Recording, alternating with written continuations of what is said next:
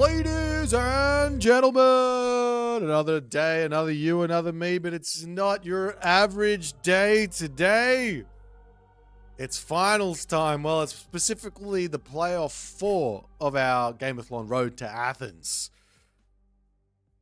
Not much on the line apart from a ticket to Athens. That's really what we're playing for here. There's 2 more spots to go. We've already found 3 of the 5. There were 3 already picked beforehand. That leaves 2 remaining. We got 4 players, 2 that haven't seen a lot of semifinals. In fact, the first one here, Matreiuss, his first semifinals, and the other 2, both Grass and Soup, some of the most consistent performers of this tournament thus far. They've been in the semifinals every single week, but have yet to manage a win in the actual finals. Okay, so today we start off with Grass versus Matreiuss, then we watch Soup versus Magic, and then the finals happens not 15 minutes after all of that nonsense.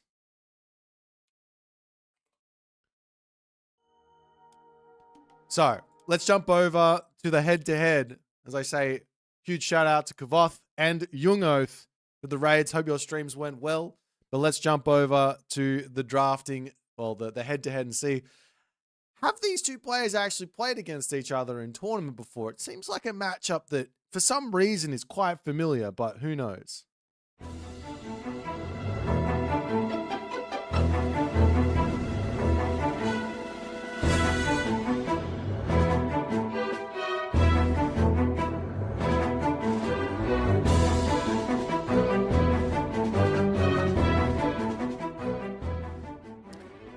And the 2 of these players, they have met twice. 2 very far times apart, however. First time they met was in the Red Bull Wallow El Reynado. El Reynado. Early days there from that meeting. Then, some 2 years later, or 1.5 years later, Pandora's Box 2. And Grass has had a significant advantage in this matchup thus far, only dropping 1 game out of 7. Matreiuss, however, this run, this week, he has looked in prime form, a form I haven't seen in a long time. Let's check out the draft and see what we're going to see for today's series.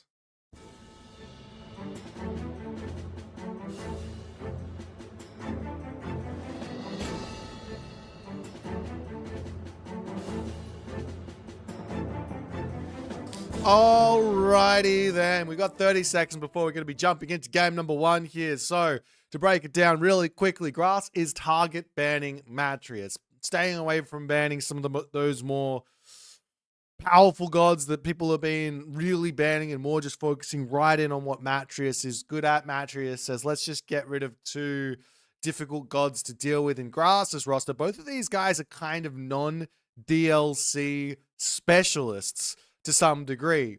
Matreiuss here is going to be picking Zeus for step, and Grass is going to be picking Uranus. Let's jump into game number 1 and see who is going to have the advantage. Let's get into the map step.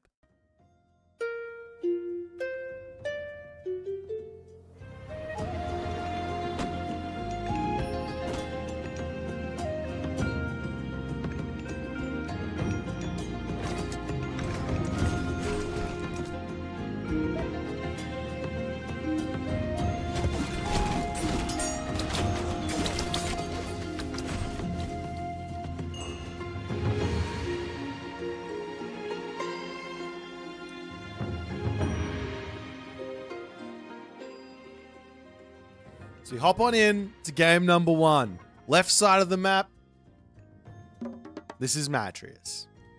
Right side of the map, this is Grass. We have a battle of father-son, right? Am I remembering this correctly? I can't. Well, at the very least, you have the god of the gods, and then the titan of the gods. can't remember. I should know my Greek-ish mythology. Anyways, Uranos versus Zeus is a bit of a classic matchup to some degree. But, is it Zeus and Kronos? Where's Uranos in the whole family tree then? Ah, I screwed it up. Oh well. The big thing here is that Zeus wants to build hoplites, right? But hoplites don't do super well versus Murmillo.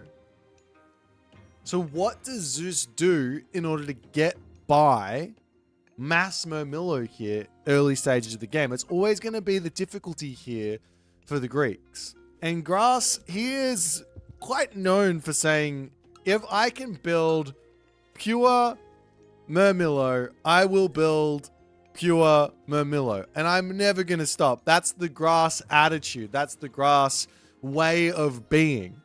So it is incumbent upon Matreiuss to find his way through this matchup and force Grass off of that mass Murmillo idea. Now, a lot of the people will say, hey, if Murmillo are getting built, you can build yourself a Paspis. Get to the heroic age, build yourself a Paspis, and you're in a good spot. The only issue with that is then you have to run into Curse, and then the Paspis kill themselves. Also, Satyr coming through as well. So it's not that simple. Athena, Oceanus are going to be the gods of choice. I love this temple built by Grass, slowly trying to surround the town center to prevent any sort of hoplite raids or things like that. The other issue here is that Zeus is a god who really shines with building myth units. And it can be difficult to find the opportunities to build those myth units versus Uranos. As we do see a bolt getting dropped down. I believe that was on the hero oracle there as well. That's a good value bolt as he picks up Hecate's torch.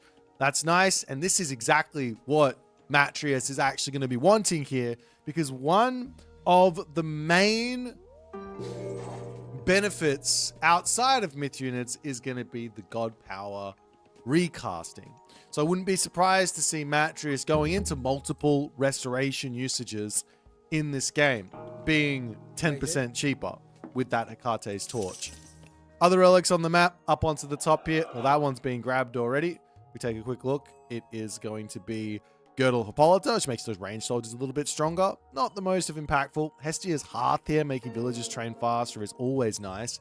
And then finally, at the bottom of the map, there is the Bridle of Pegasus, which gives you a free Pegasus as the Minotaur charges forward here. Caladria in to cause some delays there, as now the heroes are on their way, and Grass has got to be really careful with that Caladria. One of the changes to the Caladria and flying units in general is that, well, it gets a little bit more HP, but it can get sniped out of the sky very, very easily, as immediately a couple of hero Murmillos are going to be coming in. Matreiuss is well and truly on the aggro side of things here, as you can't really take these early fights versus the hero Murmillo because the Caladria is there. That's going to heal up those units as the Minotaur pulls back, little bits of damage to come through. And of course, Grass just continuing to just get himself out some units. The burst heal comes through. Minotaur has been pacified up there, as you can see a little bit of damage onto that Caladria. It gets sent back. It has to run all the way back there, but another Caladria in is going to be enough to actually keep both the Caladrias alive behind all of this pressure.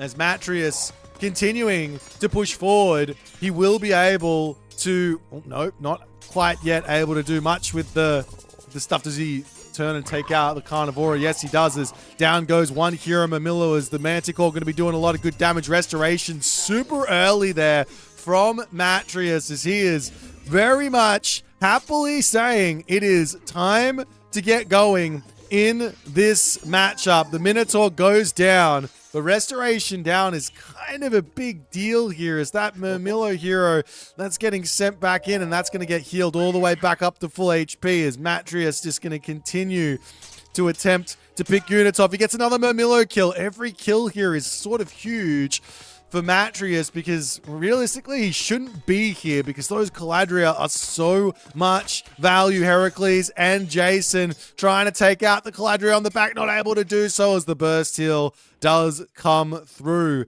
Now behind this, it's time for Matreiuss to say, all right, foot off the pedal. As the Pegasus coming out, we do have the citizens over onto the right side on that hunt. A little bit of misplay from Matreiuss to some degree there. He shouldn't have been letting that go on, but knowing that it's happening and stopping it happening and all that other stuff is easy for me to say, difficult for Matreiuss to really figure out. That being said, now a counter barrack's actually up from Grass, as Grass might be considering to go into Karo Ballista here just to slow down the mass hoplite sort of situation that he's dealing with.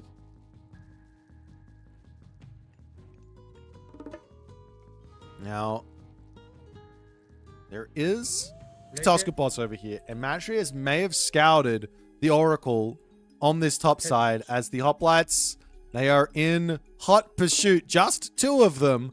Two of them will be enough to pick off the Oracle, and limiting the number of Oracles against Uranos is so incredibly important because you get so much favor for free here, technically. Of course, one Oracle was built.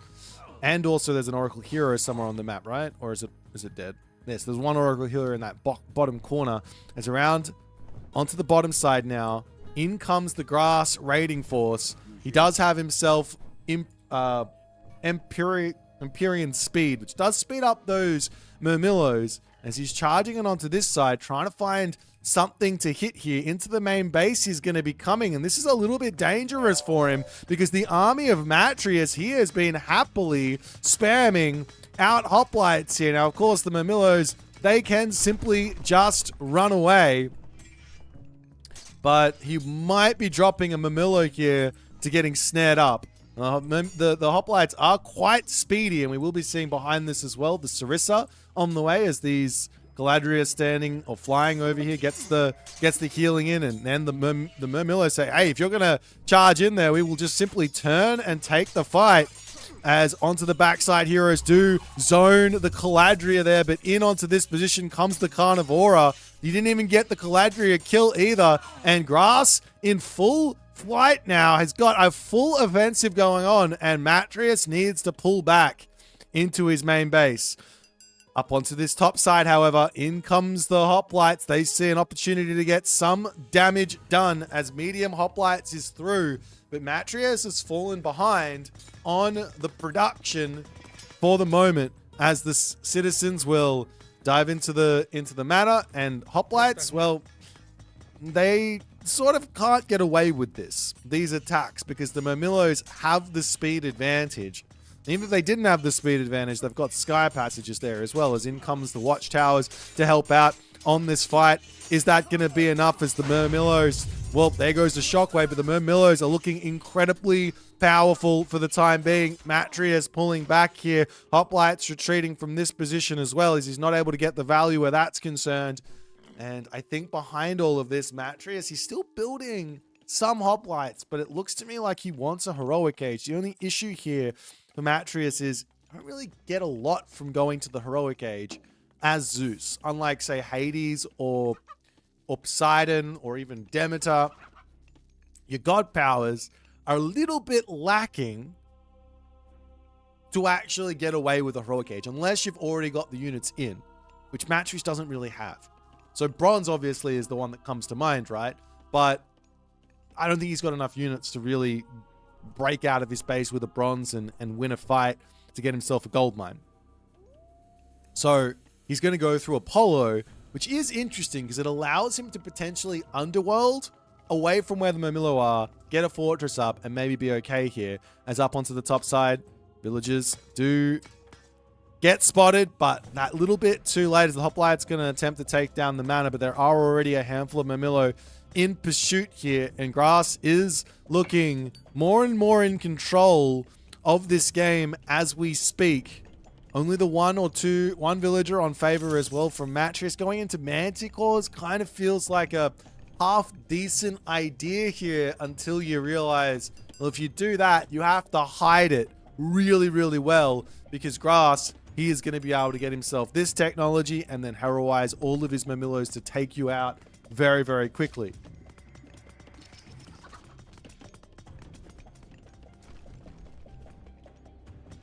Matreiuss is just trying to get all the damage done. He will be able to pick off an economic guild here potentially, though he did lose a hoplite for it, as these hoplites will get back home. And of course, Matreiuss here, he can get Temple of Healing, is in onto this position now. The Murmillos, they're coming through. Villagers do need to get pulled away. And behind all of this, Matreiuss does have a lot of resources, so he can get out a lot of HUSKSUPPE here if he's given the time, if he's given the opportunity. While these hoplite raids are simply just distracting. The gold mine is finished. Manticore plus, I don't know how many, probably like 10, 15, 15-ish HUSKSUPPE, I guess. They can get those all spent and get out of his base, as an archery range is going to come down for some potential peltast, as the villagers will wander over here. But Matreiuss has to remember there's a carnivora sitting on that gold mine.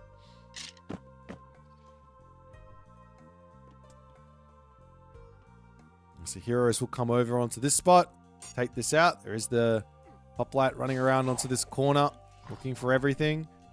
Grass behind this. Well, he is, without question, going to be looking for a chaos push here. The question is, maybe another restoration to keep him alive? Keep Matreiuss alive? Alternatively, a cheeky Pegasus, say, over here, for an underworld onto this spot, or an underworld onto this spot, to retreat from the push. Potentially also an underworld into the main base to cause some issues and maybe take out the town center. But for the moment, Matreiuss just has to sit back and wait. He is getting more Manticore in. If he can hide him, it's going to be really nice, but I don't even think... Well, that's not going to be hiding them anymore. I don't even think that Grass cares, because he's going to just go straight into full heroes with that frontline heroics coming in, and those Murmillos are going to be really, really strong here. But for the moment, Matreiuss is managing to get himself some much-needed gold. The HUSKSUPPE will slowly be coming in as a market gets dropped down. Not exactly sure what that's for, as there goes the underworld passage onto this position. We'll be able to pick off a citizen. Is that it, though? As the army is going to come over here, restoration is not available, so the units can get stuck on this spot. Matreiuss pulls back. Hoplites going after the military barracks there, and I think you just simply need to run from this position. Trying to force a chaos or something is not the play. Underworld still under target here. The shockwave comes down, and I imagine a chaos is going to be next, and Matreiuss's army here is going to melt to this as he pulls back with these units, and that there is going to be game over. I like the idea of buying some time with this underworld, letting that die, then the army pushes forward, and then he's got a restoration in bank for this fight on this position, and he survives another day, and he's going to be in a good spot. I don't know why Matreiuss felt like charging back out onto this spot to get what? I don't know. There's just no damage there, unfortunately, for Matreiuss. But of course, Grass, he shows why his Uranus is incredibly feared here. And Matreiuss not able to make it work with his Greek. He put some incredible pressure on in the early stages of the game, but unfortunately for Matreiuss, he sort of let Grass get away with it, because Grass was on hunt during that forward attack, where you would expect the Uranus to actually be on berries or chickens, or at the very least having spent favor and wood and building time on sky passages. But Grass didn't do either of that, so he was able to defend very, very nicely. That there is game number 1 in the books here. However, let's jump back over to the draft and see what game number 2 is going to be bringing us.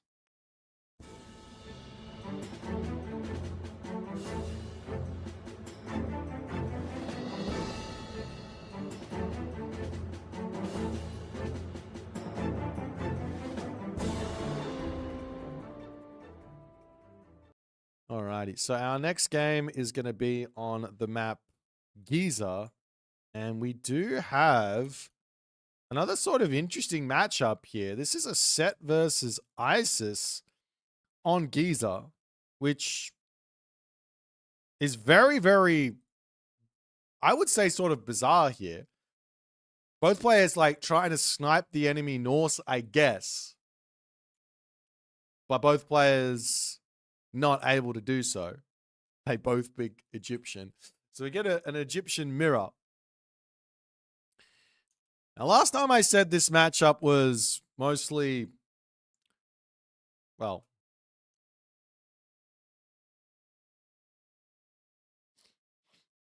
I don't know. I really don't understand the Egyptian mirror anymore. It's a matchup that it used to be very simple. You just spam camel riders nonstop.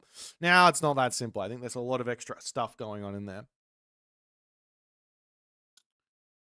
Alrighty. So.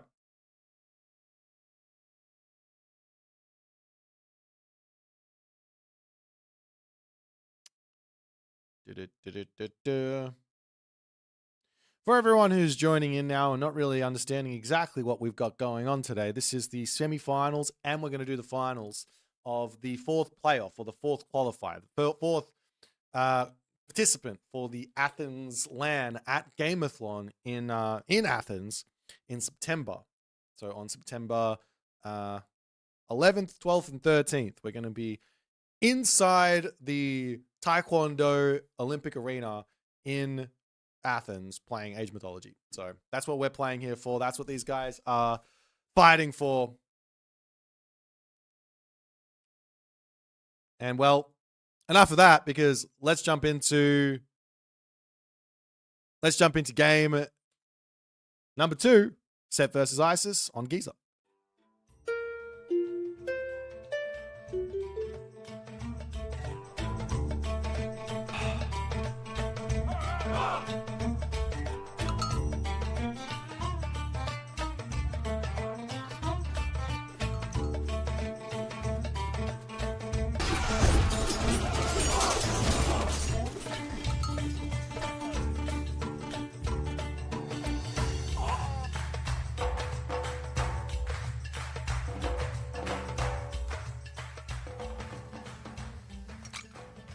And off to the races we go. Right side of the map, Matreiuss. Left side of the map, Grass. As we jump into game number 2, Grass looking very comfortable at the moment. Matreiuss attempted his sort of tried and true early aggression, tried to find the value early on, tried to outplay. I feel like he got pretty good value with his early aggression. The problem is, to put it bluntly, there's just nothing to find there apart from limiting an Uranus from being on second hunt. And he just didn't play for that specific angle. And Grass was left going, fantastic, we're playing Hoplites versus Mermillo, finds the win.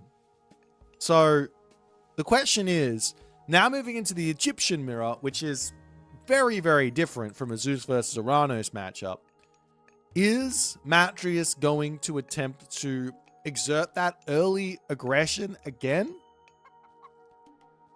Or is he going to try and be a little bit more defensive and happily just playing for some sort of a timing attack type thing, or even just playing a full defensive eco style of game? Let's check out the relics on the map and see what they've got to say for themselves. The Great Sompartly here for the Sentry Tower is getting a little bit cheaper. Never really seen that relic getting the love that it needs. I don't think it's a very useful relic, in all honesty. Bridle of Pegasus here as well is very, very nice. If you get locked in your base, you'll still be able to get some scouting done. Feather of Bafang over here with some human soldiers getting some extra bonus damage versus buildings is always nice. And finally, the Armor of Achilles here, making the infantry a little bit more effective, can mean that maybe making some spearmen here does make sense. As the Temple for Matreiuss coming up in the main base. Does he have himself his upgrade? Yes, he does. Flood of the Nile is in. For Grass, on the other side, he is also going to be dropping his own temple, but going a little bit slower to the classical age, it seems, than what Matreiuss is going to be doing. So this could indicate this might be a one town center fast heroic. It could indicate that it's going to be some sort of a classical fight. We are going to be seeing Matreiuss going for his tried and true Bast. He loves a good Bast. He loves a Sphinx. Sphinx can be incredibly potent, very, very dangerous unit that can end games in a heartbeat, especially when mixed in with an Eclipse. If you get caught out, it can be game over. Of course, we're going to be seeing Anubis from Grass, which I think is very interesting. Though I have to say, I'm a little bit more partial in this specific matchup to going for Thar, so that you get that leather frame shield to give your spearmen a little bit more survivability versus, say, chariot archers. The Grass is going up for a second monument. And I think that means he is going to be... Well, he's got a lot of villagers on gold, so it might just be a delayed second town center from Grass. But I have to say, with the second monument coming up, some earlier Nubites into a second town center kind of makes sense. On the flip side here, Matreiuss is empowering a monument. He is literally empowering the monument to the soldiers to give him just a little bit more favor early on. And he drops the armory and the market. And I could be wrong, but this looks to me like a fast heroic. As the armory gets dropped down, the villagers on the gold mine will be spotted. And Grass, well, he has to make a really good decision here. I think he sees that this is not... I think he sees that this is not a second town center play. I think he sees that this is going to be a fast heroic. So a town center here, this is really, really slow from Grass. But decent gold mine here.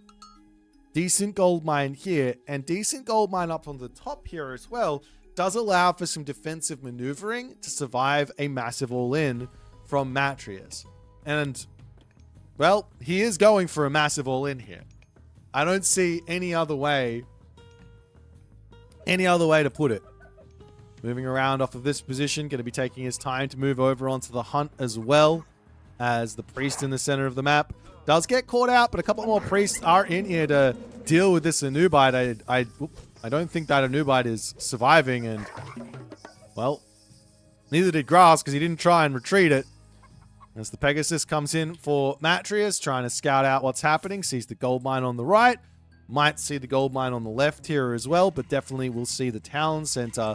And this gives quite a lot of sort of agency for Matreiuss. He can very easily say, fantastic, let me walk forward and drop a Migdol right here on the front, or right here in between these two gold mines to lock that off.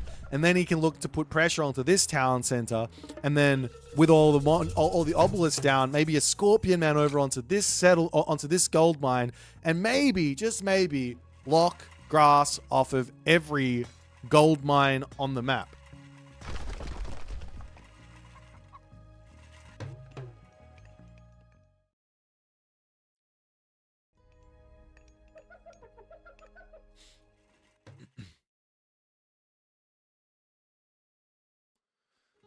Alrighty.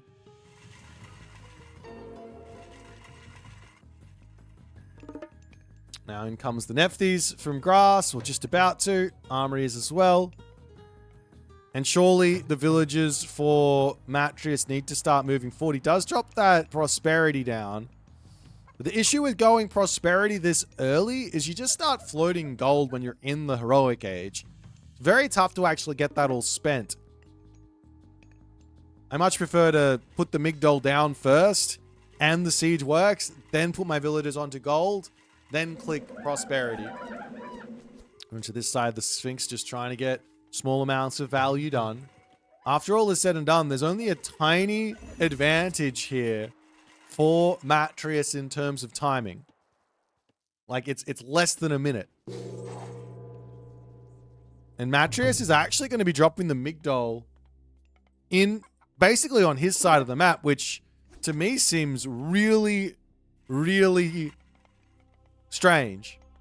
At the very least here, so we can launch off this and lock off these two gold mines. But nonetheless, all the obelisks are up, so Matreiuss will spot where he needs to go, when he needs to go there. Ancestor's Eclipse is also going to be an option, so he can use that to potentially lock off a position or use that to do something else. Lots of favor in the bank for some Scorpion men, as well as pure Camel Rider on the way. The villagers make their way over onto the left side here as a Migdol stronghold is slowly going to start coming through. And do you drop that Ancestor's Eclipse down or not? As you see this, I don't think you do. There's 3 priests and a pharaoh. The Migdol's going to be up without question here for grass. And Matreiuss's advantage here is going down the toilet as he drops Ancestor's Eclipse. Ancestor's coming in as well. The Migdol stronghold, that's finished. What? I mean, he comes in with the Scorpion Man on the right side. He's looking for damage in the main base while this is all going on. And all of the minions get taken out. Matreiuss is going for a town center behind this as well. As I get even more confused about what's happening. As the Scorpion Man, at the very least, is going to get nothing done, actually. I don't even think he gets one attack off. Well, Grass now up 10 villages in a commanding position. Can drop a monument down onto this Migdol as well so he can get cheaper camel riders. I wouldn't be surprised to see him even thinking, well, let's just go next age here. But then again, the one thing that I guess Matreiuss has going for him at the moment is that Grass thinks he can just sit back and play defense. And he's just going to get further and further and further in front. And while it's true he will, he's only really 10 villages in front. So that's 600 resources a minute of advantage for Grass. 600 resources because there's that Flood of the Nile in for being Isis and things like that. But there is so many other benefits for playing set here. This is really strange.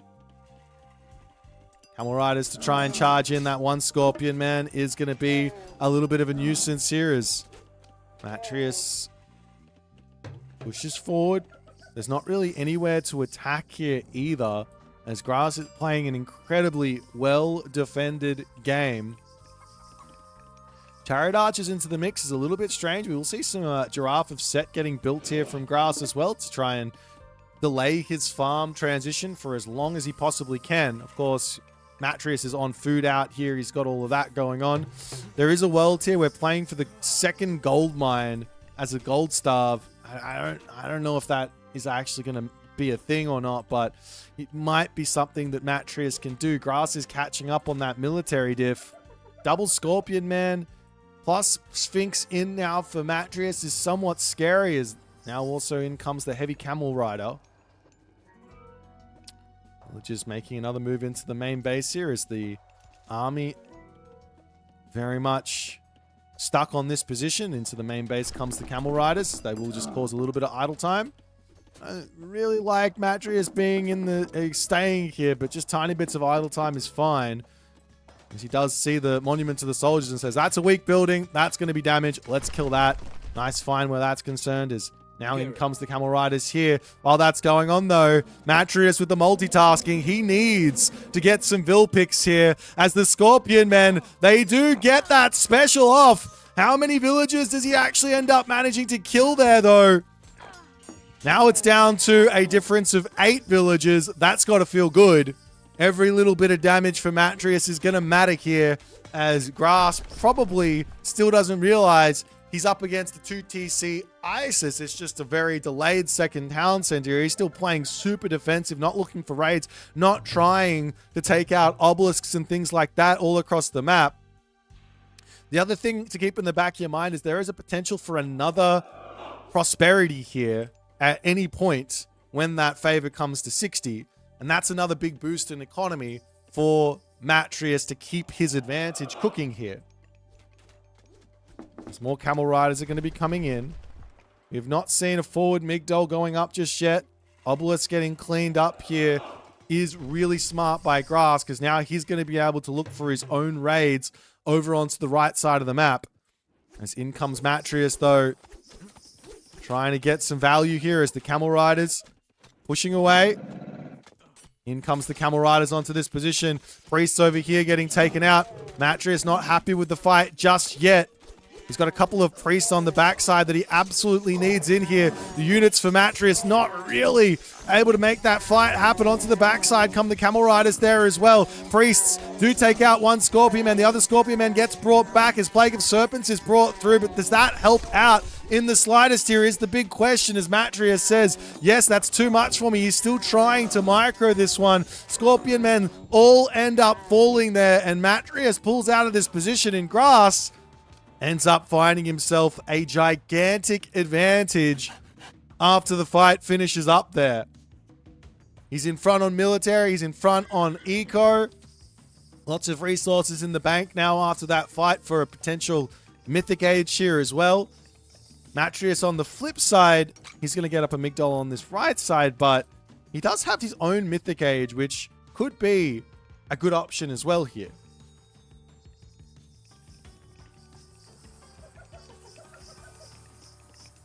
So all the units just going to get healed back up. Monument to the Soldiers down. Upgrades and more Camel Riders is the choice from grass. But Matreiuss decides, no, let's go Thoth. And this here is very scary. Grass needs to put a very large amount of pressure on and get some damage done, because he's just decided to tech in and basically stay in the heroic age. I think that's what that bronze weapons means, and of course all the extra Camel Riders and potentially another Migdol and things like that. As well, Matreiuss knows what he's doing. He just has to sit back and have a really, really good defense here as the Camel Riders onto this side. The grass Camel Riders do look very, very menacing there. Walls up onto the top. Don't actually end up getting finished, as I think this Hyena got a kill. Oof, one villager down. But crenellations will come through. And Age of Camel Rider continues. So neither player says, let's try and build a Spearman, because why do that?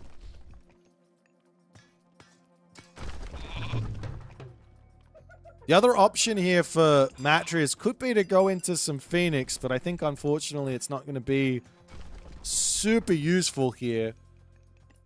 There's only a handful of priests for grass, so maybe if he gets out all of them instead of going for the other option, it might be okay. As in onto this position, the fight's going to be coming. Camel Rider numbers still very low for Matreiuss, as Matreiuss just needs to hug that Migdol a little bit more. There's no problems with just playing defense here underneath the Migdol, especially with crenellations. As the wall up to the top will go down, and with the Mythic Age in, like, where do you drop Meteor is the question. Of course, Grass wants to get any damage done he possibly can. Checking up to the top gold mine, seeing nothing there. Farms are up into this situation here, as well as Matreiuss gets the garrison in. Valley of the Kings is going to come through, and in a very short amount of time, this Valley of the Kings is going to help Matreiuss get up to full Camel Rider, and more importantly, in comes champion Camel Riders. As down to the bottom side, the Camel Riders are going to hit this Migdol stronghold. This is the one where the Pharaoh is. This is the most important part. And Matreiuss's Pharaoh does get... Nope, doesn't go down. Gets caught out, but doesn't go down. Going to try and move up to the potentially the top Migdol strongholders into the main base. Comes the Camel Riders here. Do we see that Meteor or not is the big question. Villagers are in onto this position, so there is potential for a lot of kills to actually end up coming through. Matreiuss not paying attention here. He's going all over the place. A Meteor onto this position could also be gigantic. He sees the Pharaoh there as well. As the champion Camel Riders is in. Phoenix on this side trying to get some of that juicy damage done. Let's back up onto this side. The villagers are coming through. No Meteor still. Still waiting on it. Champion Camel Riders to take out some priests over here as the defensive Camel Riders coming back in, and Thoth now on the way for grass. And I'm so confused with what Matreiuss is actually going for here. He's going to try and take some units down. In now comes the Meteor, and he does not hit anything with that Meteor. He's going to get a couple of Camel Riders. I don't even think the Migdol stronghold is going to die here. Hits the villagers onto the top, as now it's an equal villager situation, but there's no real avenue to continue pushing for the moment. And the big question is all going to come down to, can Grass get revenge damage done with his own Mythic Age? If he just clicked Meteor onto the main town center when all the villagers were there, I think he would have killed 20 villagers plus. But nonetheless, up onto this side, again, comes the raid from Grass, as any amount of distraction here is going to be really key. Camel Riders swinging around to get some defense in. We take a quick look at the armory situation. Matreiuss, he's not actually behind here on upgrades. He's just behind on military for the time being. Another Migdol coming up onto the front here to secure that position, as the Camel Riders will continue to trade little bit by little bit. Grass with the micro there, pulling back, pulling Matreiuss all over the place. If we take a look in the main base of Matreiuss, his actual main town center can get nuked by a meteor, which is generally your best bet when you're playing against the speedy enemy units. And now the Mythic Age is through. A couple of animals of set will come in for Grass, and the Phoenix to boot is up to the top side. Matreiuss looking to hit this position, but the Camel Riders, they're sitting back. Champion Camel Rider, Valley of the Kings on the way as well now, as Matreiuss gets sent packing. But both players have got, what I would say both players have got no significant advantage at the moment. Oh, this here is a significant advantage from Grass starting to cook up, but no significant advantage in terms of who's got the stronger Camel Rider, which is kind of what normally happens in this sort of a matchup. As up onto the top side, one good fight for Matreiuss as the Grass Camel Riders are pulled back over onto this side. Now the Phoenix is going to go after these villagers. Villagers onto this gold mine here might need to pull back. There's only 4 of them, not the end of the world, as these villagers getting pulled away. But the Phoenix is going to do so much damage to these villagers, as the Camel Riders as well are going to go down quickly to boot there. As the defensive Camel Riders to come in from Matreiuss, but Grass has got his Phoenix in. Armory check, as there is an advantage, ever so slight. Bronze Mail in, as onto the front side. There goes that Meteor, and this is the Meteor you want to hit. But villagers trying to get into the Migdol stronghold, they do manage to do so. But that should mean at least one Migdol goes down. Do the villagers survive? The villagers survive there. They get so lucky. That's so lucky for Matreiuss. They were all just clumped. One Meteor hit on those villagers, and Matreiuss's eco advantage would be eviscerated.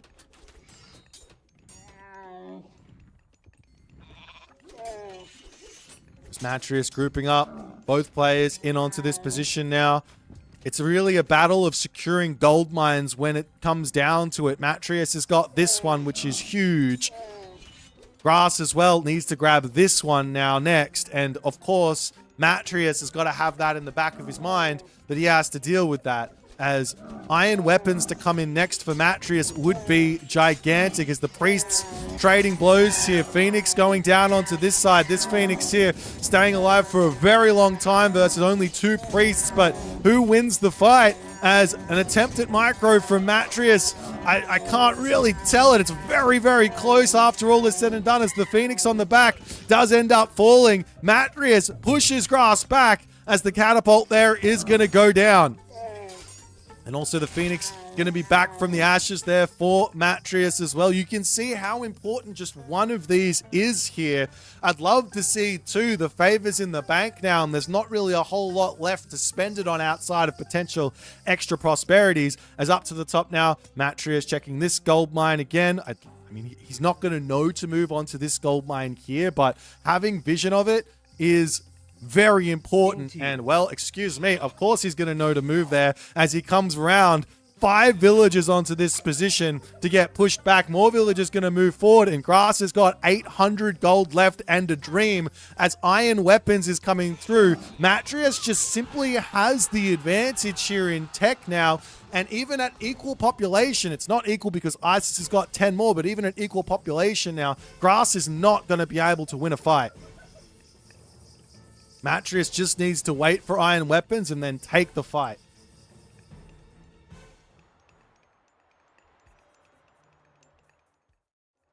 And in comes Matreiuss, darting in and out, waiting it out.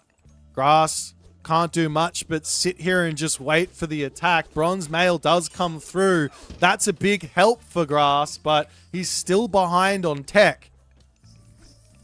As in comes the Phoenix onto the top there as well. This is not going to be an easy fight to win. Matreiuss trying to go back and forth here when I think he just should be looking to attack. He's got the timing advantage. A Migdol Stronghold is going to change everything. Main base under attack by one random siege tower. That's a problem. Maybe going up for Iron Mail here as well wouldn't go astray. Matreiuss has actually got himself the extra town center, so I think he's just waiting for that population to come in.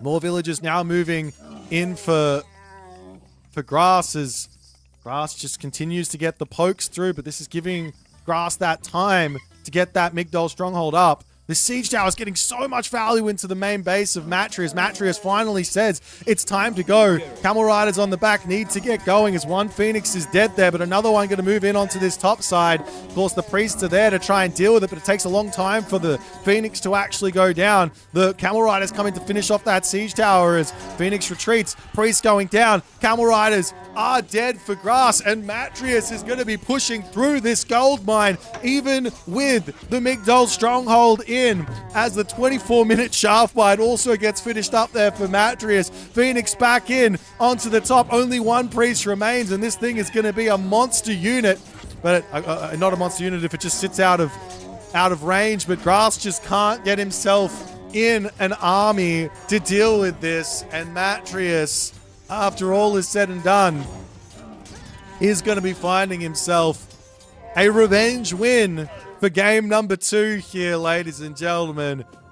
What a back and forth, heart-pounding game. Matreiuss with what I would call one of the most offbeat, one town center fast, heroic ideas I think I've ever seen. He goes fast heroic into a defensive Migdol, into a, I guess, 1-for-1 trade or 1.5-for-1 trade of Ancestors Eclipse, and drops a town center behind it. So he is falling behind. Without question, he's falling behind on economy here. And then he loses the fight, right?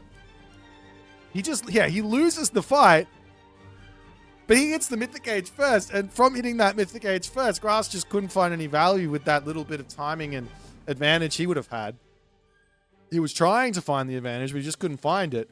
And, well, Matreiuss does what Matreiuss does best when he's in control, and he claims map control and claims game number 2. Well, we've got ourselves a series here. Both of these guys mean business at the moment. Let's jump back over to the draft and see what we're going to see for game number 3.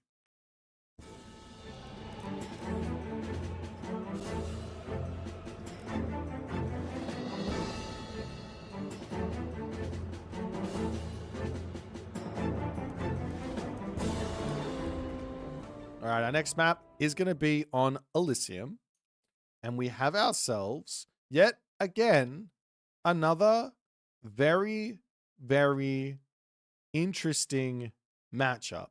Every single one of these matchups is kind of like a throwback. We've got a Kronos versus not Thor. That's not Loki. Not Loki. Excuse me. A Kronos versus Thor matchup.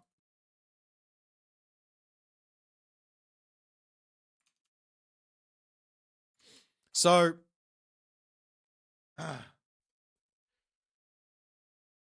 this is a throwback just on the fact that we don't normally see Kronos picked on land anymore. And it used to be a big pick on land to try and punish Egyptian players, right? That was kind of one of the main ideas. Grass picking Kronos here might have been to try and snipe the Loki, but I don't understand that very well. Might have been to try and play into the Japanese, but I don't understand that either. I don't think it's there to go into the Thor. I'm very confused about this Kronos pick. I think, I mean, when you think about where the gods probably want to go here, you would think, okay, Thor on Ghost Lake, Loki on, I guess Loki on Elysium. That's got to be the thought process with maybe a Susanoo or Matreiuss on Blue Lagoon type deal.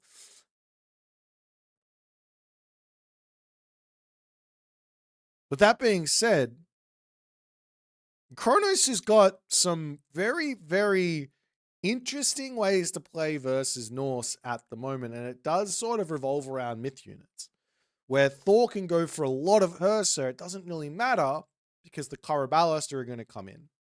And if you can make Karabalast Catapulti's myth units versus Thor versus Loki, even though they have that force setting and they have the stronger Herser because of it, it's not that simple.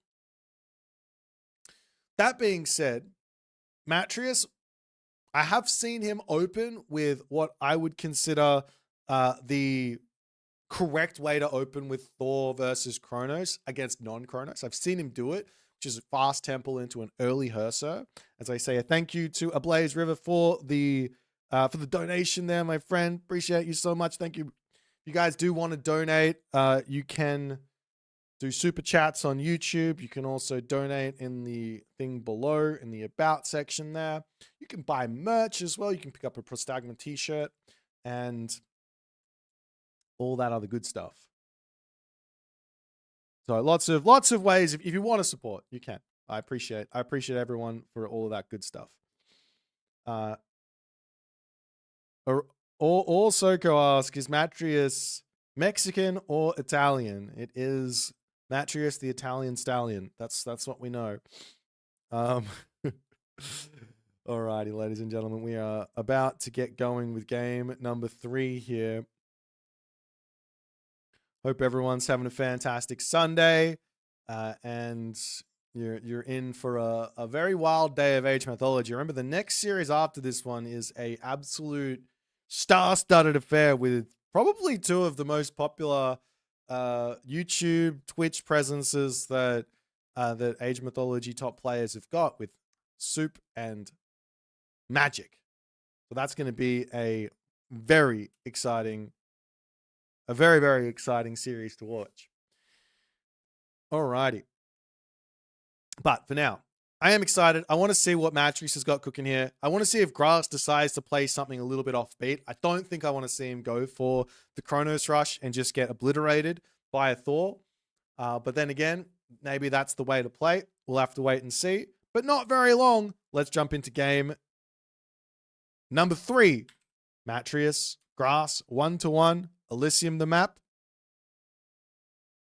Off we go.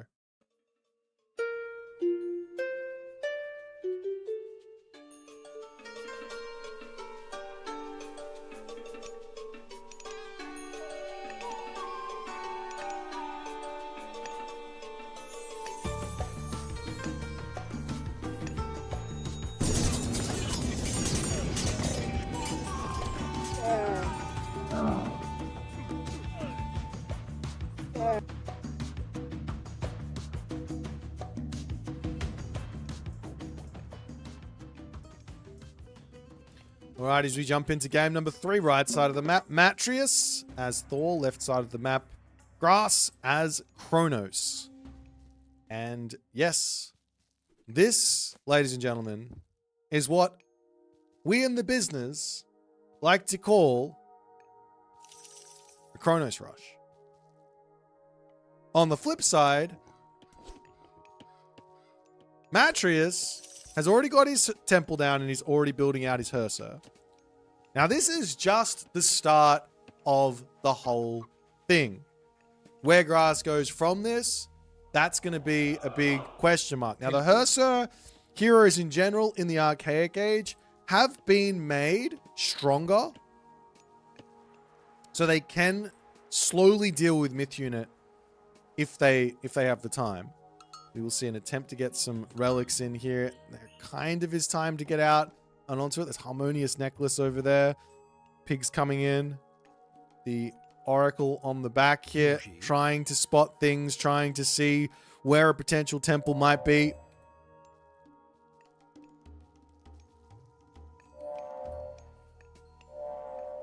And as Matreiuss going into what must be his final couple of dwarves before he advances. And it's going to be Leto, actually, from grass. So a Leto Chronos Rush with no forward temple, though.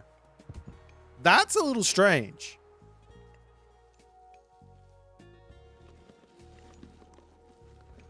Oh, never mind. There is a forward temple. It's coming in over onto this side, but isn't that late? Isn't that late?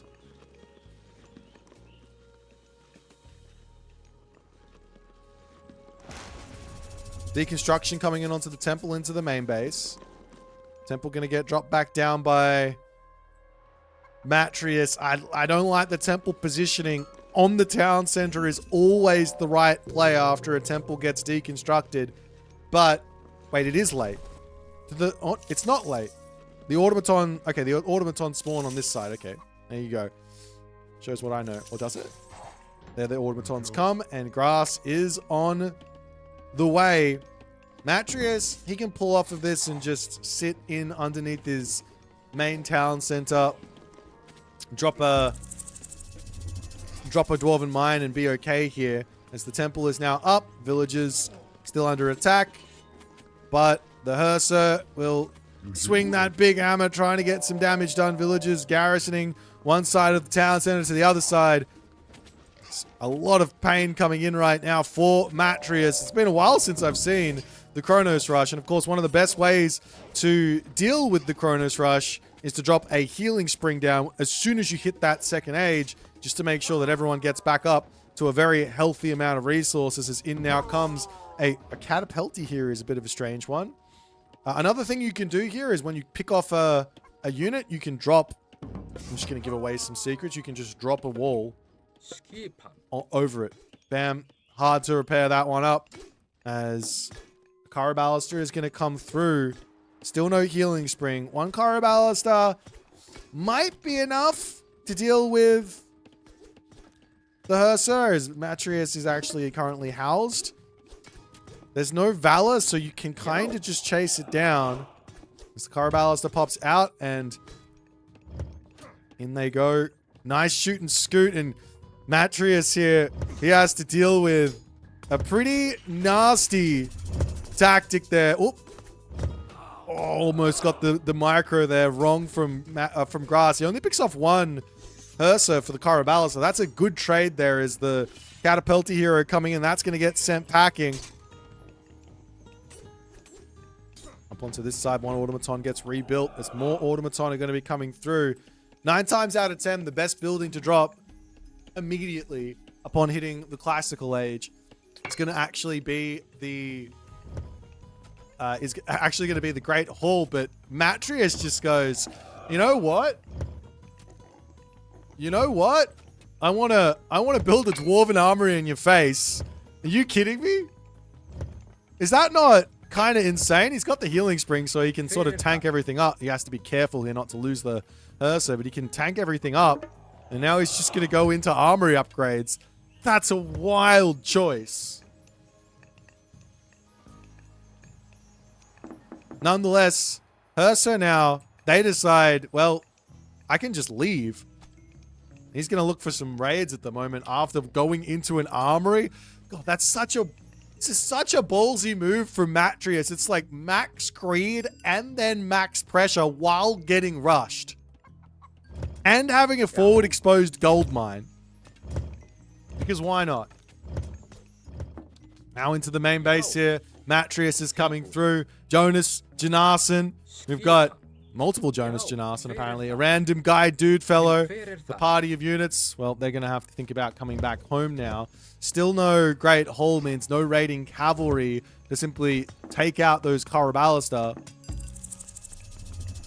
I gotta say, I think this greed from Matreiuss, well, this might be biting him in the bum a little bit here. Now we see the Great Hall. Wall's back to work for the time being. He did get up 2 upgrades, so we got 2 dwarves out from it all. in onto this side. The temple coming in, and Matreiuss sees the opportunity to potentially take that out. Going after it is the troll doing what it can. Can he finish off the temple here? It's going to be close. No, he can't, and he loses a HUSKSUPPE for it. Some brutal damage there from those Kara Ballista. But now the Great Hall is up. Raiding Cavalry are going to be slowly starting to trickle in.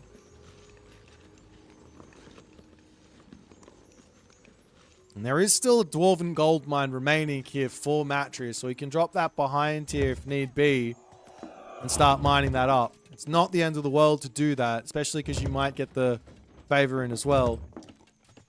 So HUSKSUPPE can sit back, get the healing back in, but Grass, he has full control at the moment on this side, and actually Matreiuss says, let's go for a gold mine on the left side rather than going for that Dwarven Gold Mine. Very risky, and, well, Grass is no slouch here. He spots that immediately, but now he has to split up his units a little bit. That's kind of difficult, as we will see a hero Kara Ballista getting converted in here.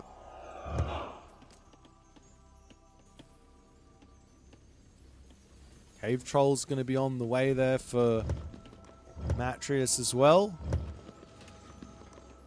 Garrison Micro from the HUSKSUPPE gets himself back to safety as another counter barracks is in. And surely, at this point, a sneaky move here to come onto this side. But that's what Matreiuss kind of wants here. Away from the spider lair. Away from everything. Catch out the Kara Ballista, and then you win the game here as Thor. Don't catch out the Kara Ballista, and you stay in a very big bind.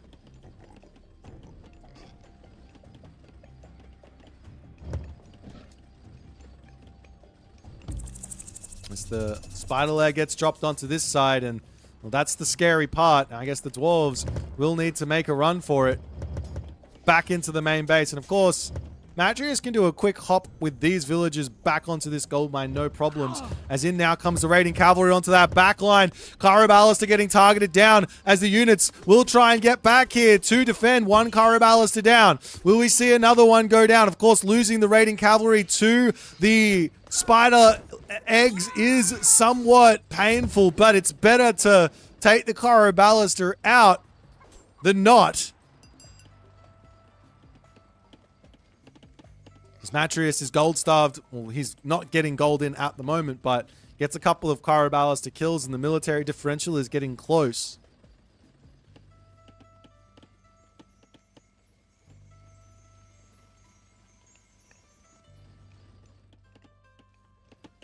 Another Dwarven Armory up for Matreiuss as he wants to continue his shenanigans for the time being, and Grass actually says time to pull back home. What's the next play from Grass, though, if he's going to stop putting the pressure on? He's got 3 oracles. He's got himself a pretty scary army. He's got the automatons. He's got vision of the main base to some degree here and here. Matreiuss, another great haul, and it looks like the next option is going to be a heroic age for Grass and Groom.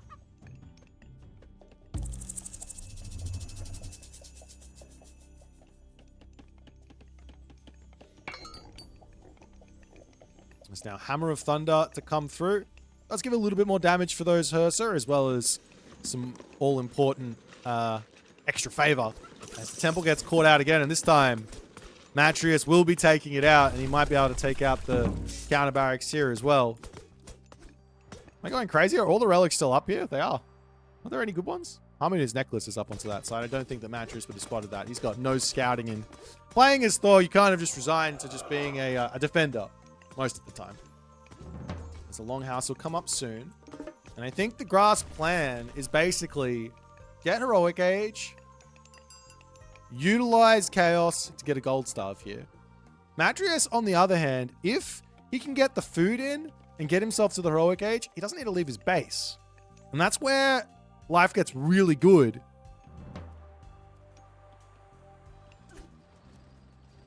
as the Thor player. It's up onto this side. Raiding Cavalry coming through as the walls, well, they're going up, and the units over here do get caught out. This is exactly the type of raid that Matreiuss is going to be needing, as the Raiding Cavalry can sneak right through here. Gets another kill coming in onto this side. The citizens trying to get back into the main base. There's a sentry tower there for the defense. He gets another citizen for sure. Does he get the other one? Nope.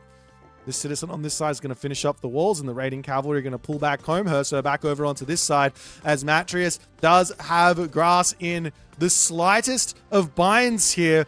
Citizens getting taken down. Does he get the Vil pick? No, he doesn't get the Vil pick, but does he lose a HUSKSUPPE? It's going to be close. The HUSKSUPPE do have that All of Thanes, and they will get away from their 5.3 speed is enough. Big raids there from Matreiuss, as now he is going up through Skadi. He's got his walls up over onto this side. More buildings are going to come through, but Grass does have a fairly significant military advantage. That being said, a lot of it is inside of these Karabalista, and while they are without question worth the 215 resource price tag, they're not worth it if they get targeted.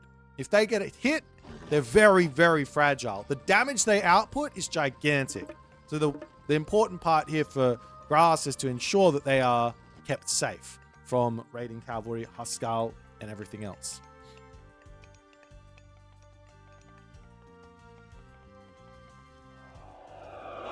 Grass coming in with the catapulties over onto this side. As I'm surprised to see no throwing axemen actually on the side of Matreiuss, but he's got all those trolls, which, well, they're not perfect versus the Atlanteans, but there's not that many heroes for the moment here for Grass, as in comes the heroes. Big fight potentially brewing here, as Matreiuss just wants to continue playing defense for just a little bit longer. Does he have himself ballistics? Not just yet. Ballistics is one of the cool upgrades that you always forget when you're playing as Forseti, because it actually applies to the special ability of the Cave Troll, which makes it very, very tough to defend against and dodge. Whereas if you don't have ballistics, the troll kind of loses. Well, it's not very effective, basically. As now in comes Matreiuss. He says, time for the fight. The trolls do get some big boulder tosses into the middle here. I don't know if this is a fight that Matreiuss can actually win, though. No chaos in. There goes the chaos now into the middle of the fight as Frost gets dropped. But that there cannot have been good for Matreiuss. Villagers, for the moment, they're going to be coming through. It might be a worthwhile move to use those villagers to get on top of the back line of those Karabalista. Berserk's coming in, more trolls coming through. There's so much favor in the bank for Matreiuss. Units streaming in up onto the top side. A Satyr going to be coming through. That's not that effective here, but still. 5 seconds remaining as the reinforcements from the surface on the way. One hero Karabalista over here goes straight in on top of that troll, as that's going to get shanked down. Can Matreiuss hold on here? Dwarves getting pulled. The boys are in. Satyr goes down onto this side. He's not attacking with the dwarves, though. HUSKSUPPE doing what they can to keep themselves going through all this. The military differential is very, very close as the troll pulls back behind the wall here. And it looks like another healing spring. Clutch healing spring to come through there to keep the HUSKSUPPE alive. And Grass, well, he's going to continue trying to make this attack happen as the troll over here pulls back again through that very crucial wall. In comes that big boulder toss. You can see the ballistics paying dividends there. And Matreiuss survives. And he survives with a very, very close military differential. As Grass has to pull back, villagers making their way over onto the berry bushes. There's still hunt here. There's still hunt here. There's plenty of food on the map. Grass spamming out Raiding Cavalry, throwing axemen. I don't mind Raiding Cavalry getting built, but I do question why not go for Jarls here. You have access to them. They have more survivability. That's all you really need from them. Once they're onto the Karabalista, it doesn't really matter. They're going to get picked to pieces. As Matreiuss, he's run out of food on this side. where to next? He can go heavy onto wood, drop a hill fort, and start making Huskull, as he does charge up to this top side, trying to spot if there's any hunt here, and he will see some crowned crane. That's going to be probably his next move, but it's a dangerous one, to say the very least. As the walls are going to come up onto this side. Does Grass see this? The line of sight is just barely not in there as he spots the citizens over on this side. Hero Contarius coming through for Grass. Does Grass notice anything on the left? No, he doesn't. He's got no scouting there. It's the army from Grass looking very scary. There's still going to be another minute left of delay before another chaos, and the favor's not in. As Matreiuss sees the army and goes, okay, there's no implode coming for me. That's the scary part here, I think, for Matreiuss, the way that he's playing this. He has to confirm what's actually happening. Is into this position now. Another big fight, and Grass with some pretty tricky micro there. Back and forth here to make those Karabalas are incredibly valuable. As in comes the troll special again. Up onto this side. Hero, or not even a hero Contarius, just a heavy Contarius. Be poking in the back. For more buildings to come down. A potential hill fort for Matreiuss isn't the most useful of things because there's always going to be a deconstruction. But you do need it to get to the next age regardless. As heavy infantry now finally going to be coming through. Grass 165 pop. Matreiuss 162 pop. Armory upgrades for both players. Grass is at he's at tier 1 basically. Matreiuss is at tier 2 as he charges up to the top side. He saw those citizens a while ago, and he's going to attempt to prevent them from getting back to safety. How many citizens? He's going to get all of them. Nope, one gets away, but that's a huge win there for Matreiuss as Grass says, all right, it's time to take the fight there as the trolls get that special in. Can the raiding cavalry HUSKSUPPE get it onto that back line? Yes, they can. 1 Karabalas to down, 2 Karabalas to down, 3 Karabalas to down. The Satyr going to be falling there as well as the back line of Throw and Axemen are looking incredibly powerful here. Herdman now on the way as well, and Grass's army melts there. After losing all those citizens, losing an army as well, he's grabbing a town center. I think that Matreiuss can do whatever he wants now. He can charge in, try and take out the main town center. He can go for his own second town center here. He can go Mythic Age. The world and whatever decisions he wants to make are completely up to him, and there is no wrong choice here, ladies and gentlemen. Matreiuss is in full control at the moment. Citizen on this position dies. Another citizen dying. Infrastructure going to be going down in this main position as well. What can Grass do to pull this game back? There's no weaknesses for the moment to raid from Matreiuss. Hillfort's up on this position. Contarius and hitting that gold mine is kind of the only option here as the palace is going up over here. It's getting denied. Kind of. Yes, it does get denied with 2 seconds remaining. Hero Arcus getting built, but the raiding cavalry are going to try and push their way through to deal with this as the spider eggs get dropped.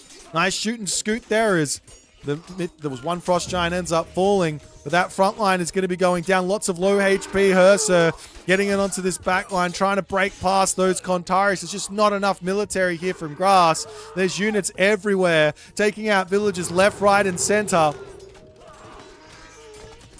And Grass taps out. As Matreiuss is 1 win from his first finals appearance. And he is looking so ridiculously locked in at the moment. Grass is now out one of his very, very key picks inside of that Chronos. Matreiuss still has his pride and joy inside of Loki left in his draft. And this series just got really, really interesting. Let's jump back to the draft and see what Game 4 is going to bring us. This is wild.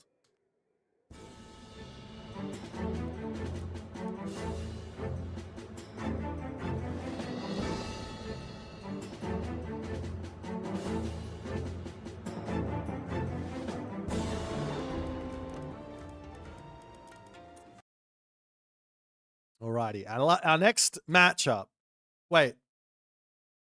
Okay, no, I'm getting confused. I thought Matreiuss picked Odin here, but that's not the case. Our next matchup here is going to be Odin versus Amaterasu on the map Ghost Lake. Okay. Well, Matreiuss and Grass are both non-DLC specialists. But Matreiuss is forced into some DLC gods here. Technically speaking, there was still a couple of unpicked non-DLC gods from the looks of it. I guess Gaia was banned out, Poseidon, Ra, Set, Isis were picked. I guess you could consider Demeter a non-DLC god. All the Norse have been picked. I guess that's it. All the Atlanteans. Yeah, he had to go into his Japanese. This is definitely outside the Matreiuss comfort zone. But Grass's Odin, it's not even just that Matreiuss is outside of his comfort zone. Grass, his Norse is so good. The only issue is, the only Norse that I've seen out of Grass thus far, is some variant of pure Herser through Force City. I haven't seen him playing Freya. I haven't seen him playing Heimdall. I don't even think I've seen him playing Ulla from memory. I don't think I've seen any of that. He played lots of Freya, not in this tournament. Maybe he did. I don't know. I can't remember. I just remember him building lots and lots and lots of Herser. That's all I remember. So, he doesn't have that option with Odin.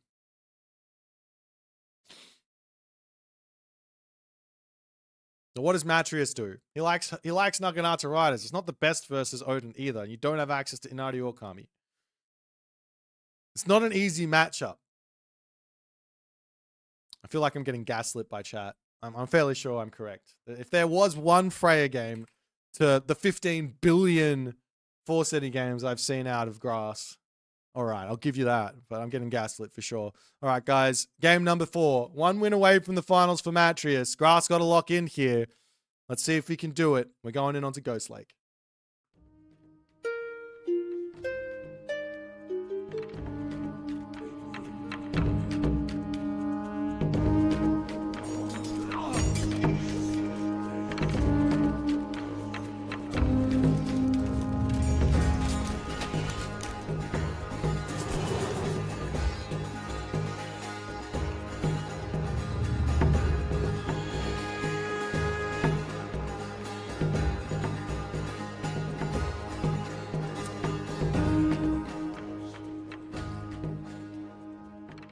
And off we go, ladies and gentlemen. Matreiuss, top right of the map. Grass, bottom left of the map. Odin, Amaterasu, or should I say Amaterasu, Odin. It is sort of coming back to me. I did see Grass playing one game of Odin, and he doesn't go for the new hyper meta build where you rush the temple out and you get yourself in all those early Herser. It's coming back to me. I think he might have done that versus Garnet. Anyways. Still getting gaslit by Twitch chat. That's all they do. So, it's double goldmine Ghost Lake. So there's lots and lots and lots of ways that this can go very, very deep into the game. Very, very deep into the game. Grass here. Fast Freya. Fast-ish Freya. Looking for Valkyrie picks. One thing I think that Matreiuss has got to be considering is not going for Amin or Uzume. This is one of the matchups where it doesn't really make sense to go for that god. Just on the fact that you don't really want to run in and suicide weasels and give favor over to the Odin. The Odin wants you to come in and wants you to suicide your weasels, drop your solar shield, trying to kill off villagers while he just beats away at your Kamala touch and getting yourself all that favor.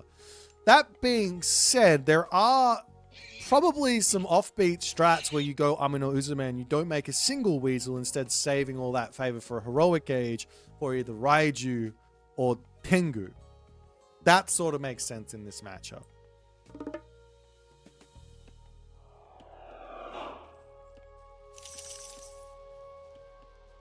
Nonetheless, it will be Mina Katatomi for Matreiuss. Over onto this side, we have the arrows of the Alpha.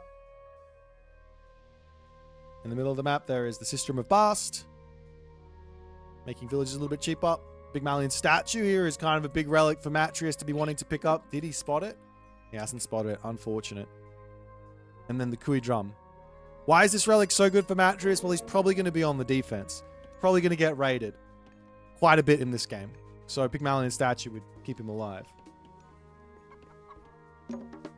On the side of grass, he does see that relic. And I imagine immediately the Hursa is going to be making its way over there. Or he wants the one in the middle. That's not there. Sistrum of Bast is nice because, of course, cheaper villages is something like, what is it, every minute? Something like, well, it used to be 20 food a minute, right? 5 off. That was in Legacy when it's only 5 food off. I think it's even more than that. How much are the villages costing? 8. 8 off now. So there you go. So closer to 30 food a minute, so 0.05 food per minute is quite nice while you're in one town center, and then 60 food per minute on 2 TCs and things like that. But anyways, Matreiuss into the next age. Stable coming down straight away here from Matreiuss. I'm not exactly surprised to see this because it's Matreiuss, but this is not something... Actually, you know what? Making Naginata Rider Samurai kind of makes sense here. Maybe Naginata Rider Samurai mixing in a couple of Yati Spearmen does make some sense here. As immediately Grass going to be dropping double Great Halls, and he says, all I want to do is build Cav. Cav for days.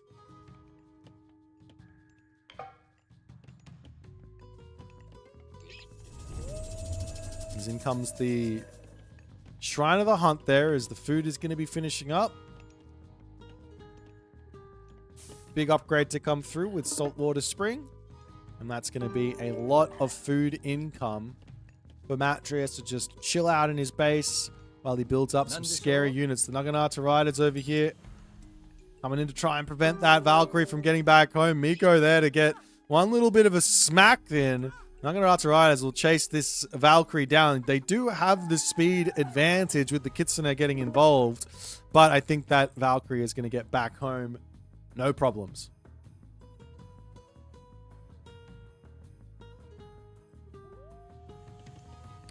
Meanwhile, villagers from Grass around onto the backside here. Up until Thundering Hooves is in, the speed advantage and raid advantage does actually go the side of the Japanese player here, as Matreiuss is sneaking around the back. Does he have any inkling to hit this food on the back? I'm just watching this dark space and he doesn't know it's there.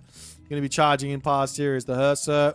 They're in position to be playing defense up onto this side, looking for a raid over here. Of course, Forest Fire is an option, but there is going to be a bunch of wolves sitting in here to defend for Matreiuss, as Matreiuss quickly pulls into the tower. Another house coming up over here as more Naginata Riders going to be joining in.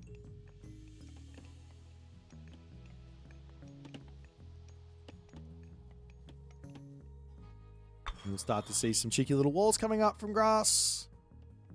Looking to potentially set up to secure this position with a wall here. This is a beautiful cliff for Grass to get that set up as the Naginata Riders do catch out the raiding cavalry. He'll turn around and try and take a bit of a fight there, but that's going to be losing him a raiding cavalry if he's not careful, and I think he is going to be dropping that one. 10 HP in a dream there as the Kitsune is kind of getting in the way, but some reinforcements, or not even reinforcements, going around the backside. As Matreiuss decides to let that Naginata Rider get back to safety. Heals that one back up. Of course, a little bit of Bushido comes in from Matreiuss. Every little bit of a fight is very good. And yes, there is some defense here, and a potential solar shield wouldn't be a terrible idea either, as the villagers over here getting targeted down. Does he lose this one? Nope, not losing anything. In fact, danger in the main base here as some revenge fire comes in. Let's the other raiding cavalry get out of there. And Grass is getting in and out. Very, very fortunate as this Kitsune does get caught out here. Villager going to be returning back in. Losing that Kitsune hurts a little bit. You can just build it back out. Not a big issue there. But still, Grass doesn't have himself that Thundering Hooves tech. He's got the favor for it now. I would assume that's a must-grab, immediate grab technology as the raiding cavalry coming through. Matreiuss this time not paying attention on this side as the villagers, well, both of those get caught out and damage there for Grass is done. No revenge damage either. Wolves getting damage done doesn't give Bushido in as well, so no problems for Grass to get in, get those picks and get out. So 2 villager lead, 1 villager lead, now constructed. It's a bit strange, it's only 1. I expected it to be a little bit bigger, but I think maybe Grass has been having some production problems throughout this game.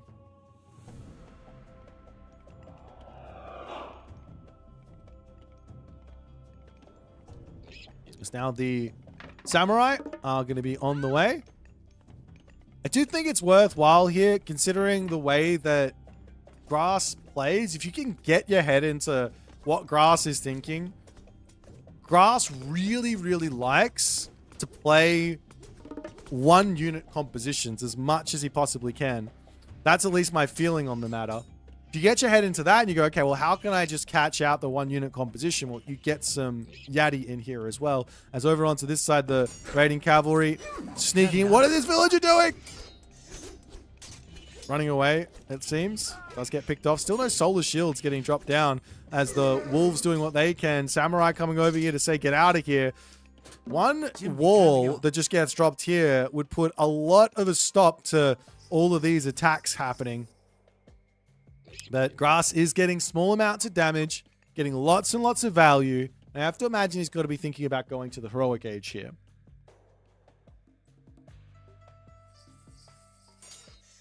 So Naginata will get a little bit of revenge damage in. The 1 Udor coming through, and is this going to catch Grass out actually is the big question. He wants a heroic age, and heroic age is like technically the right call here, but Matreiuss knows he wants a heroic age, and Matreiuss is full spamming.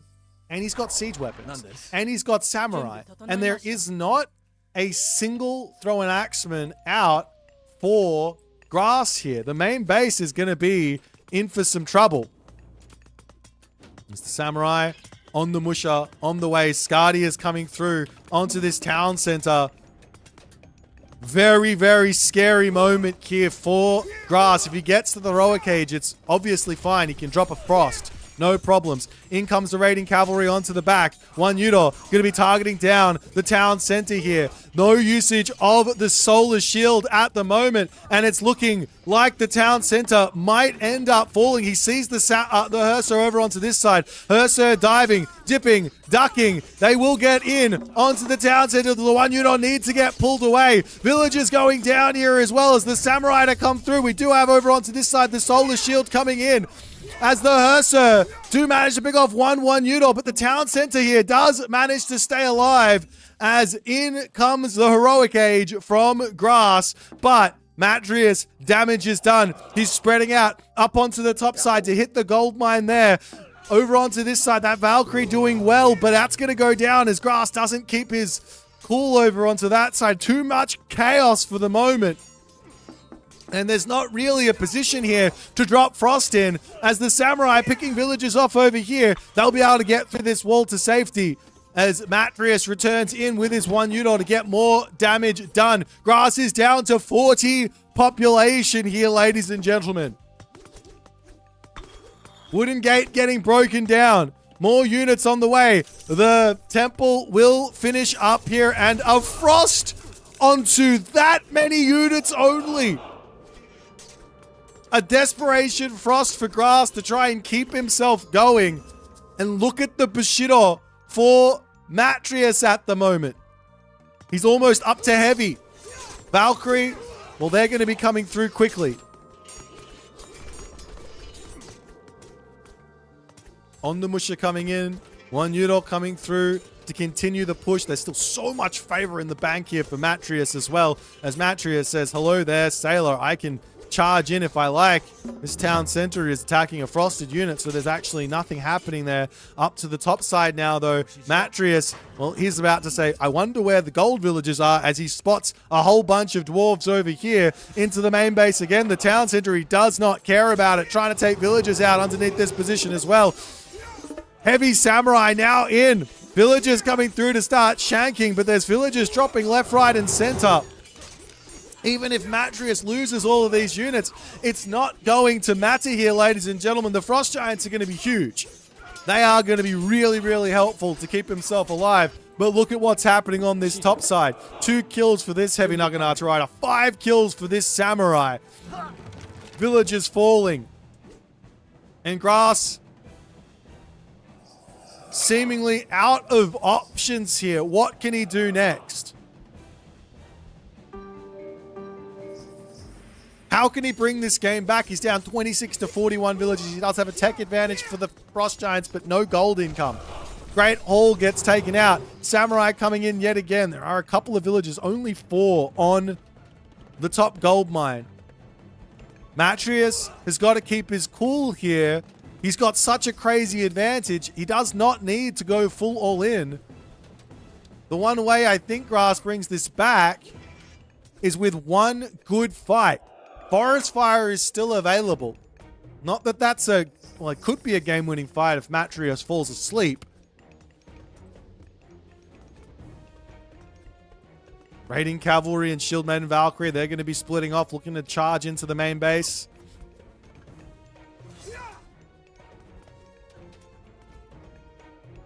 But what can he hit? There's no weaknesses here for Matreiuss. Matreiuss can get defensive units in as well in a pinch. He's got the wolves up onto this side still. Villagers finishing up on the herdables to boot. He can go into farms. There's no need to risk going in onto outwards hunt and things like that. It's Raijin, the god of choice, as you need those thrown axemen, but Raijin is going to cook them, especially as they've got no upgrades. But for the moment, so much favor in the bank for Frost Giants, but there's 10 on the Musha out. So you have to break through those first and foremost.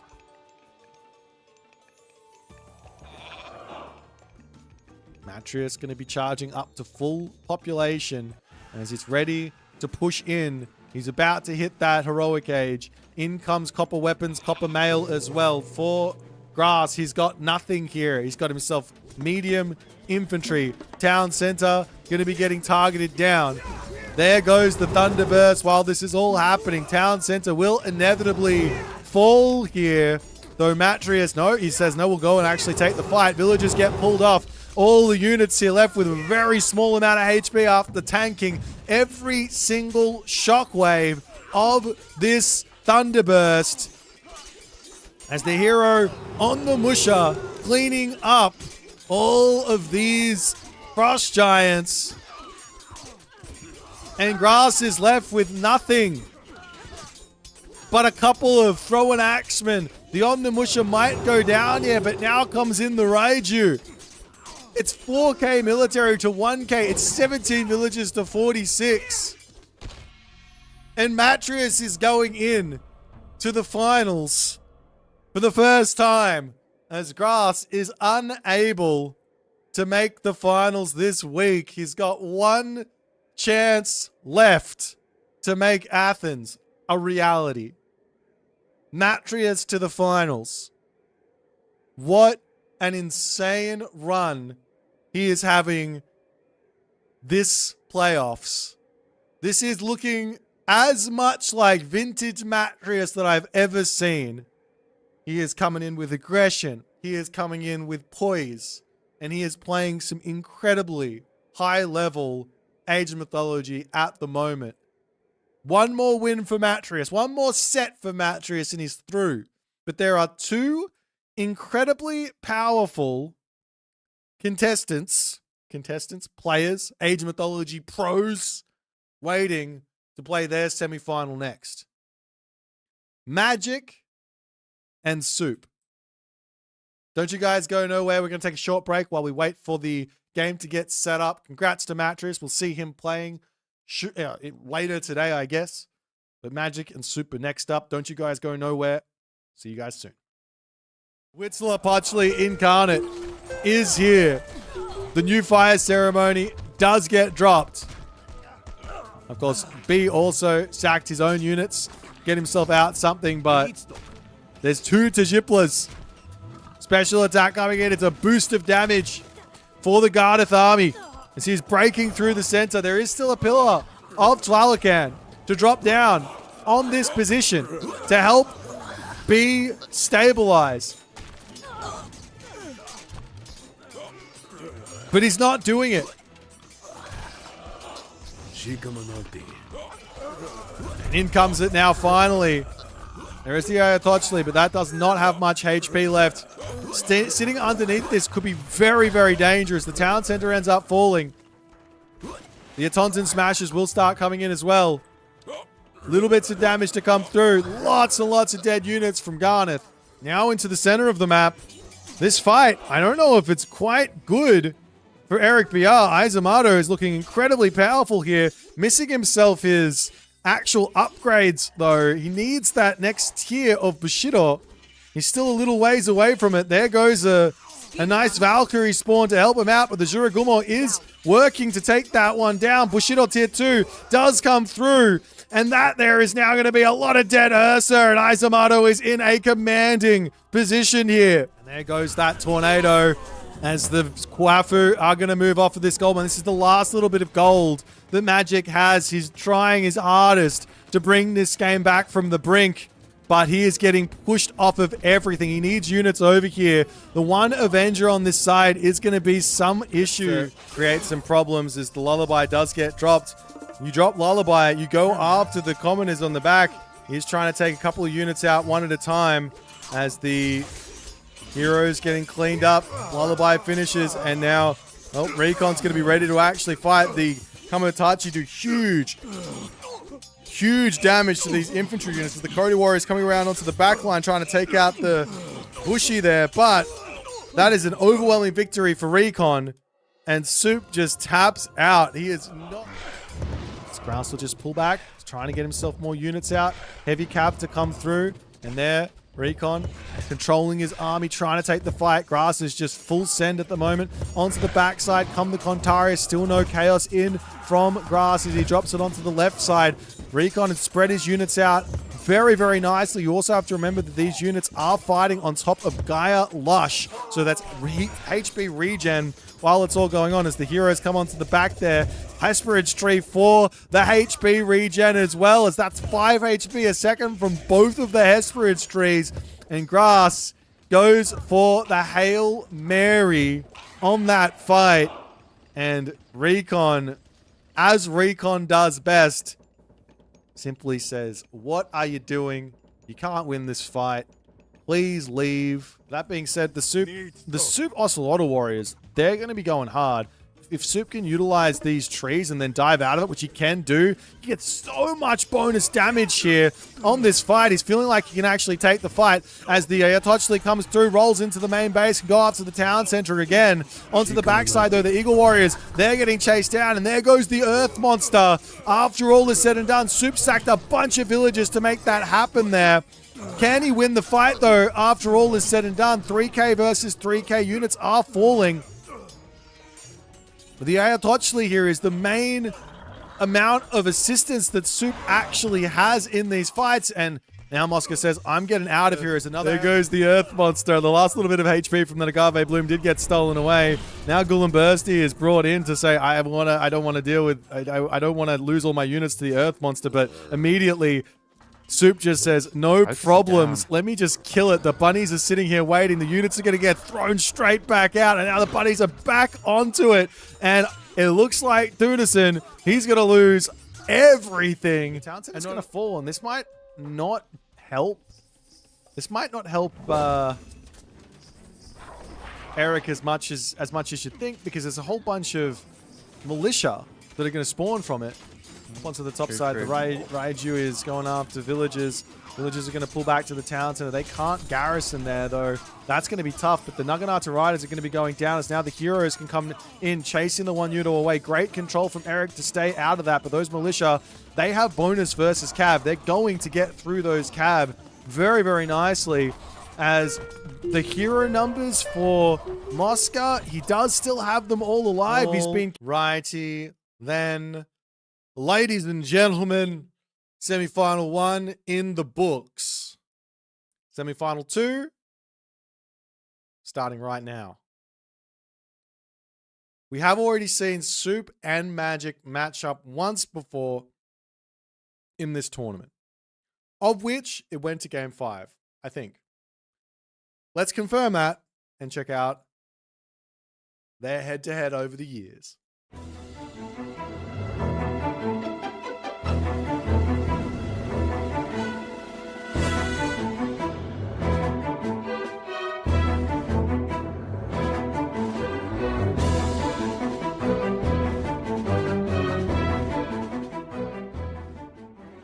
And there it is.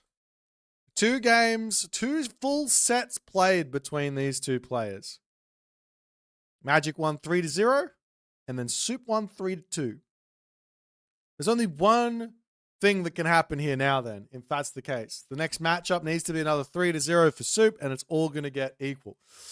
Or it could be a 3-2 for Magic. It's going to be one of those 3. One of those 2 options, right? One of those 2 options. Alrighty, guys. Let's jump over to the draft and see what we're going to see for this series.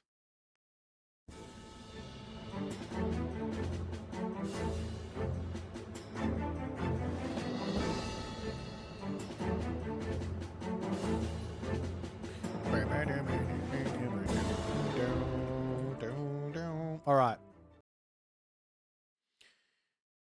Here's the draft. Magic goes with stopping Soup from having his power Norse picks. To be honest, that's what Soup wants you to do. I think I've played against Soup, and I've talked to Soup quite a bit, and I think Soup genuinely believes that Norse are not his best chance to win. He just likes playing them. And he does have a really, really strong Odin and Loki at the moment. Don't get me wrong. But he is more than happy to play gods not from the Norse pantheon. In fact, 3 Norse gods banned in this draft. That's wild.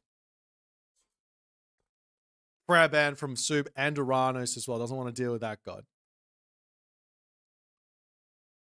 Soup goes in with the first pick, says, give me the Witzel of Potchley. If you guys haven't been following along, Soup has decided to adapt the Super Rush. It was posted on Reddit not too long ago. Magic on the other side, he picks up the other 2 Aztec gods, Quetzalcoatl and Tezcatlipoca. Kronos Noir from Soup as well. Just grabbing that Kronos because he loves a good Kronos. And he's also going to be enjoying the Chinese. Then Magic grabs Gaia Fushi. Then Soup grabs Shenong Thor. Magic finishes out his draft with the Susanoo Zeus. And Soup finishes out his draft with the Set. So some really powerful gods from both players. But a very, very interesting draft. Very interesting. Even after all the gods, all the Norse gods were banned, Soup does actually end up picking a Thor here, which is somewhat surprising, but nonetheless. Shenong and Tezcatlipoca for our first game here. Both players 1 win away from meeting Matreiuss for the best of 7 final. This, without a doubt in my mind, is going to be a very, very interesting matchup. Sit back, relax. Let's jump in onto Giza. It's our first map, Shenong versus Tezcatlipoca. Off we go.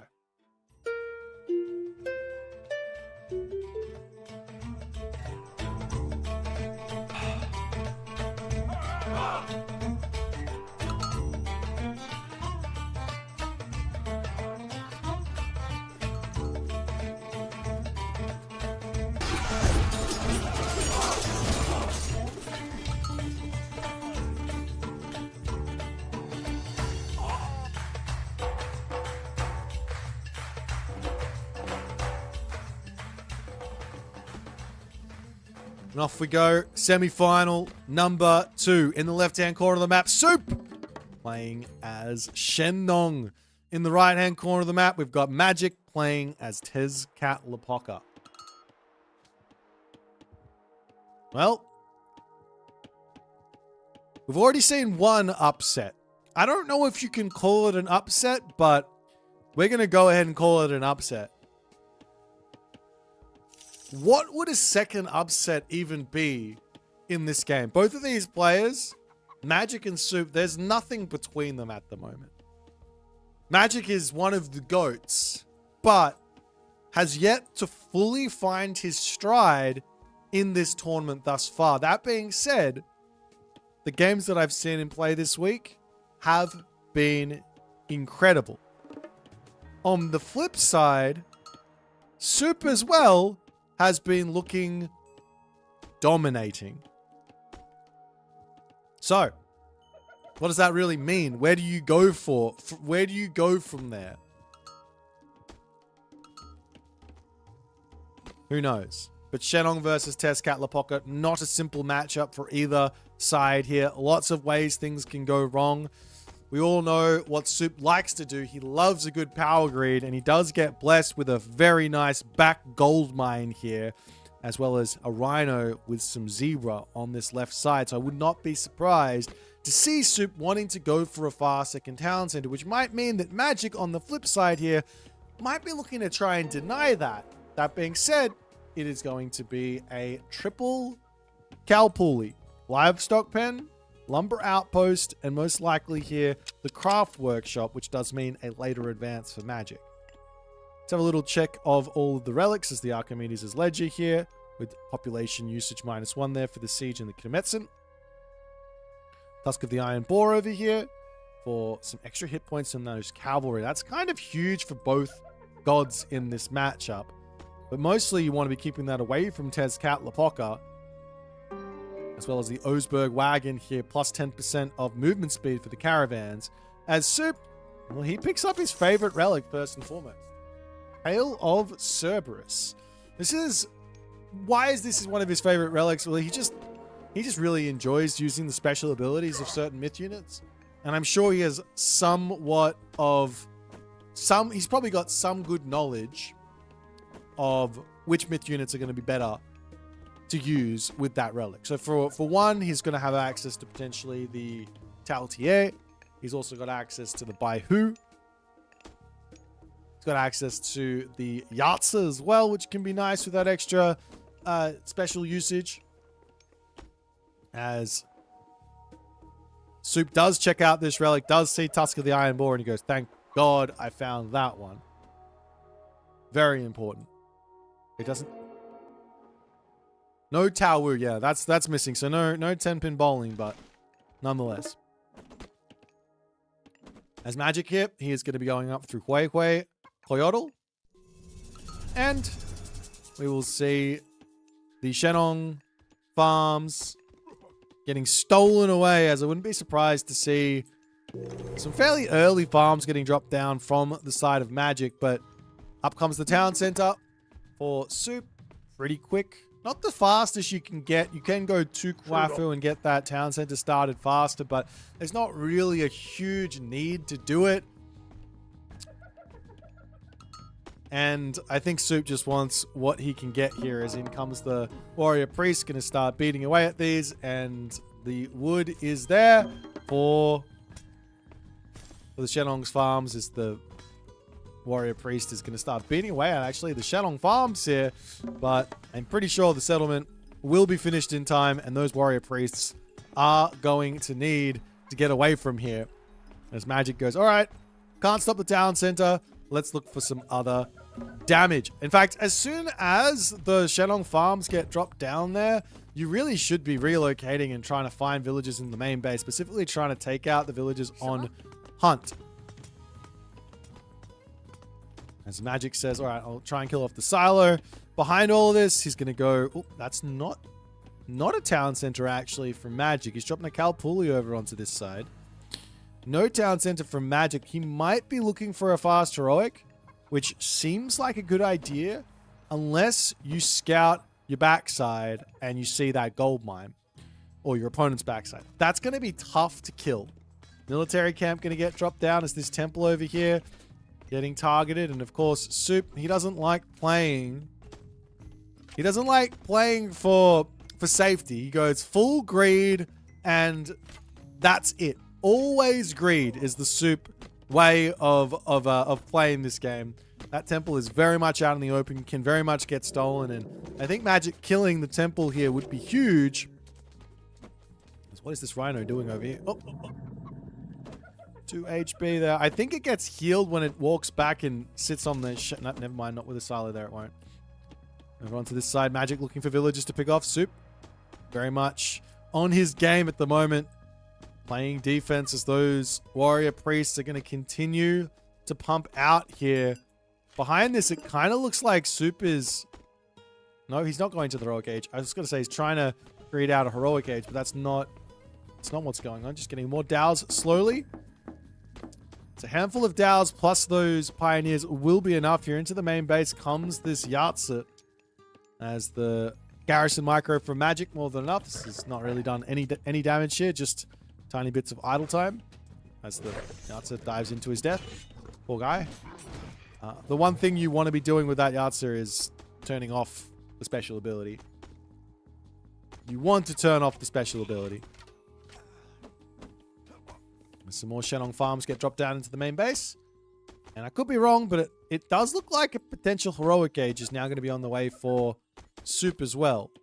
Which, he's still getting out more Dows, but this is somewhat scary because Magic is going to, with this amount of warrior priests, he's going to be able to walk forward, drop a great temple here, and there should be very little recourse that Magic has to do anything where that's concerned. As this wall over here gets spotted, that's going to go down. And Soup will have to pull back ever so slightly. The Pioneer's desperately trying to get damage done. These guys move so fast. 5.5 speed. Warrior priests. A pain for sure. Could be a wall getting dropped here potentially, right? Just to lock that off so that warrior priests can't get onto this side, but not going to be happening as the Kwafu happily turn around, throw those boulders over onto this side. You get another Kwafu here. Town Center will get a little bit of damage done as Magic not able to get the damage, but he does get some idle time, and idle time is always worth it. As I have to imagine this is going to be Rusho here. Okay, there we go. I would be very, very surprised to see anything other than Russia. But that being said, to some degree, it makes sense to go for New Bar with the idea to prevent the Great Temple from finishing. Give yourself a little bit more time. You drop that once it's at like the Great Temple's at like 80% finished. Wherever it's building, you drop the drought down. It stops it from being built, and you get a little bit more time. But nonetheless, Magic up to the heroic age, getting himself his Great Temple, 28 villages to 51. There is such a gigantic amount of income in for Soup at the moment. I'd love to see walls set up here, walls set up over here, and just start locking the map up. Otherwise, this all-in is going to be so brutal as in comes the Sensen, Huitsnahua, as well as the... What's it called? The stone?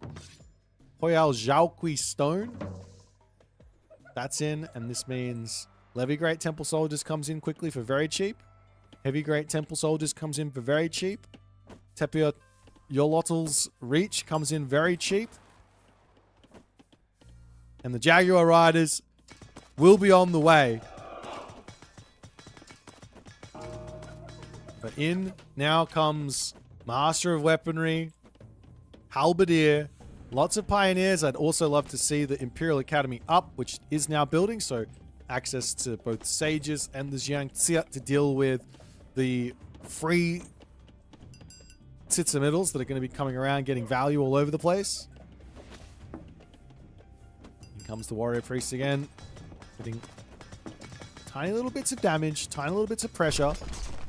This one hero, Halberdier, seeing what it can do as the Jaguar Riders coming in. And of course, behind this, Soup should be thinking to stop the Kwafu numbers, because he needs to get these technologies as well in.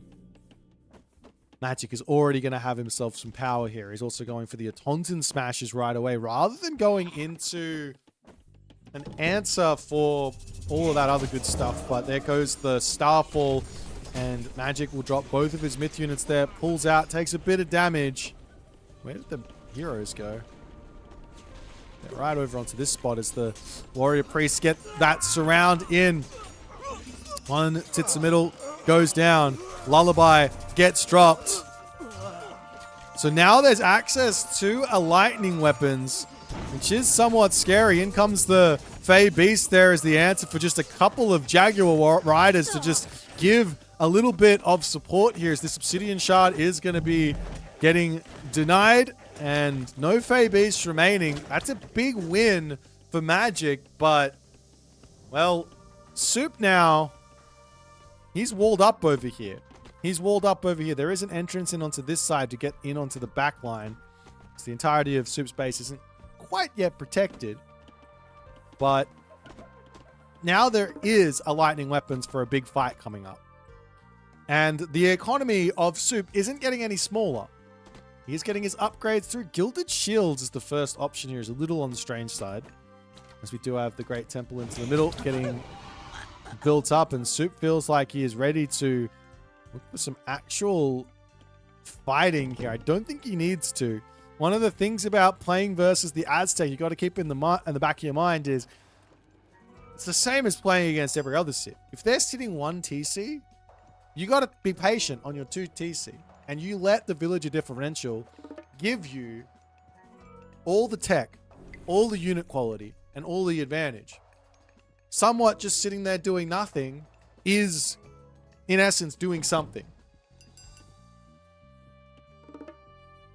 Because now in comes the Peach of Immortality.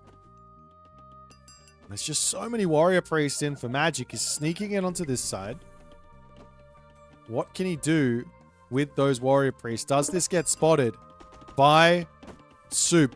It does not. What a move from Magic. But there's a bow layup on the backside there. There's little bits of fights to come in onto this spot. There are 10 heavy Sean ones. Going to be tough. As the ballet here spots this. The Kwafu on this side, they need to pay attention here.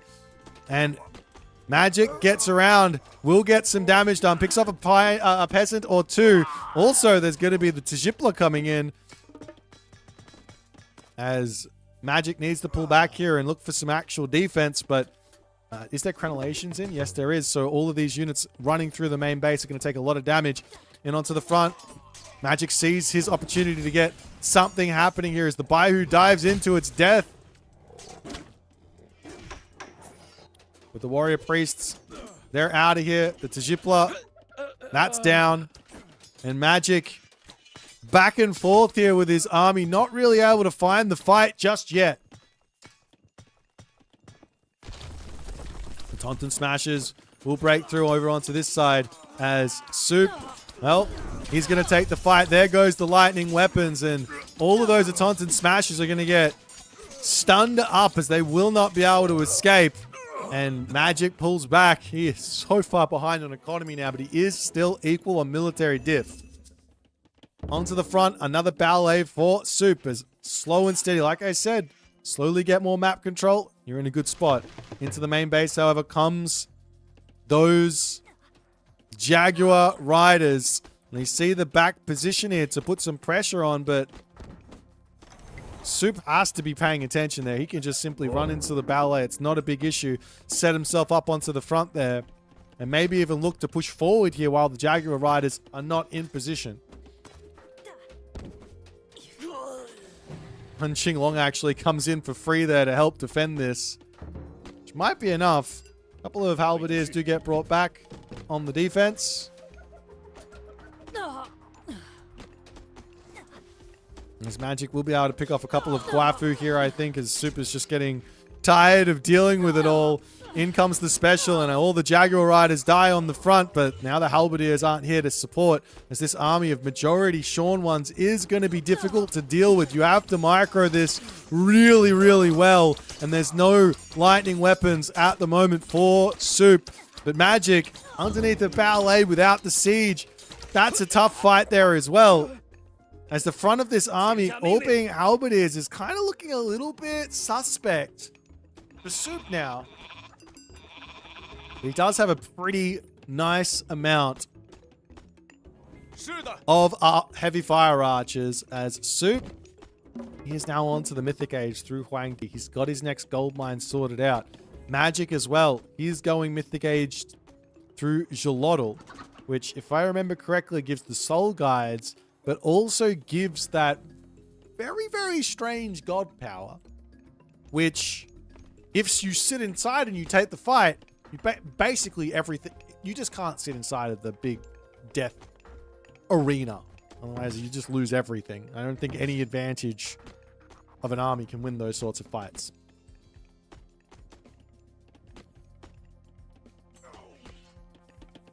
Ball's coming up over onto this side as Soup now getting himself what I would consider the more important of the two upgrades in this matchup, Divine Judgment. That's on the way. Still no axe, no real teching into the Eagle Warriors here from Magic is a bit of an interesting decision. Magic's still not going for a town center, just shows what his game plan is. I wouldn't be surprised to see him find 3 turkeys, sacrifice into the Great Temple, and then a mass sack to just try and break through and get the gold starve right in there. But look at the resources for Soup.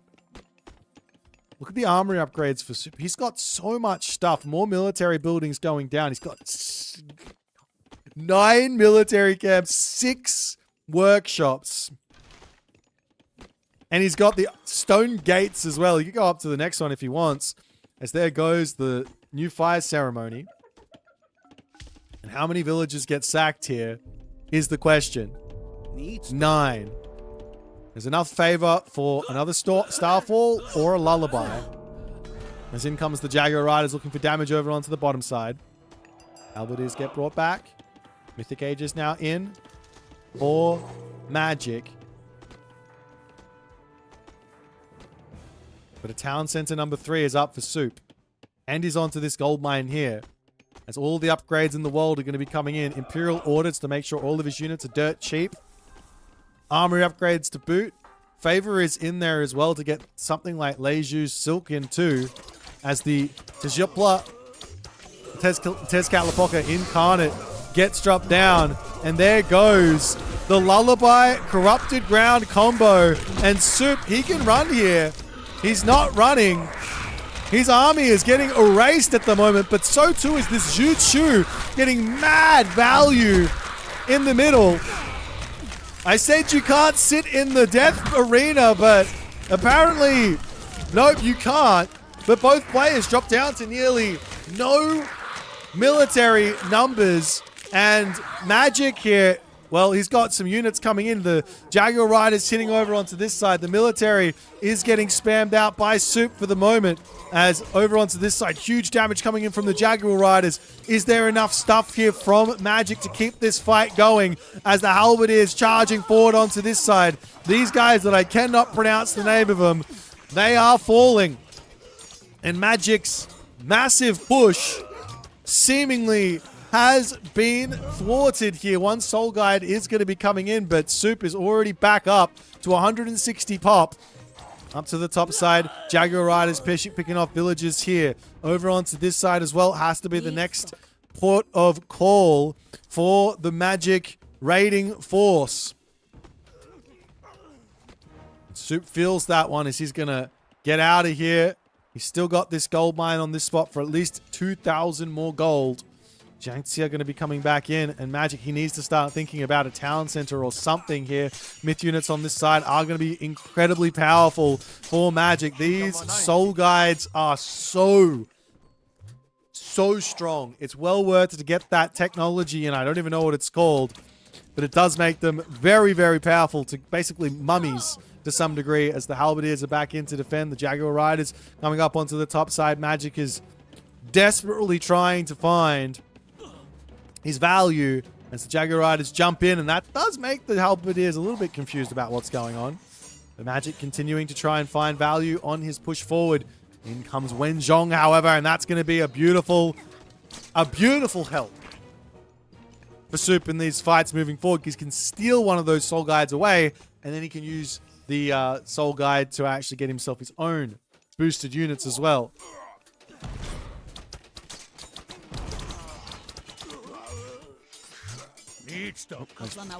I'm not sure what Wenzhong is doing, but he does steal it. The Star Demon sits in the middle there and does lose that one as the Star Demon sits in the middle, dies, and that will be another Myth unit coming back momentarily. And there it comes. Torch of Misfortune. There you go. That's what it's called. There's more Halberdiers on the way as Magic continuing to take this fight. Now comes Lightning Weapons number 2. And in comes Lullaby number 2 as the response. But Soup here, he can just keep spamming units. He's still got plenty of resources. He does get Fire Archer, Halberdier. But it's also Fire Archer, Halberdier, and Hero necessary. Xiangxia is by himself is not going to cut it. Funnily enough, it doesn't matter that Magic doesn't have economy. If he's got Soul Guides here, maybe it does matter. Maybe he needs a little bit of economy. As he gets pushed back ever so slightly. Dow Swordsman coming in, and the Axe Cart is actually the answer for Obsidian Shards there as well. As game 1 is in the books, and Soup looking terrifying on this Shenong says, says Catlapoca, well, we can deal with that easily. Magic could not find the value with his early game Warrior Priest shenanigans. Probably could have thought about going into a town center a little bit later. The way that you look at these sort of timings, you got to be thinking being a little bit behind on the economy versus Shenong. That's fine. Maybe a 2TC version of this could have been a more appropriate type of idea. Half the Warrior Priest running around doing pressure while putting the town center up could have been another thought, but such a defensive Giza map, and Soup takes that to the bank as he takes game number 1 here. All right, guys, let's jump back over to the draft and see what game number 2 is going to be bringing us.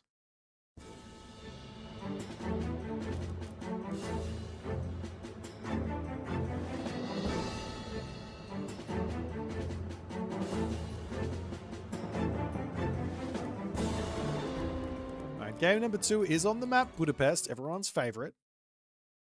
And it's going to be the classic Kronos versus Zeus.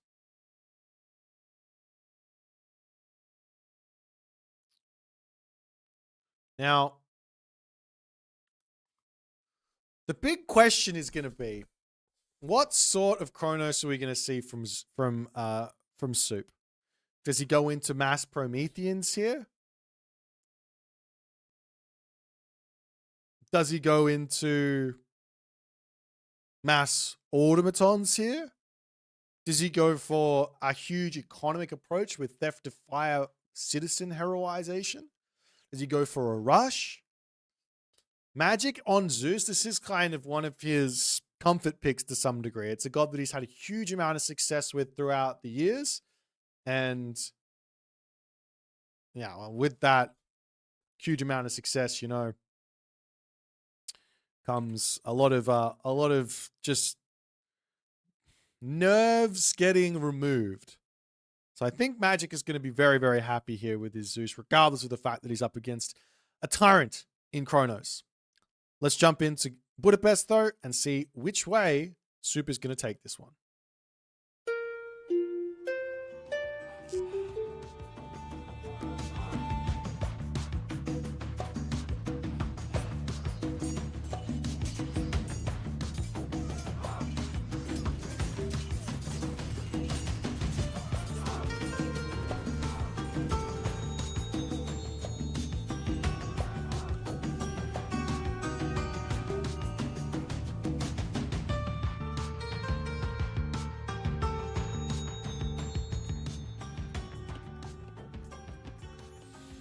And off we go into the right side of the map. We got the Kronos from Soup, and in the left side of the map, we have the Zeus from Magic. As, of course, the back dot comes down here from Soup. And I imagine he will also drop a mana down and get his power dock spammaging happening. Now, one thing that Soup can do is drop a deconstruction on this side after that villager moves away. There is already a bolt that's been dropped down, and I think that was on an oracle. Yes, it has. As the villager will chase this oracle down, the Tusker boss is saying, excuse you, you may not sit on this position. As some insane control from Magic here with that Tusker boss. Oh, and he gets it stuck. It's absolutely stuck here. Oh, no, never mind. It's back out again. To be honest, I would have just left it there and killed it off with the Tusker boss, but the villager will continue to chase this down, and that's going to be 2 early game kills. 3. 2 early game oracle kills for Magic in this affair, but it's a lot of idle time on this villager. So when you think about it, the villager here has not gathered any resources for 2 minutes. We'll just wait. It's going to be, this is the first villager that came out. So I'll tell you exactly how many resources this villager has lost out on, and whether or not you think it's been worth it to go for that oracle kill or not. It's looking like it's going to be about 170 seconds. 170 seconds of idle time for that villager. Now, of course, the dock went up. That would have been finished in about 1 minute. So take off 60, 110 resources lost on that villager for 100 resource oracle. Kind of a fair trade. Kind of a fair trade.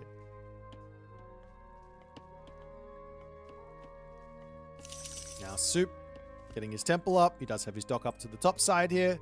Getting those fishing ships in. As behind all this, temple now coming up for Magic in his main base. He's getting all the fish onto this side. And for the moment here, it looks like a fairly friendly situation here. Now, Soup is back over onto this left side, and he probably wants to scout everything, but a deconstruction going down over here would cause some pretty significant issues for Magic. But now in comes the Prometheus. Citizens moving to the left, moving to the right. And the temple does get brought in right in the face of this Tusker boss, and he says, I don't care. We are going to be attacking this position. This is going to be a dangerous position for a temple to be in, and Hermes is going to be the option for Magic, as he says ceasefire, potential center, and the stronger Hippias is going to be more value against Kronos than Athena here.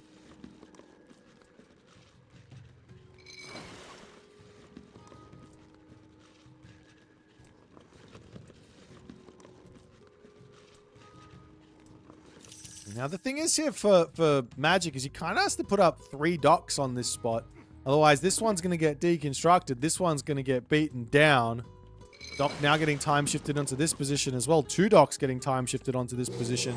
As in comes the Prometheans. In comes the Jason as well to say hello there. And, well, Magic defends that perfectly fine and reasonable. Onto this top side.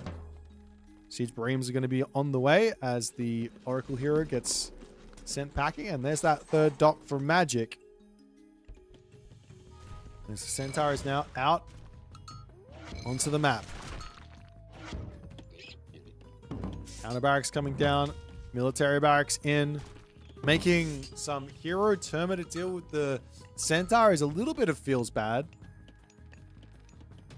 That's the damage coming in. Of course, this will be valorized by... Oop. Yes, it will be valorized by Soup there. And Magic very much aware of that fact. Simply just going to run away. What is this Oracle doing? Onto safety. So over onto this side, in comes the Pentaconta, and you can very easily garrison a fishing ship to actually deal with one lone Pentaconta here, especially with a Bareem as well. As the hero Mamilo gets sent back, and the damage now coming in onto this forward gold mine of Soup is going to be a little bit brutal. Got to make sure he hits the right villager with this Valor, and he does manage to do so. Pulls it back, charges forward. Terma gets taken out in the main base there as the Centaur will simply just pull away. Deconstruction onto this position as the Pentaconta goes down. And this top dock is cleaned up. And I think that's going to be somewhat advantage now for Soup on the right side. But Magic's got the left side already dealt with. So we'll see a Trireme coming in as one Promethean. It's not going to be too big of an issue there. Constantine goes down, though, as this Centaur is getting some very, very big value in this game.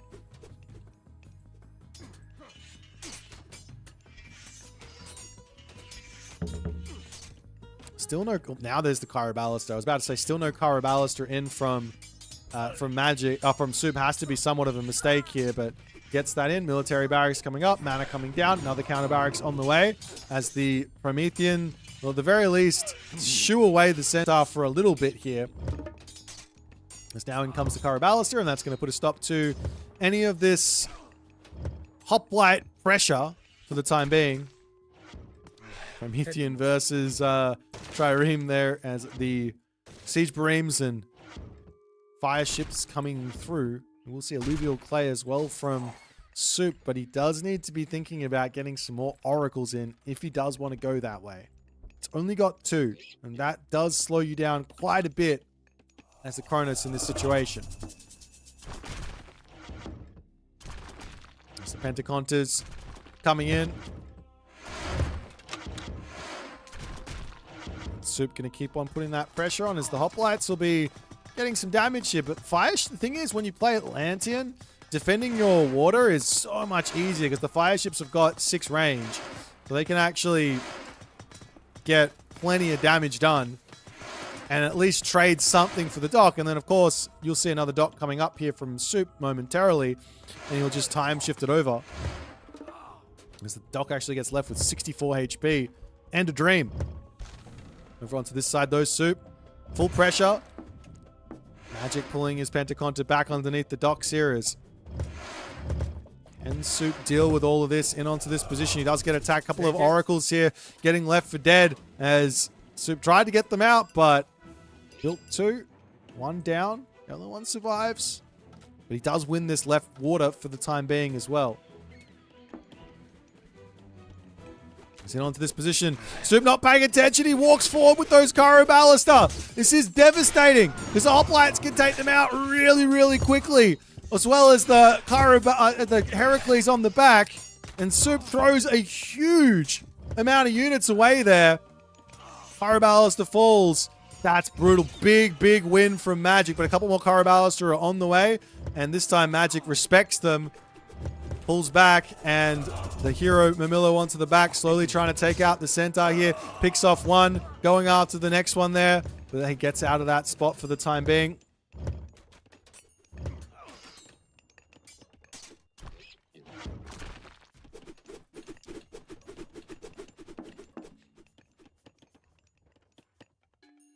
And a town center actually from Magic here. That is incredibly offbeat.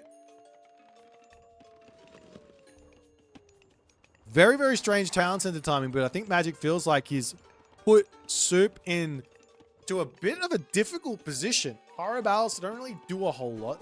Dock now down. Can't really push with Caraballister, because they'll get caught out. There's not a whole lot of Oracles in.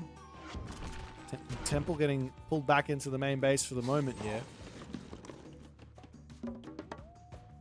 So why not drop a town center and start playing on the defense? Magic could probably go to 3 town centers here if he really wants to. Would be a little bit crazy, but it might be fine. We have got deconstruction over onto this side as this right side of the water gets dealt with. The dock over onto this spot is up for Soup, so he's still got his fishing ships working hard for him. And it will be a third town center for Magic. Centaur searching for oracles all over the place. And a very, very strange mid-game about to happen as, well, Soup, he's got to get some information and he's going to send that Murmillo forward. He can't quite see the settlement on the left, on the right side there with his Bareem and everything else. And obviously he's not going to see this town center unless he actually goes there. Is the Centaur coming in, getting more citizen kills? Murmillo just happily wandering through here. Hasn't seen anything. Sees all the villagers on food, but somehow Magic has gone 3 town centers. Going heroic age at the moment. And putting some good pressure on. But now Magic throwing away those hoplites. Zakara Ballister are getting some fantastic revenge fire there. We do see Soup accurately reading the situation. Puts his own town center up, but he's still behind on the town center situation, even though he is in front on potential fishing ship situations here. As the Murmillo spots this town center, but not the other one.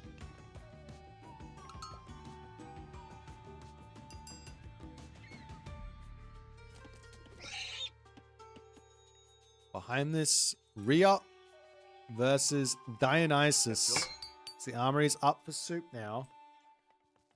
I mean, you can kind of see just how far ahead Magic got by Soup getting caught out with that tiny army, with that army of Karaballister. 2 town centers, a heroic age first, and only behind by 1,100 military resources. That's a big deal. Into the main base, though, the Centaur are coming yet again. Good reactions from Soup, but he can't really afford to have idle time at this point in the game.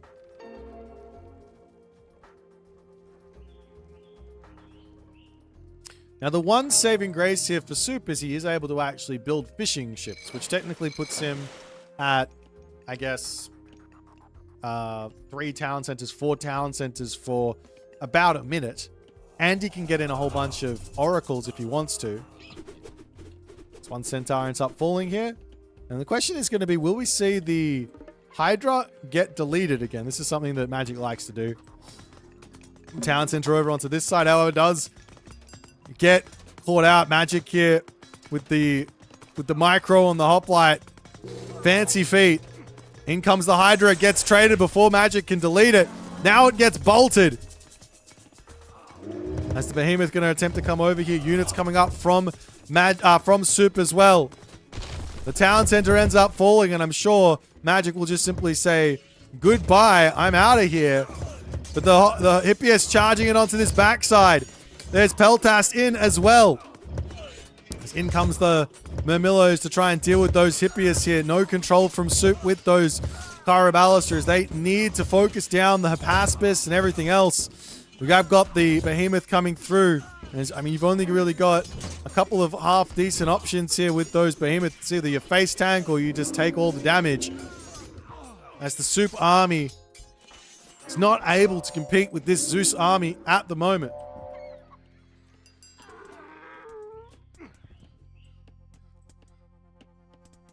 Behind this, Magic, huge army, 170 of 205 pop.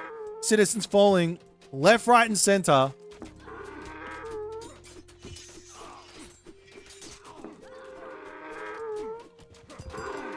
And I don't think Soup has got enough stuff going anymore in this game.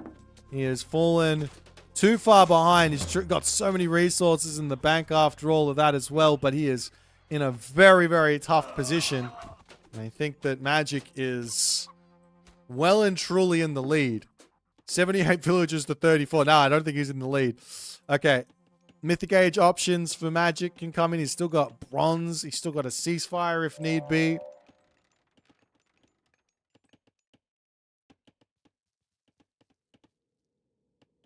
In comes heavy infantry as well as shaft mine. More Murmillos on the way from Soup.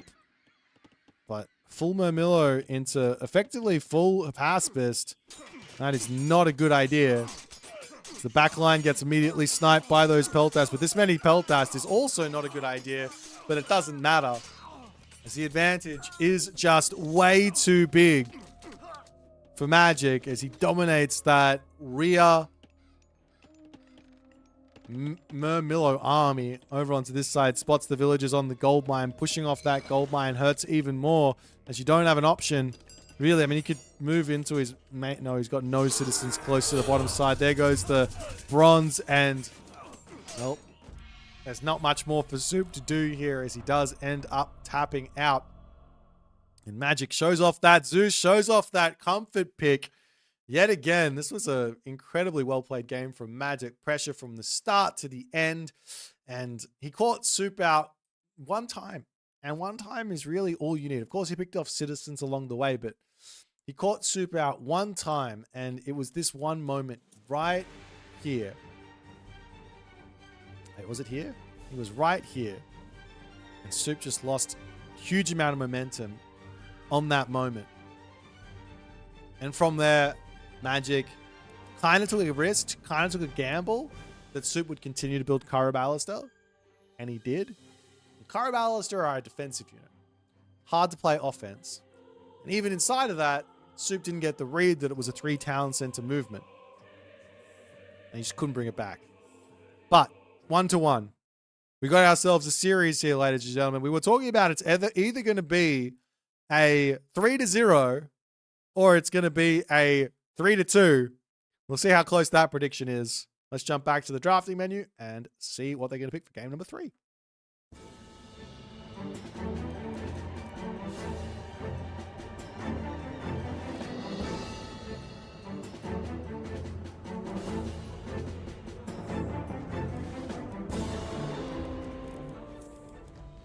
Alrighty, our next map is going to be on Ghost Lake, it looks like. And it's going to be everyone's favorite Chinese mirror, Nuwa versus Fuxi.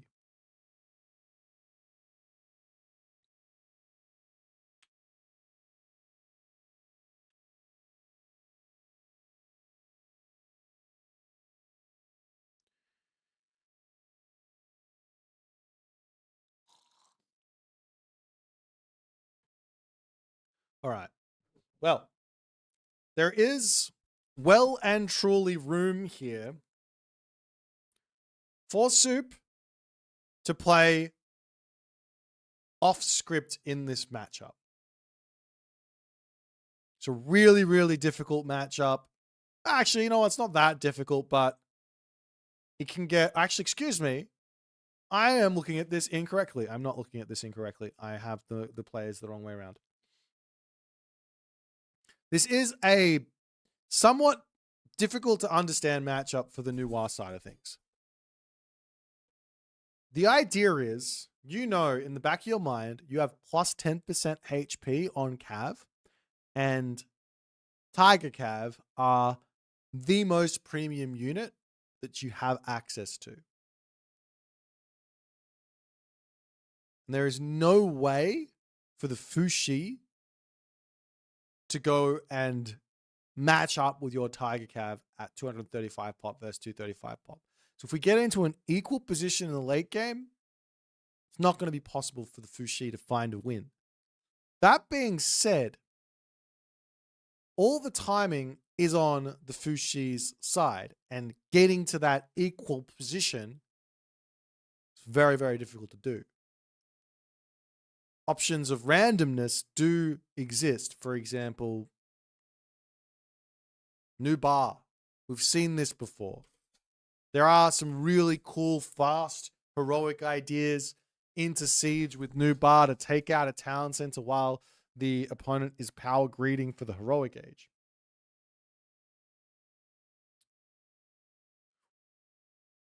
Alternatively, you can play this a very different way as Nuwa and take away the timing advantage, but you lose your late game advantage. What do I mean by that? I mean, go Rush Ult, have access to Super Halberdier, have access to the Dow Swordsman. and go for a Zhurong Mythic Age angle. That could work as well. Well, we'll see which way they want to go. It could be very interesting. Let's jump into Ghost Lake and check it out.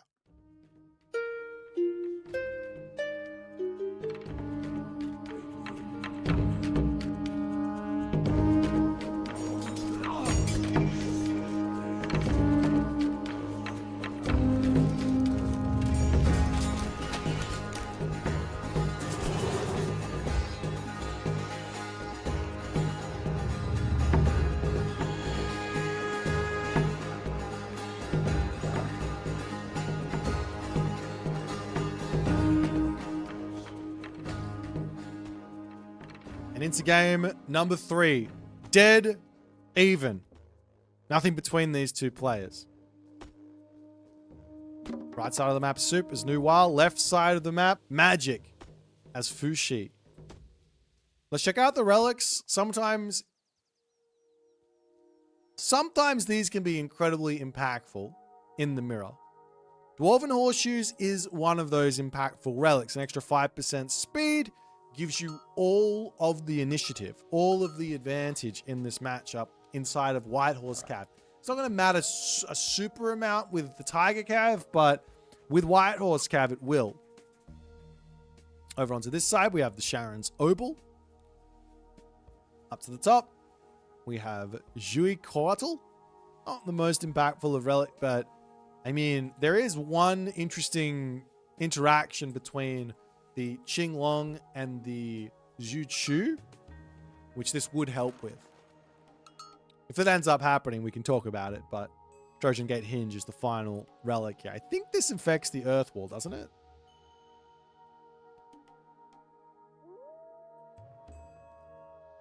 I think it affects the Earth Wall.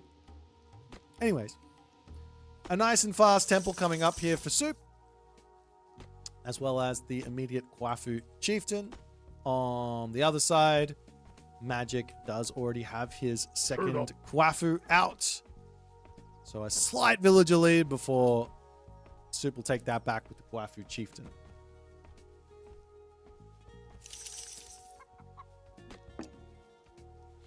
Let's have a quick look at what has been scouted. Magic here, unfortunately for him, missing out on that Dwarven Horseshoes.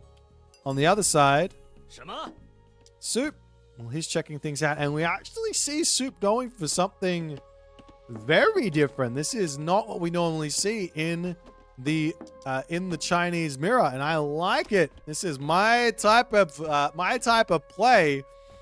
It's gonna be Zhuan Nu. Zhuan Nu.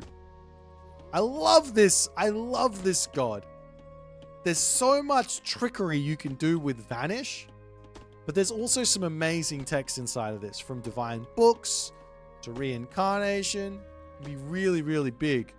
On the flip side, it gives you an answer versus the lightning weapons from Qi Yao. Gives you an answer versus basically getting caught out by the halberdiers and things like that. As we do see over onto this side, a relic has been spotted. Soup has his eyes on it.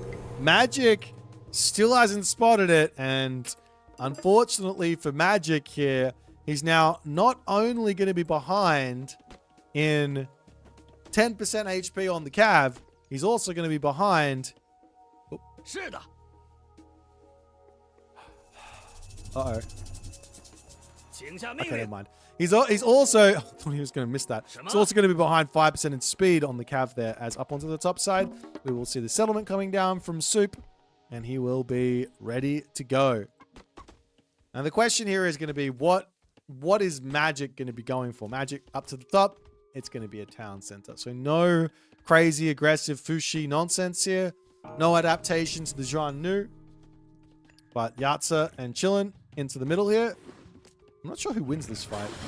I think the Yatsa might win it. Yeah, the Yatsa without question does, because this guy can heal up.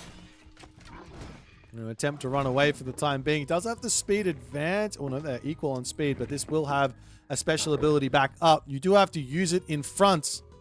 Otherwise, it's not going to be working there, and Magic knows that. So a big win on that fight does mean he's going to be able to put some early pressure over to here. As where are the Magic Pioneers? No, the Soup Pioneers. One military camp coming up onto this side. As in comes the Yahtzee. That's going to be a dead villager there. First blood drawn. Might be worth it to actually vanish this, because that's a lot of damage done. Back up onto the Caribou for the time being.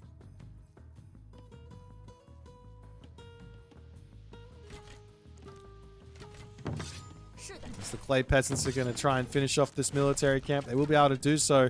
Pioneer shooting down the archers. That gets pulled back, but both players are just in full boom Aruni shenanigans here. As a Javelineer will come through, and yeah, those Pioneers are out of there. And unfortunately for Soup, he loses out a lot on the resources from those Clay Peasants being idle for the end. And those are resources he's not going to be able to get back. Whereas Soup is going to be holding on to this Peach Blossom Spring for a long time.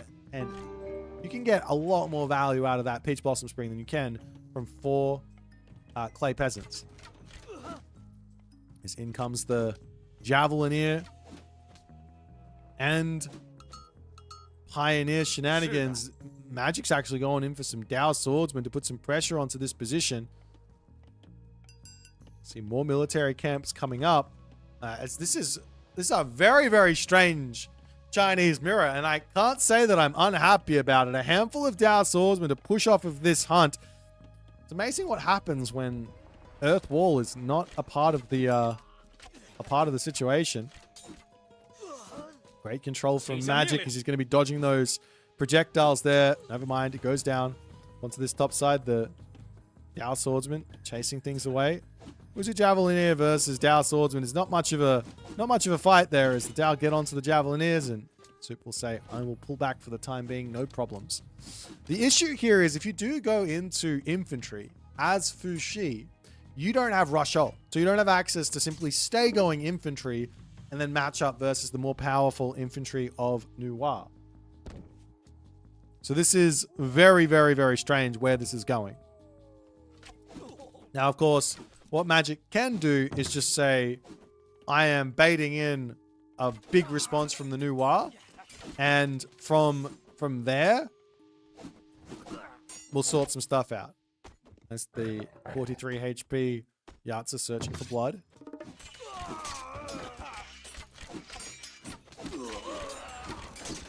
It's the Dow Swordsman numbers from Soup are looking like he's going to be winning on this position, pushing Magic back as Magic gets pushed up for the food and some revenge damage done. No villager kills though, but idle time forced, and at the very least, a little bit of the Caribou not going to be able to get grabbed. As the Peasants moving up to the top side. That's even more idle time force from Soup. He's also going to grab himself this very all-important reincarnation technology, of which Magic doesn't have access to, obviously. No Zhuan Nu there. So reincarnation to come through means any lost units will contribute to coming back. You lose 5 Dows, you get 1 back. You lose 5 Javelineers, you get 1 back. That's kind of like a 20% off. Lose 5, get 1 free. It's the military camp of Magic. Getting targeted down here. Soup charging forward. Picking off villagers yet again. And Magic is just in a tough position now because he doesn't have any food income. He might have to jump onto this or eat his goats or something like that in his main base. He could bring the goats from this side over to here and be fine there, but he's now going into a huge amount of Javelineers. Both players are actually.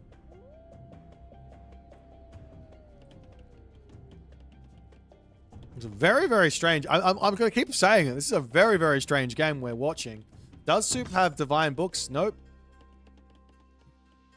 Technically speaking, grabbing Divine Books and then utilizing the attachment is a little bit cheaper than not, but does cut into your favor. And it's always something you can grab later anyways. As more Javelineer are on the way. And we will be seeing Gormang coming through for Magic now. And Magic gets his heroic age off. He managed to get up onto his berry bushes here. As the Dow Swordsman charging forward. Behind all of this, Super's... I don't know if he's kind of not got the read on the situation or if he is actually planning to do the Rusho, Zhurong kind of Nuwa game plan here. And of course, the walls are going to get up for Magic, and I have to imagine that Magic is going to go into Whitehorse Cav here. Makes the most sense. This Yatsu is just chilling around here, making sure this town center is not getting grabbed, and Magic will take the opportunity to say, okay, we're heroic age. Let's grab our third town center.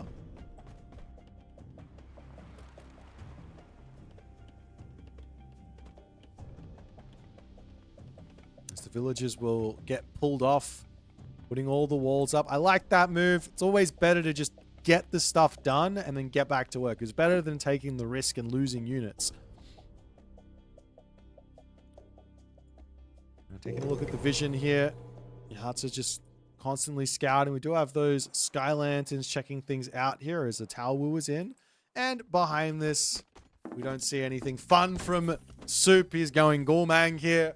I do think the idea of going Rush Roll does make some sense, but into the main base is coming a little bit of a raiding force, and Magic forces Soup out of there.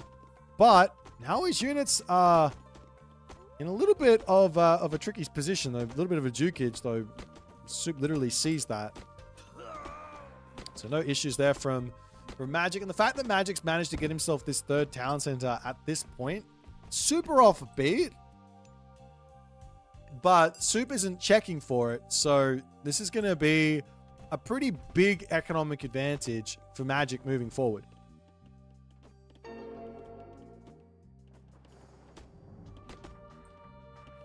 Behind this, we've got the Ballistics, and Whitehorse Cav will be on the way now. As Soup space is incredibly open here. You can get raided here, you can get raided here, you can get raided... I guess it's not that open. Villagers back onto the herdables. Main base getting targeted down. There is this Dwarven Horseshoes and Sharon Obel, but there's no heroes to pick it up.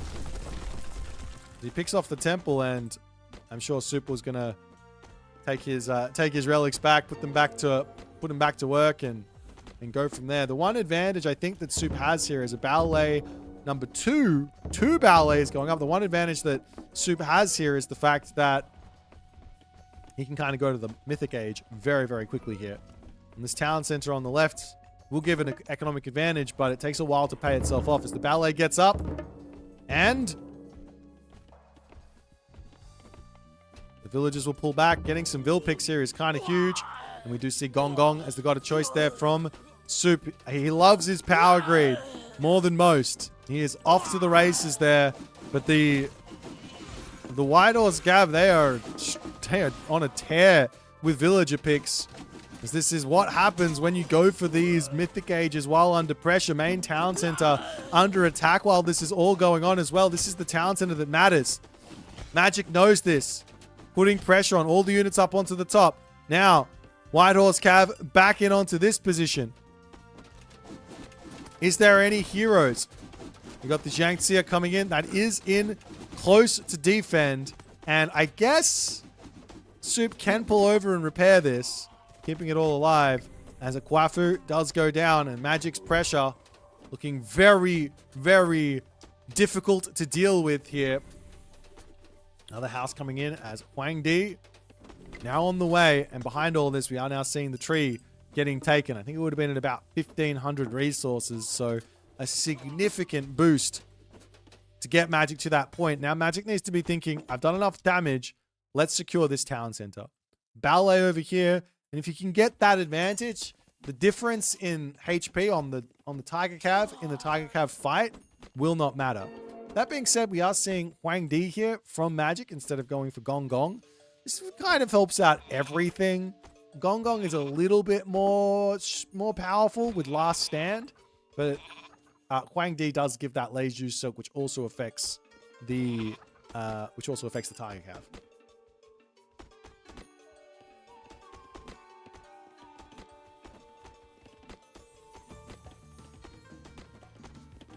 How many farms does Soup have? He's up to 20 farms now, and he's got himself 13 villages on herdables in the main base. So I think he is pretty much good to go with spamming out Tiger Cav here. Soup charges forward with his army onto this spot. Does pay attention. He gets that attack move in. I mean, do you want to use your Great Flood on this? I don't think so. Magic pulls his Wuzu Javelineer forward, trying to take out the heroes on the back there. Getting as much value as he can. In comes now the White Horse Cavalry. But I mean, to some degree, Soup almost wants to sacrifice all of these units, right?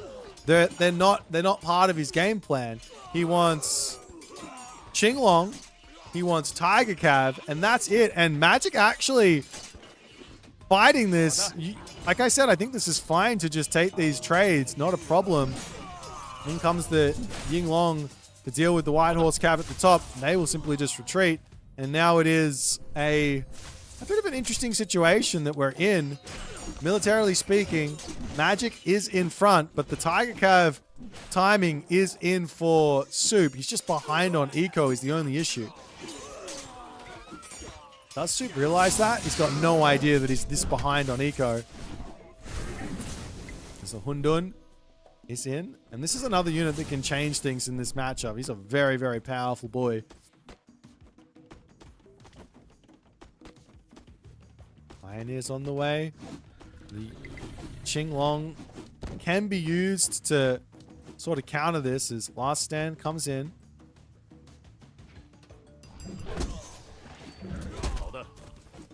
You have the Li Jing getting that stun in there. Targeting down the Yinglong with the Li Jing is very, very strong. This guy does so much damage. White Horse Cav checking out at the bottom side. Like I said, one of the most important things here for Magic is to get that map control in. Armory situation. That's value advantage Magic for the time being. There's the Najah coming in, and Yinglong staying alive, staying put, 670 HP alive there, and Soup gets pushed back yet again. He takes the fight while going up to Champion Cav. A little bit behind where that's concerned. Definitely could have waited on that big fight until he had the Champion Cav advantage, but the Tiger Cav will deal with these White Horse Cavalry. The Magic, it doesn't matter him throwing away them, because he's going to be replacing them.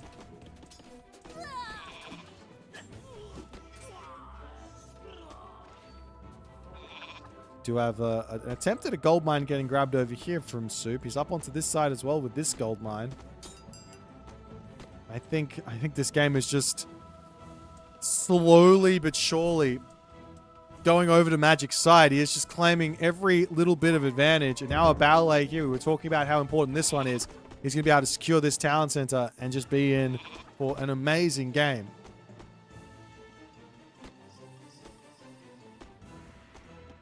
More raids coming in from Magic as he pulls to the corner, pulls back in, and just continues to get damage done.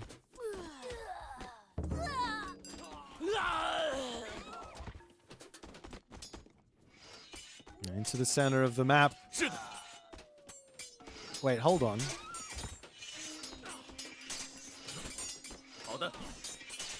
Oh, I see. So they both have the same HP, but with Last Stand, there's going to be an extra little bit of armor applied to the Tiger Cav.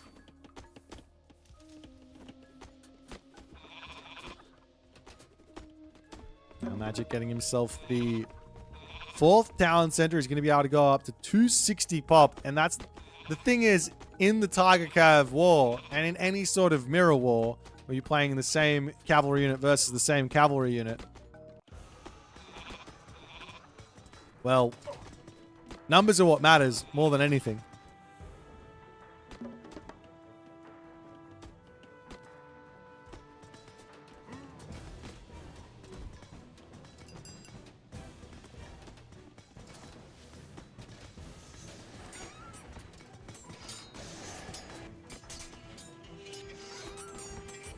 Soup does get a nice little fight into the center here while this is all going on, and we do actually finally see the Great Flood. As Soup tried to angle that to send the Kwafu in to actually fight the Tiger Cab, but that's not going to happen. In comes Forest Protection. Both players have been holding onto that Forest Protection for quite some time here. And the Soup... Well, the Soup God Power is done. That there was not the value he was really wanting, I think.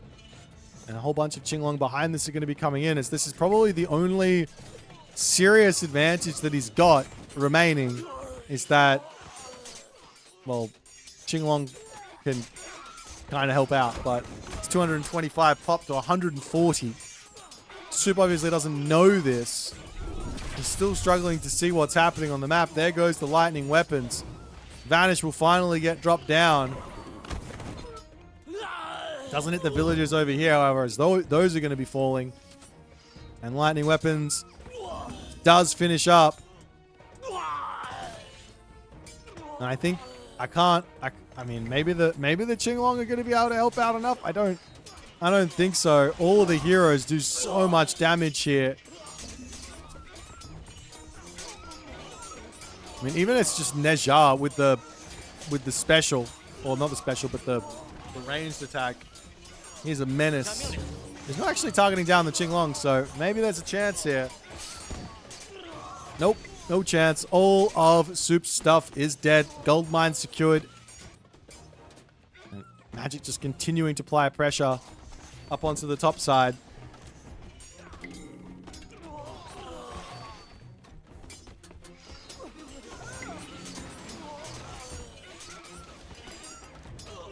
Lots of actually low HP units as the Qinglong gets stolen away here, but trying to take out the Kwafu while this is all going on. It's 64 bills to 100. The raids have been kind of unrelenting while this is all going on as well. And Soup pulls back as the Qinglong will drop another special in. Still a serious amount of damage on those Qinglongs after they've been nerfed a billion times, but I don't think it's going to be enough as the Pioneers come in. The Sages come in. And Neja, well, he is in as well for all of the fun times.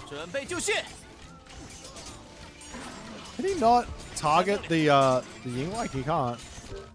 Oh, that's the game. GG, well played from Magic. Neja has a passive special, right? The Universe Ring passive, and that sends the damage out, but you can't direct it, I think.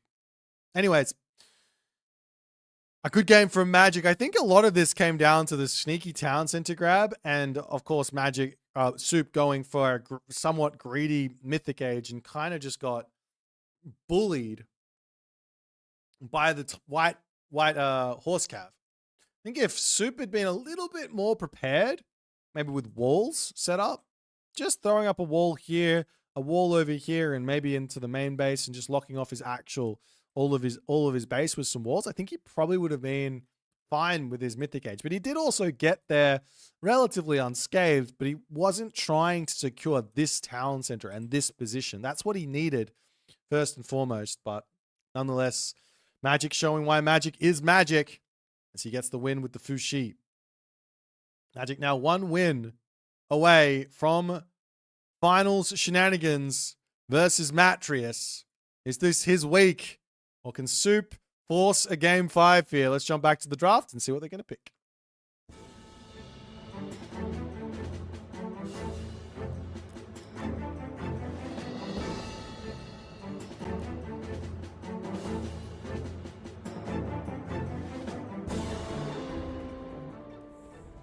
Alrighty. Our next game is going to be on Elysium. And it's going to be a Thor versus Gaia matchup. And this does angle us into a very, very interesting game 5 if it so happens.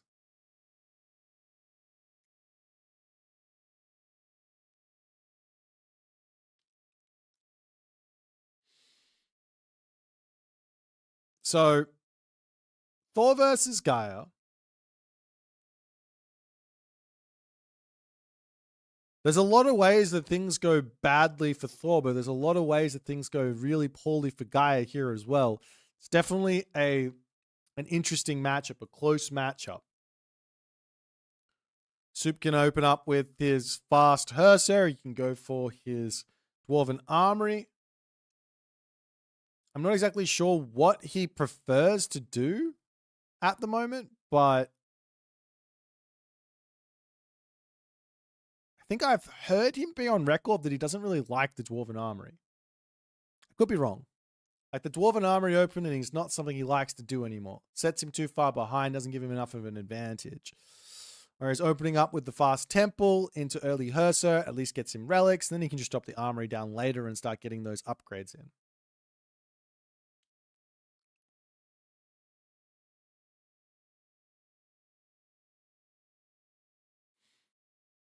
I mean, one thing's for certain, Magic, he's got a really, really good Gaia. But he does very much tunnel vision in onto things like Matreiuss, onto trying to raid and trying to force fights and all that stuff. There's some world we're going Bragi here as Thor is probably pretty strong as well.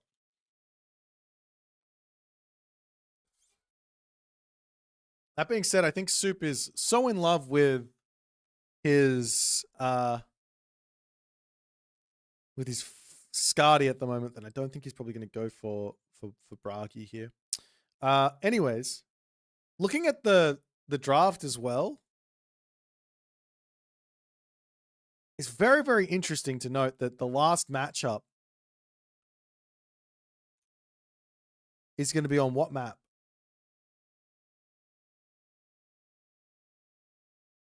Steppe. Last matchup on Steppe for a potential Huitzilopochtli versus Quetzalcoatl. That's kind of insane. It could be Susanoo. Magic could pick Susanoo if he wants to. Soup definitely won't pick Set. I think that's there as like a maybe just in case type deal. Nonetheless, big game here for Soup. I think if there is a situation where he's got an advantage going into the finals, not to take anything away from Matreiuss, he's been looking incredibly good, but Soup does appear to have Matreiuss's number in the past. Magic, on the other hand, I don't think he's ever lost to Matreiuss. Wait, both of these guys have never lost. Okay, never mind. Both players are very much wanting to get through here. Matreiuss has got that Cinderella run. He's running on a high of confidence inside of his own style.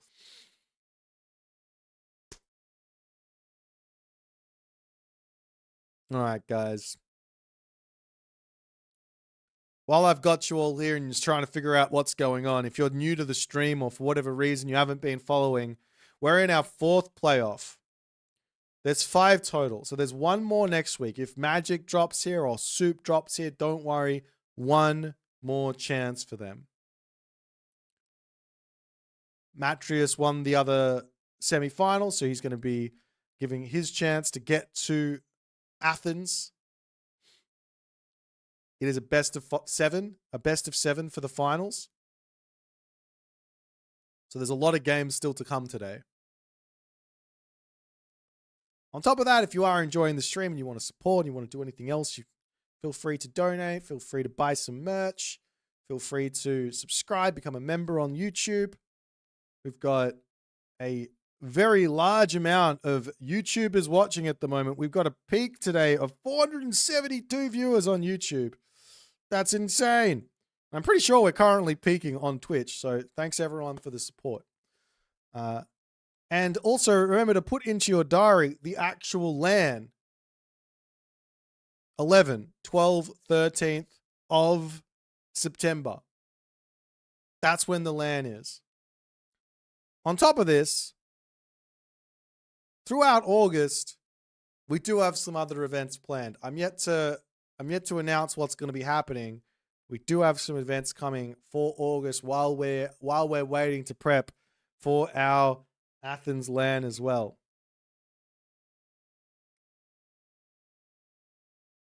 All right, guys. Patience is a virtue.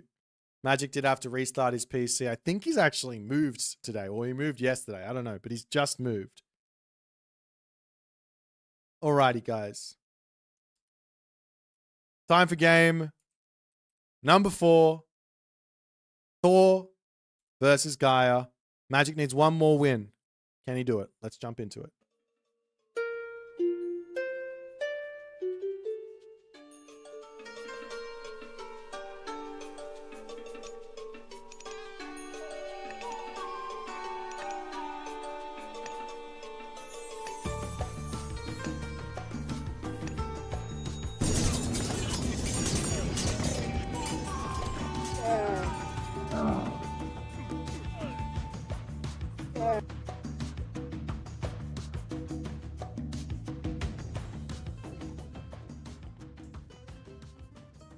And off to the races we go. Right side of the map, Magic. Left side of the map, it is Soup.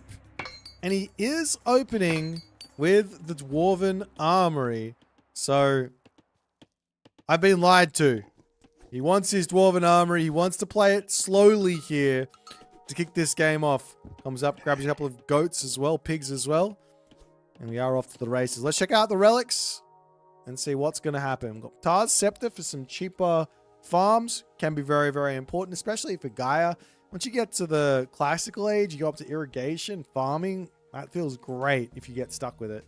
Matreiuss Magay for the human soldiers having 5% refund on resources when they die. Hermes' Winged Sandals here for the movement speed of heroes plus 5%. And finally up onto the top, Tawara Todder's Last Arrow. Some pretty big relics here that I think Soup is really going to be missing out on as he does finish up his full herding shenanigans. And of course, Magic pokes his head in with the Oracle nice and early. Herr Joes. And he's going to be checking out this Dwarven Armory and seeing what's happening.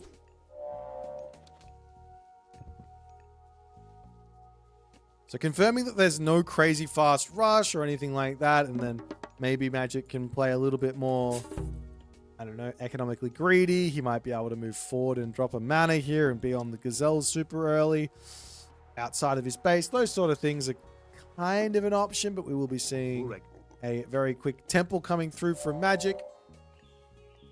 Not very quick. A regularly sped up temple, a normal temple coming through from Magic as he's going to get his standard advance in. And I have to imagine we're going to see Oceanus here. Leto versus Thor.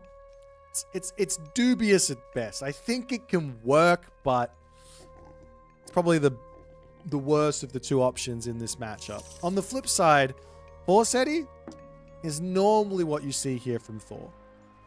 Normally. But Freya is somewhat of an option. As Soup is going for the full split here on the town center. I love these building layouts we're starting to see. From way back in the early days of Age of Mythology, everyone knew it was better to drop your temple out of your base to try and lock up your base and defend it, right? Everyone knew it was better to put houses around your sentry towers or put wall segments around your sentry towers to defend those so that you wouldn't take any losses where that's concerned. Now, as we've grown older and wiser, everybody knows it's better to build your temple, build your Dwarven Armory in safe places in order to set up walls and your base to be very, very safe. Nonetheless, up onto this top side, Magic is going for a second town center here. This is kind of wild. This might be what Soup wants to face, but Soup needs to get that micro or that scouting in as fast as possible. He's getting a little bit on the left side, a little bit on the right side. Relic situation from Magic thus far. He doesn't have a single Hero Oracle out, so Soup's going to be able to find something, but he doesn't see the town center. Pulls back to his main base. A longhouse will come up. You generally need to go for a longhouse regardless. You can't go straight for a second town center as Thor here. But now I think Magic is going to be in a position that he's very well accustomed to. Very, very happy to be in, which is playing defense. But Thor's got some of the best offense possible because you start off with basically a tech advantage and an eco advantage. So the timing hits really, really hard. That being said, Soup here really should have checked the town center at this point. He's charged forward with this Ursa, picked up Matreiuss McGay, sees the town center over there. As the Berserk gets sent out again, trying to find something here. He does see the Murmillo hero in the middle. That's holding on to Hermes' winged sandals. Which is a huge relic here for Magic. And up, Berserk comes to just see if this settlement is up. He sees the Gaia Lush. He sees the town center. The town center sees him.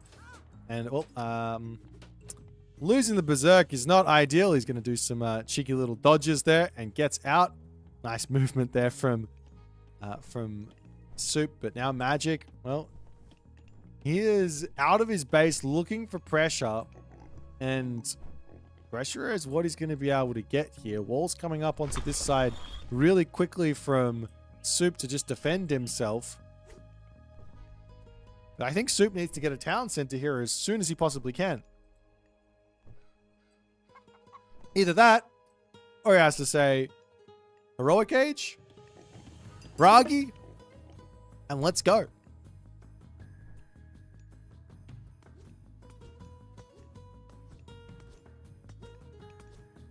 Tawara Todder's last arrow here as well. That's a relic that I'm surprised to see Magic not grabbing as the wall's going to get knocked down over here.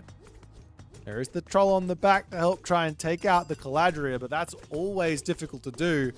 And Soup in this spot has decided aggression is the way to go. No second town center, no nothing, just full send. Armory situation. He's got enough there. He just needs that dwarven breastplate. As the Gaia Forest will get dropped onto the town center here. And I think that Magic needs to be thinking counter barracks and a Caraballister or two. Just because he can, just a couple, just so he can play defense and not lose a town center to a big classical age push. As Berserks get back home. More Berserks coming in. And Magic getting some nice picks here. Is up to the top side. Soup, he's going to be going for that hunt. Of course, he should be going for the hunt as the citizens trying to sneak through over here. Wouldn't mind seeing Soup dropping a wall like this onto this position. There's another mana coming down. Whoop. Whoop. Whoop. Soup getting caught out here. When you're on one town center versus two town center and you lose villages, there isn't a worse situation. 5-speed Berserks. He's going to have to somehow prevent those from getting back home. There needs to be some sort of damage here. Berserk's coming in. Murmillo's on the back here. That is not going to be good for Soup. It's like looking like he just doesn't have anything at the moment. In comes Dwarven Breastplate. More Berserks are on the way.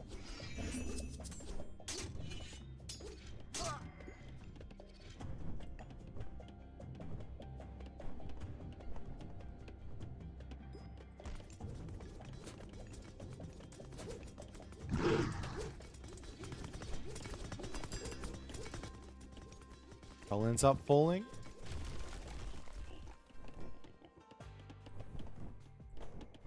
Magic going to continue to try and get this situation sorted out as in comes the Murmillos on top of the Berserks, and we are now finally seeing the town center for Soup. He really hasn't done the damage in the slightest here, and Magic is going to have full control in this game moving forward.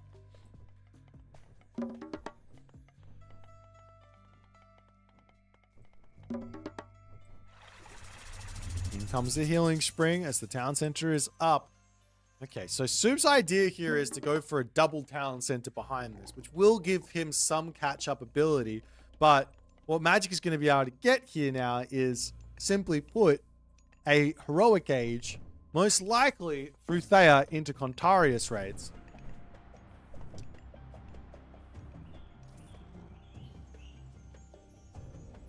Now incoming. We'll throw an Axeman. Walls up to the top here for Soup. You don't really have to invest a huge amount of infantry to do this. Just one to charge around the map and get your walls up is really, really good.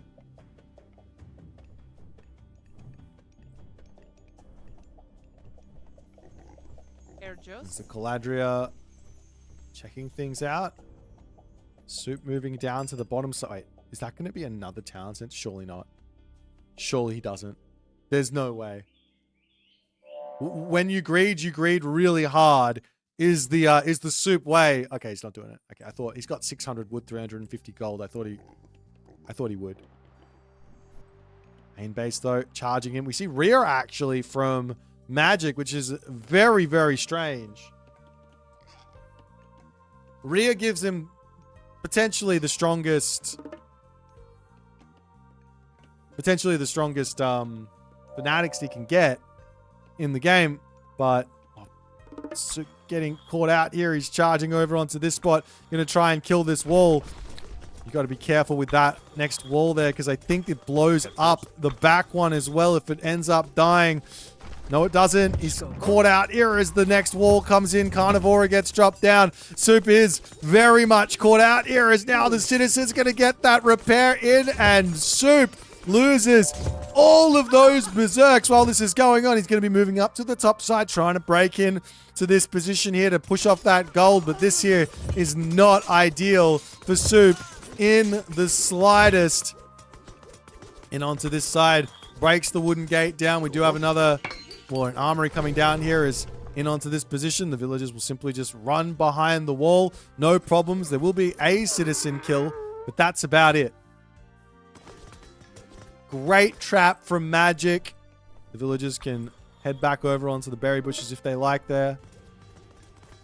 As the citizens will sneak back in onto this position, but we get another blockage. Answer is no. As the throw and axe will come in and try and take out that back line. No ballistics in just yet for Soup. Hurts a little bit. He's got so much gold in the bank though.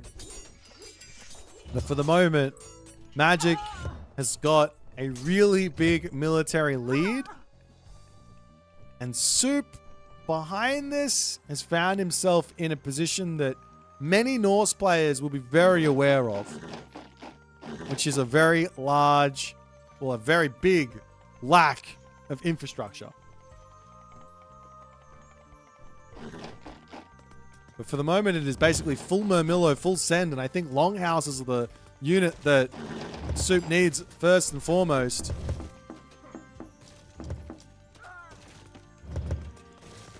The Great Halls will take a little bit of time to go down onto the backside of market coming up, so Soup can do some market macro. In comes the scary Magic army. Is there any way to defend this? Skadi on the way in the main base. Sacrificing the town center isn't the end of the world here, because Soup has sort of removed the villager deficit. But he definitely needs a large amount of military buildings here. And Soup going to be pulling back, trying to keep himself in one piece as the Magic Carabalis to control, looking very nice. Over onto this side, Dwarves getting caught out. They're going to have to pull into the main base. Villagers over onto the bottom side of the map, enjoying that, as we will see a palace coming up into the middle there. But Soup is having some difficulties for the time being. He is moments away from a heroic age. Frost isn't really going to help him a huge amount. So the dwarves will swing down to the bottom side of the map. Military buildings hit, 3 longhouses, 3 great halls, and the great halls over here are going to be falling. Is basically everything that Soup needs to do here is just spam buildings. Magic, on the other hand, I feel like he needs to think about a Mythic Age. Never mind, he is going Mythic Age. Hillfort coming through for Soup.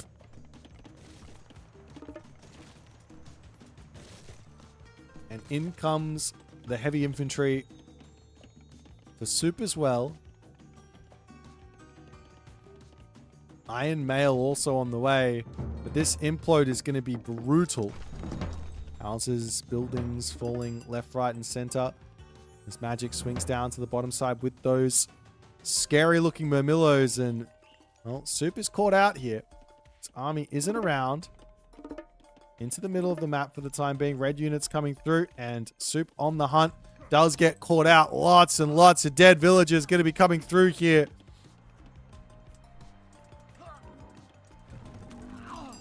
As we've got more walls coming up. I mean, these sort of raids just... You just can't have these sort of raids getting hit at the moment in these sort of game. In this part of the game is the Murmillo hitting the gold villagers over here as well. Huntress Axe coming through for the Thrown Axeman is a little bit of revenge fire to come onto those Murmillos, but this is something that Magic is going to be more than happy to deal with. Over onto this side, Berserk's taking the fight there. No problems there as the Frost Giant gets converted away. So get pulled back. Atlas is almost in for Magic. He is in a commanding position at the moment. As the villager advantage no longer close for Soup. All these Berserks on this side up against all those Murmillo. And the Caladria healing them up. What can Soup do now? Dwarven Mine. Oh, main town center is going down as well. And Soup sees the Atlas and goes, that's game over. What a finish from Magic. Catching, I mean, this game was, from a strategic standpoint here, from Soup, I actually like what he did. Heavy pressure into a double town center grab. That's fine. That's good. Where this went awry was, one, this attack over here. If your opponent has got something walled off and you run behind it, you're asking yourself to get trapped. This is something that just happens in this game. You've got to be careful. Break the wall down. Drop your own wall here so he can't wall you in. Gives you an exit. And all that other good stuff.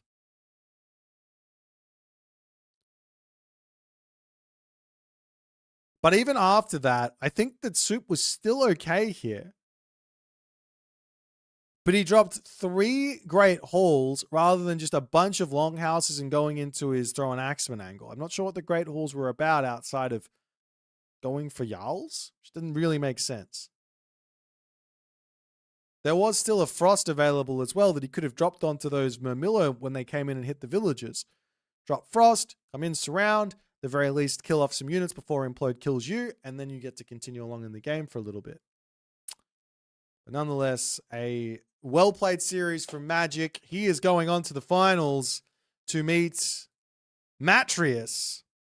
So we got another M versus M affair for our final game here for the playoff round, for the playoff 4 for our Gameathlon Road to Athens. Ladies and gentlemen, we are going to take the shortest of breaks here. And we'll see you guys in about 15 minutes. Don't you guys go nowhere. Huitzilopochtli Incarnate is here. The new fire ceremony does get dropped. Of course, B also sacked his own units, get himself out something, but there's 2 Tajiplas. Special attack coming in. It's a boost of damage for the Gardath army. As he's breaking through the center, there is still a pillar of Tlalocan to drop down on this position to help B stabilize. But he's not doing it. And in comes it now finally. There is the Ayatochli, but that does not have much HP left. Sitting underneath this could be very, very dangerous. The town center ends up falling. The Atonton smashes will start coming in as well. Little bits of damage to come through. Lots and lots of dead units from Garneth. Now into the center of the map. This fight, I don't know if it's quite good for Eric BR. Izamato is looking incredibly powerful here. Missing himself his actual upgrades, though. He needs that next tier of Bushido. He's still a little ways away from it. There goes a nice Valkyrie spawn to help him out, but the Juragumo is working to take that one down. Bushido tier 2 does come through. And that there is now going to be a lot of dead Ursa, and Izamato is in a commanding position here. And there goes that tornado as the Kwafu are going to move off of this gold. And this is the last little bit of gold that Magic has. He's trying his hardest to bring this game back from the brink, but he is getting pushed off of everything. He needs units over here. The one Avenger on this side is going to be some issue. Create some problems as the Lullaby does get dropped. You drop Lullaby, you go after the commoners on the back. He's trying to take a couple of units out one at a time as the heroes getting cleaned up. Lullaby finishes, and now Recon's going to be ready to actually fight. The Kamatachi do huge damage to these infantry units as the Cody Warriors coming around onto the back line trying to take out the Bushi there. But that is an overwhelming victory for Recon, and Soup just taps out. He is not... Grouse will just pull back. He's trying to get himself more units out. Heavy cap to come through. And there, Recon controlling his army, trying to take the fight. Grass is just full send at the moment. Onto the backside come the Contarius. Still no chaos in from Grass as he drops it onto the left side. Recon has spread his units out very, very nicely. You also have to remember that these units are fighting on top of Gaia Lush. So that's HP regen while it's all going on as the heroes come onto the back there. Hesperid's tree for the HP regen as well, as that's 5 HP a second from both of the Hesperid's trees. And Grass goes for the Hail Mary on that fight. And Recon, as Recon does best, simply says, "What are you doing? You can't win this fight. Please leave." That being said, the Soup Ocelotto Warriors, they're going to be going hard. If Soup can utilize these trees and then dive out of it, which he can do, he gets so much bonus damage here on this fight. He's feeling like he can actually take the fight as the Ayatochli comes through, rolls into the main base, and go after the town center again. Onto the backside, though, the Eagle Warriors, they're getting chased down, and there goes the Earth Monster. After all is said and done, Soup sacked a bunch of villagers to make that happen there. Can he win the fight, though, after all is said and done? 3K versus 3K units are falling. The Ayatochli here is the main amount of assistance that Soup actually has in these fights. And now Mosca says, "I'm getting out of here" as another... There goes the Earth Monster. The last little bit of HP from that Agave Bloom did get stolen away. Now Gulimbursty is brought in to say, I don't want to deal with... I don't want to lose all my units to the Earth Monster. But immediately... Soup just says, "No problems. Let me just kill it." The bunnies are sitting here waiting. The units are going to get thrown straight back out. And now the bunnies are back onto it. And it looks like Dunison, he's going to lose everything. Townsend is going to fall. And this might not help. This might not help Eric as much as you think. Because there's a whole bunch of militia that are going to spawn from it. Onto the top side, the Raiju is going after villagers.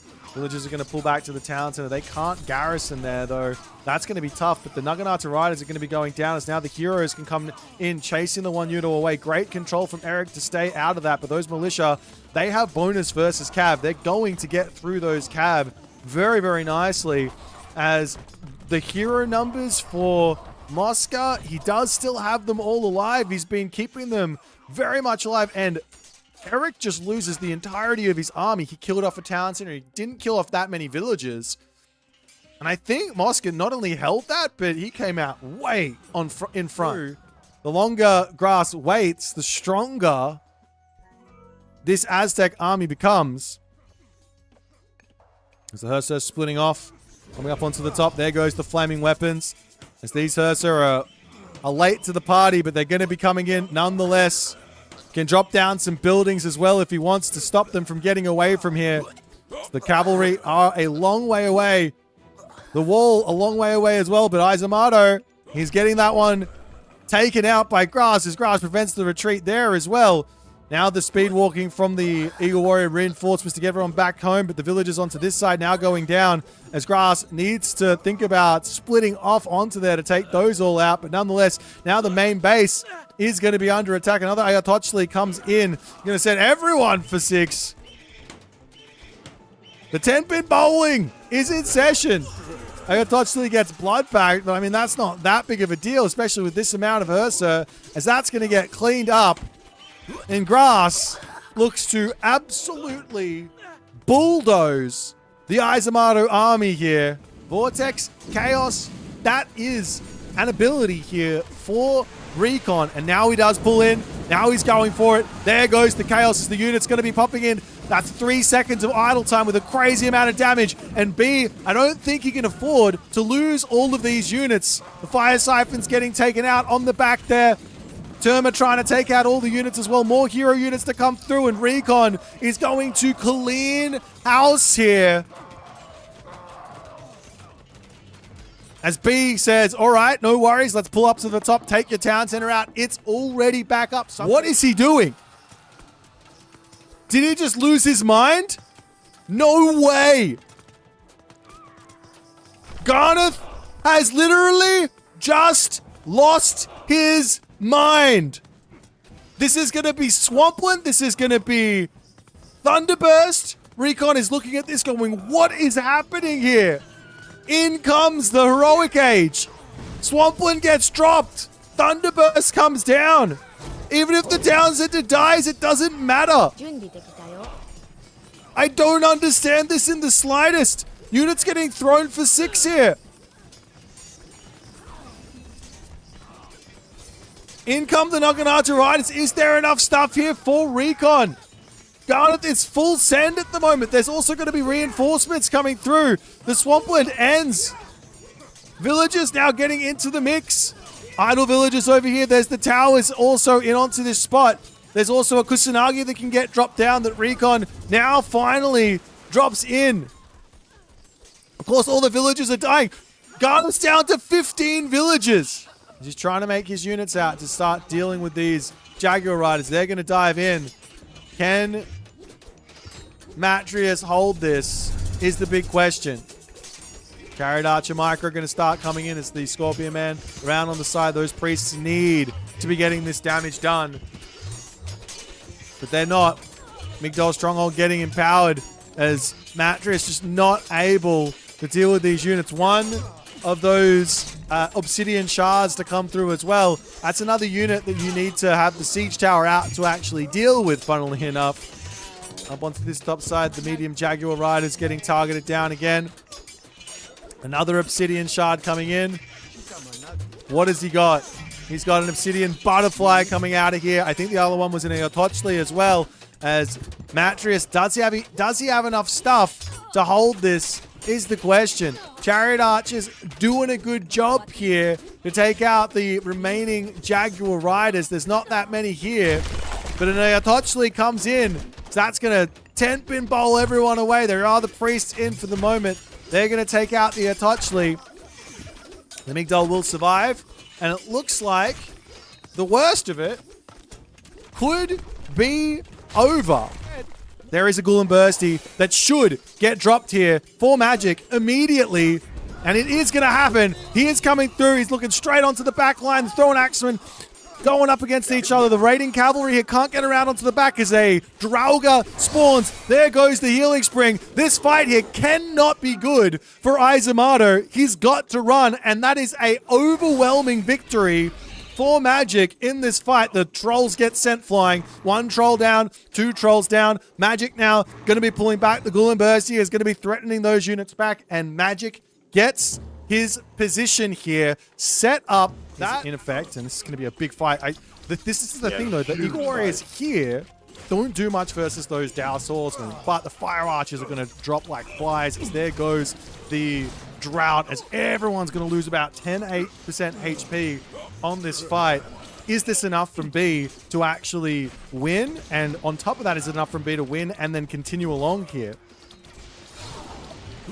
What a tense moment here. B seems to be coming out slightly on top. But now the shoot and scoot happens, and you can't really chase this. Well, he should be shooting scooting. Obviously, like this is where the shoot and scoot is really effective. Yeah. No more myth units soaking up damage. The important part. Nyan sees it. And there will be a shifting sands onto the villagers, onto the back position here. Is there enough stuff, though, for Nyan over here as these Javelineers will come over? We'll get a couple of picks, but now the army is out of position. As Najar will dive through, gets 2 hits off only versus that Wadjet, but the Pioneers will pick the rest of it off. Javelineers trying to get the damage done from the side, but there's just so many slingers here that it's looking like it's just working for Garneth. I think Garneth might just have figured it out here. He's hit the heroic gauge through Bargy. He will be able to go for a flaming weapons here. He's got a really nice strong army. There goes the flaming weapons as the Berserks charging through here. The raiding cavalry coming in onto the back to try and prevent the retreat for the time being. There's also a Tautier to come in and get some good damage done as the raiding cavalry coming through. There goes the drought as well, which will take the HP down by 10% as well. The Tautier onto the back line as one does end up getting eaten here. He can also use that special ability if he needs to, but it's looking like there is not going to be enough blue stuff here to win the game on this moment. Ragnarok's back up onto the gold mine in the heroic age, has himself an equal military situation here, and his Frere. So he's behind a little bit on military, a tiny bit on military, but he's Frere. Go for it. Onto this side, the town center does get revealed there from Joe. Hero units coming in. There goes the Dragon Typhoon as the implode. Not going to be allowed just yet. Units getting converted into the heroes. Into the main base there comes that Dragon Typhoon to try and take out village, take out buildings. Palace over here going down as well. There will still be an implode available on the flip side, but Eric has to drop it into his main base, and Joe, these are mostly samurai. Sure, he's going to lose some units, but it's not going to be nearly all of them. Not at all. 10,000 HP. Chaos onto this one does come down. Carnivora as well as the Destroyers doing their best to try and take this out. It goes down so fast. Avely is going to make it happen. He takes out the Titan Gate. This is huge. Huitzilopochtli Incarnate is here. The new fire ceremony does get dropped. Of course, B also sacked his own units. Get himself out something, but there's 2 Tajiplas. Special attack coming in. It's a boost of damage for the Garneth army. As he's breaking through the center, there is still a pillar of Tlalocan to drop down on this position to help B stabilize. But he's not doing it. And in comes it now, finally. There is the Ayatochli, but that does not have much HP left. Sitting underneath this could be very, very dangerous. The town center ends up falling. The Atontan Smashers will start coming in as well. Little bits of damage to come through. Lots and lots of dead units from Garneth. Now into the center of the map. This fight, I don't know if it's quite good for Eric BR. Izumato is looking incredibly powerful here. Missing himself his actual upgrades, though. He needs that next tier of Bushido. He's still a little ways away from it. There goes a nice Valkyrie spawn to help him out, but the Juragumo is working to take that one down. Bushido tier 2 does come through, and that there is now going to be a lot of dead Ursa, and Izumato is in a commanding position here. And there goes that tornado as the Kwafu are going to move off of this gold mine. This is the last little bit of gold that Magic has. He's trying his hardest to bring this game back from the brink, but he is... There were 2. Oh, I should have changed that. Why didn't I do that? Hold on one second. We're going to make this look good. And then there were 2. Matreiuss and Magic. Both of these players have been looking so insanely good throughout this qualifiers. Matreiuss has just been on a tear. He's been looking like a completely different player these qualifiers. Magic seems to have found his groove.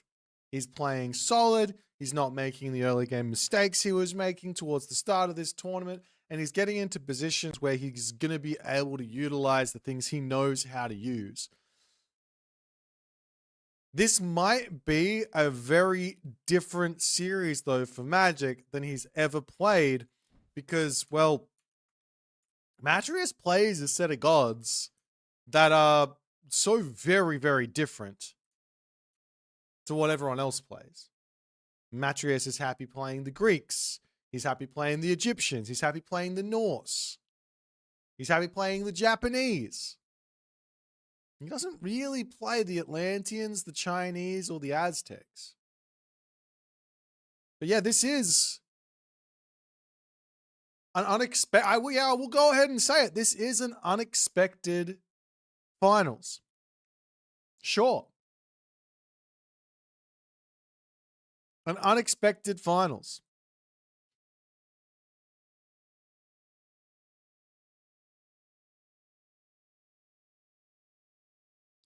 Let's jump over to the head-to-head and see how they've gone through over the years, because I got no idea which way this one is going to be happening.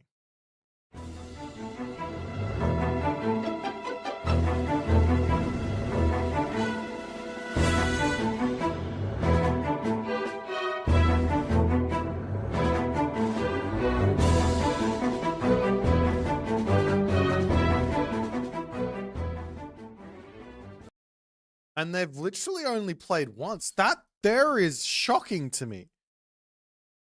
I would have expected them to have met up in Red Bull, Genesis, Wrath of the Gods, any of those early tournaments. But no, not the case. Just the once, and that was, what, a couple weeks ago. So both... So Magic has played Matreiuss recently and did put him to rest. But like I said, this Matreiuss feels different. This Matreiuss feels like he's got a little something going for him.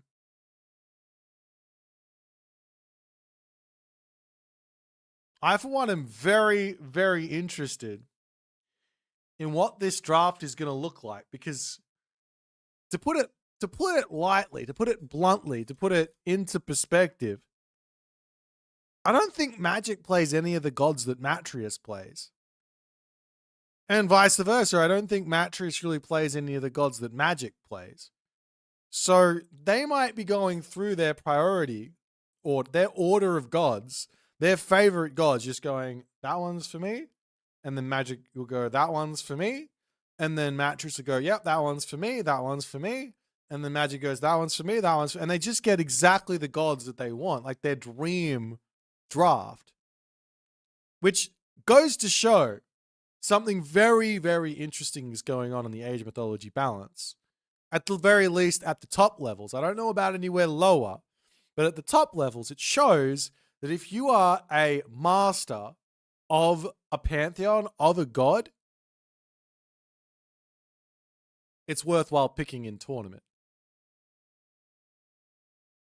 Is Age of Mythology Retold the most balanced game out there? The most balanced Age of Empires game out there? Maybe. Who knows?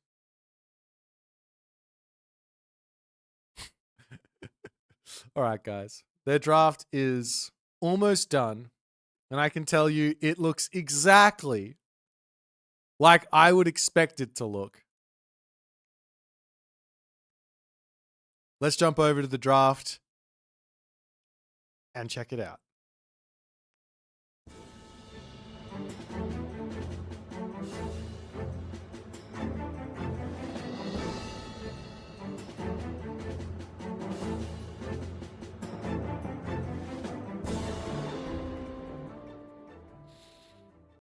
Well, there you have it, ladies and gentlemen. That is a draft and a half.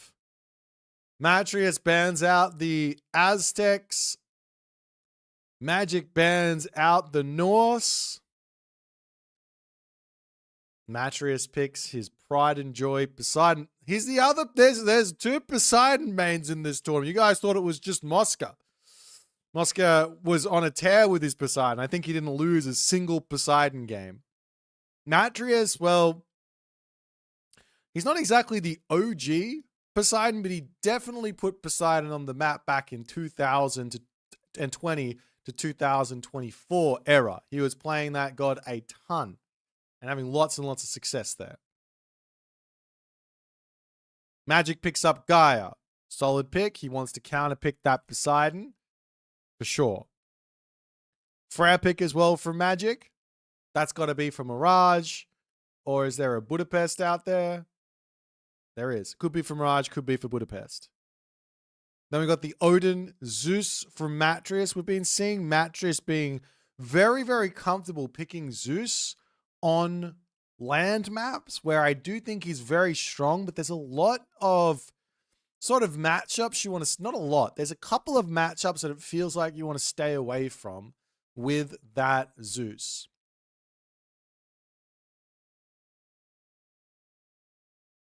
Magic's got himself then the Uranus and Kronos, 2 very, very strong gods in their own right. Matreiuss then picks up the Hades and the Isis there. We have seen Matreiuss as Egyptian looking really good, but I tell you what, Magic, he's not scared of the Egyptians. I don't think it's not a civ that he's got any problems playing against. He knows exactly how to find advantages inside of that matchup. Then Matreiuss picks up Ra and Set, finishing up his Egyptian pantheons. His Egyptian pantheon grabs. Magic grabs Susanoo, Quetzalcoatl, and Matreiuss's final pick is a Matreiuss. Okay. Our first game. I just saw it and my stomach sinks for Matreiuss and then rises back up when I remember Magic has no idea how to play this matchup. It's a Ra versus Uranus affair.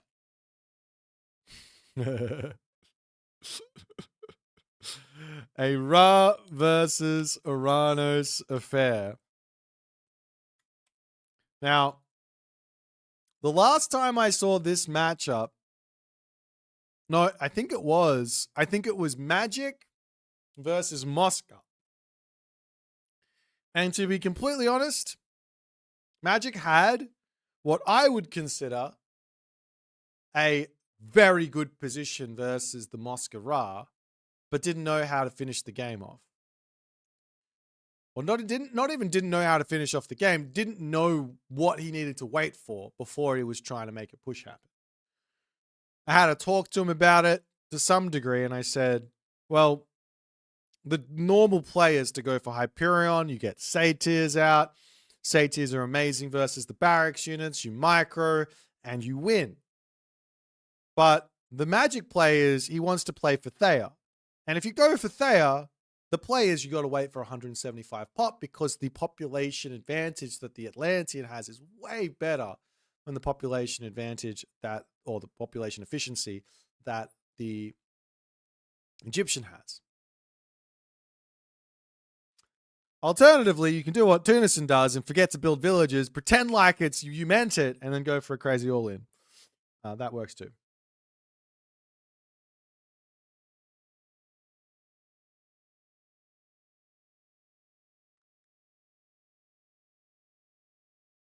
Alrighty. Let's have a quick look. Are these guys somewhat close to being ready to go? I can only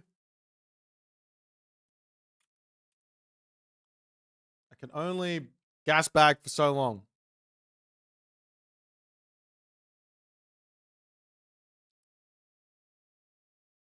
But yes, we are in a best of 7, so there is that. And if your favorite player does end up losing here, don't worry, they're going to back it up next week and do it all again. Yay.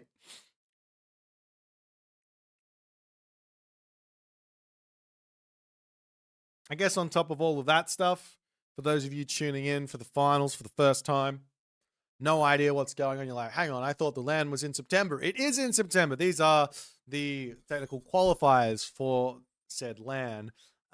So yes, we have one more playoff next week, and then all 8 players will be decided. Heading to Athens for September 11th, 12th, and 13th. I think a couple of people flying in a bit earlier and all the other good stuff. If you guys do want to send some support my way, feel free to pick up some merch, leave a super chat, become a member on YouTube, whatever you feel like.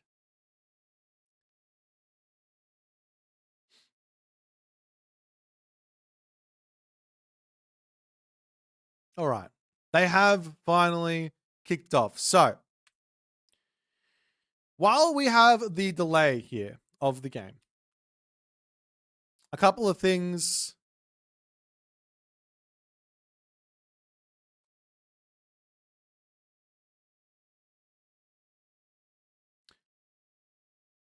what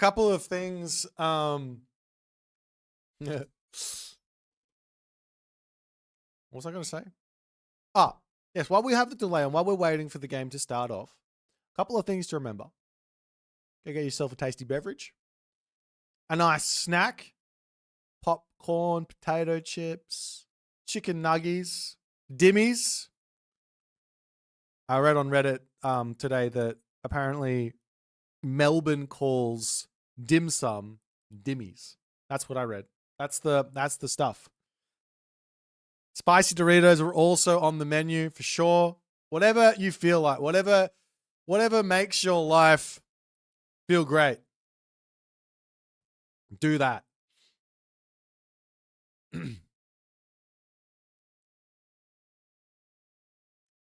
If you're in Greece, you can get your gyros, have your kurabiedes, have your melomakarama, have your what else is there? What else do I know? Baklava. Sort yourself out with some tasty treats. You have my permission. Souvlaki, moussaka. Sorry, moussaka. Sorry, that was my big fat Greek wedding. Alrighty, guys. You guys have seen my big fat Greek wedding, right? I'm not going crazy.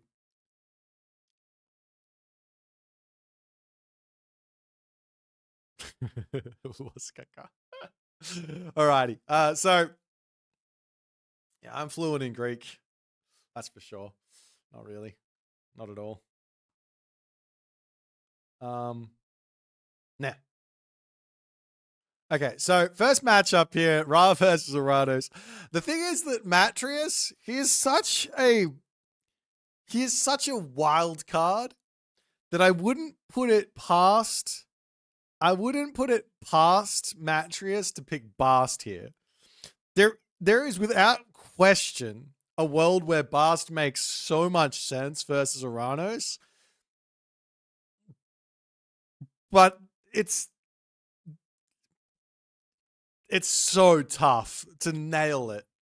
I've seen Kavoth attempt it, and I think if he put the effort in, he could get some consistency inside of Bast versus Oranos. He could.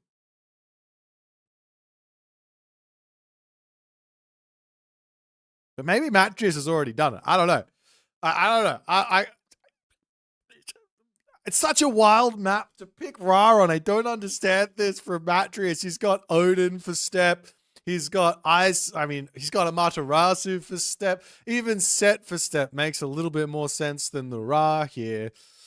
There's also, is there a gorge on the? There is no gorge for Matreiuss. That's such a good Ra map with all the extra berries. Oh dear. Well.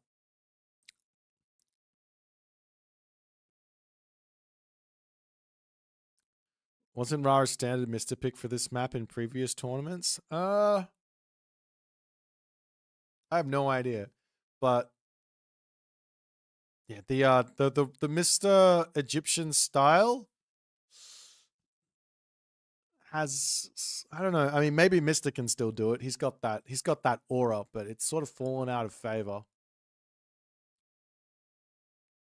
It has sort of fallen out of favor. You also have to remember. Actually, never mind. That doesn't work. Actually, yes, it does. The only player outside of the Mister in the past 3 or 4 years, 5 years, 6 years to win a LAN tournament is Matreiuss. So that's that. Alrighty. It's finally time. It's grand finals time. It is grand finals time. Let's jump into game number 1. Matreiuss versus Magic on the map Step. Uranus versus Ra. Let's go.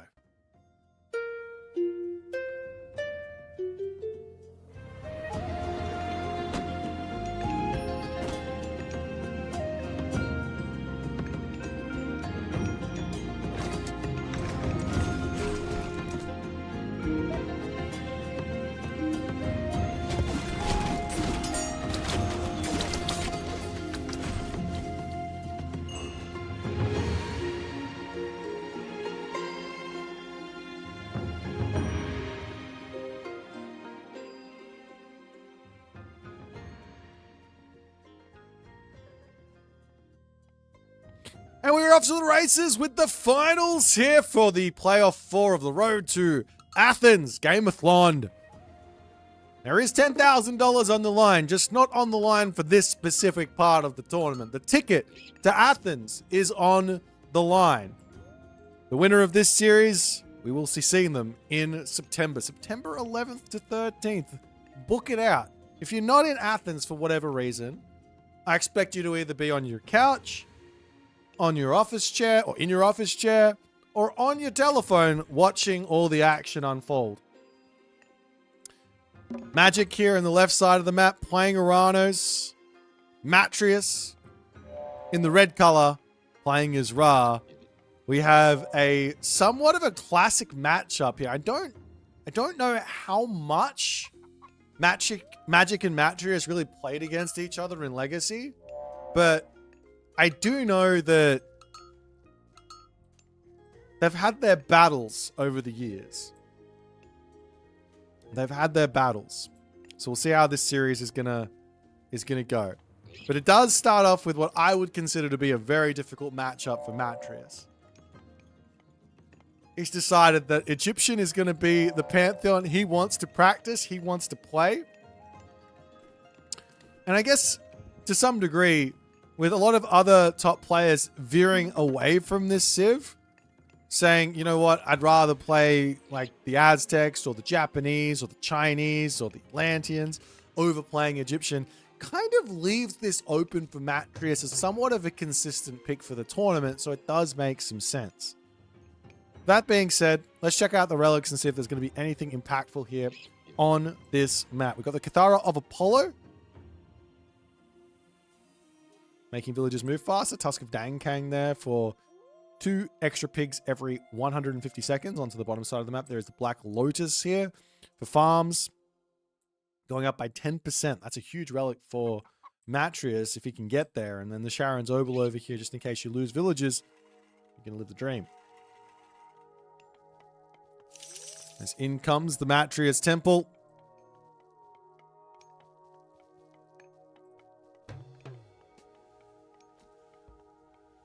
Oceanus going to be coming in for Magic as well on the left side. And the big question on everyone's lips right now has to be, are we going to see the Madman be mad? Or is he going to go with Dart and have a more stock standard game? How crazy is he? Okay,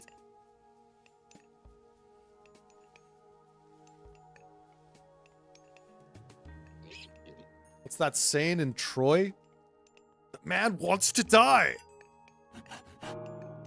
Right? Is that the scene? Did I get it right? Bast coming through for Matreiuss. No shifting sands available to play around Chaos. The Sphinx, somewhat useful, but the Caladria kind of shuts down the raids. But Magic will need to go into heroes here, which does actually slow him down, funnily enough.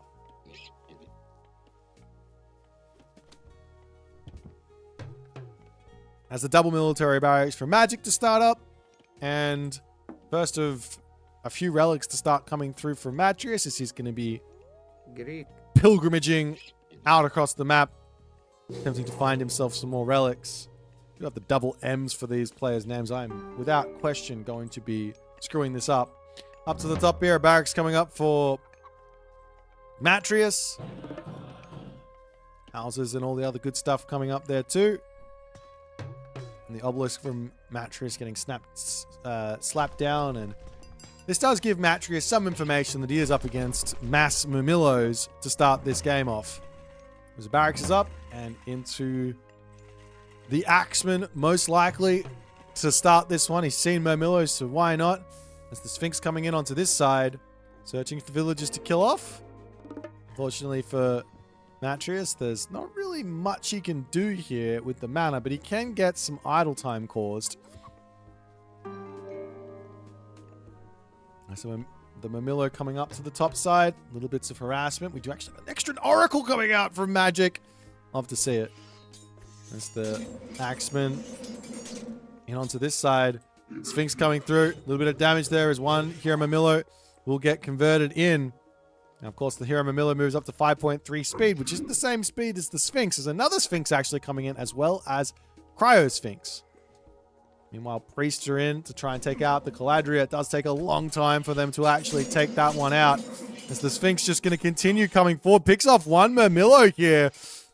Matreiuss is playing in his own... He's in his own league at the moment. I win or lose here, this guy is playing his own strats. He is playing his own style, and he is in... He is well and truly putting one foot in front of the other and having an amazing run this playoffs.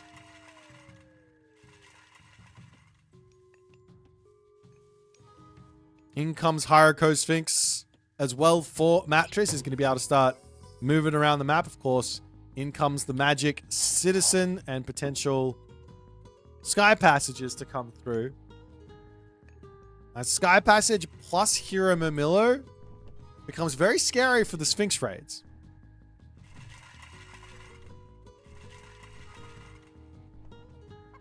Now, Matreiuss is slowly putting up the obelisks all over the place.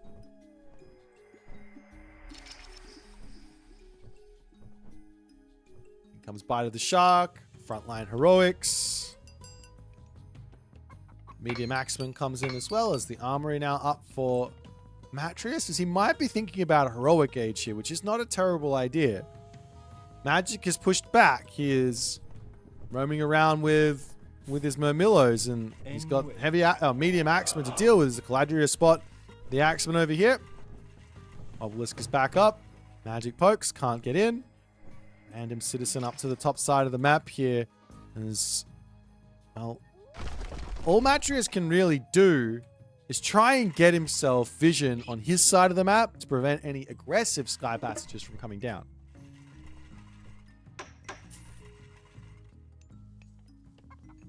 There goes the Armory. There goes the Market.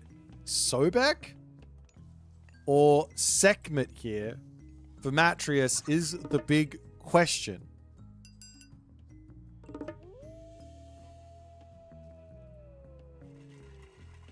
Sekhmet doesn't really do a whole lot for Matreiuss, and he will decide Sobek as the option. I like this option on the fact that you get Sun-Dried Mudbrick.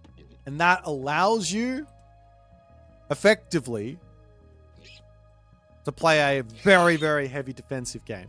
Just sort of what he needs to do. The only problem is gold mine situation and all that other good stuff. As Matreiuss moves forward onto this spotted deer into the middle of the map. His Sphinx gets sent packing. Game continues along as more hero units are getting converted in. But this here from Matreiuss with this sort of semi-fast heroic, he gets away with it because Magic is also doing a similar thing, only he spent a few more resources on upgrades and all that other good stuff. Meanwhile, Matreiuss clicks Skin of the Rhino here, but doesn't start villagers. I saw the villager auto queue stop. I didn't want to bring it up because I don't want to curse it, but he clicked Skin of the Rhino and didn't start his villagers there. Terrifying. You need to. Okay, it starts it. Fine. He starts it. It's all good. It's all good. Stop panicking. It's fine. Migdol Stronghold coming up onto this side. And with Skin of the Rhino and more Sphinx actually coming in here, which is another interesting idea. He's only got the 2 monuments, but this is the thing about Egyptians, right? Egyptians probably have one opportunity to really get a death ball together in the game. Because their favor gather rates don't really work favorably towards build a death ball of units and then, okay, we do it again and then we do it again. Like Greeks, for example, can do that, right? Egyptians can't really. So Matreiuss just got effectively one chance here to get some real big damage done as he does come in with the Sphinx, gets a big amount of damage there, and Shockwave is forced. Meanwhile, Hyperion coming in as Matreiuss steps forward here. He's looking for any value he can possibly get. And of course, immediately Magic is going to be going into, wow, huge on the Murmillos there. He gets the villager pick with the Sphinx there as well. Going after a citizen. Nope, into the tower. Back into the main base. And you got to be careful with the Patsukos. You got to be careful out of position. These are the sort of situations where Uranus literally just walks forward, attack moves, drops chaos, and you just lose everything. Sphinx coming down onto the bottom as in comes Heroic Renewal. There are oracles all over the place. As Magic is up to now 7 oracles. The question is, will he end up going for Satyr or not? Into the main base is coming those Hero Murmillos, and well, Matreiuss does need to pull back and deal with that. We've got random citizens all over the map ready to drop more in the way or in the shape of sky passages and things like that. As the Murmillo heroes will pull up to the top side. Oracle gets taken out as the sky passage can get targeted down very, very quickly from Matreiuss.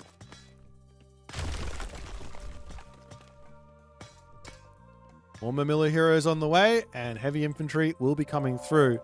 Now, the big thing here for Matreiuss is he's got to get off a really good Locust.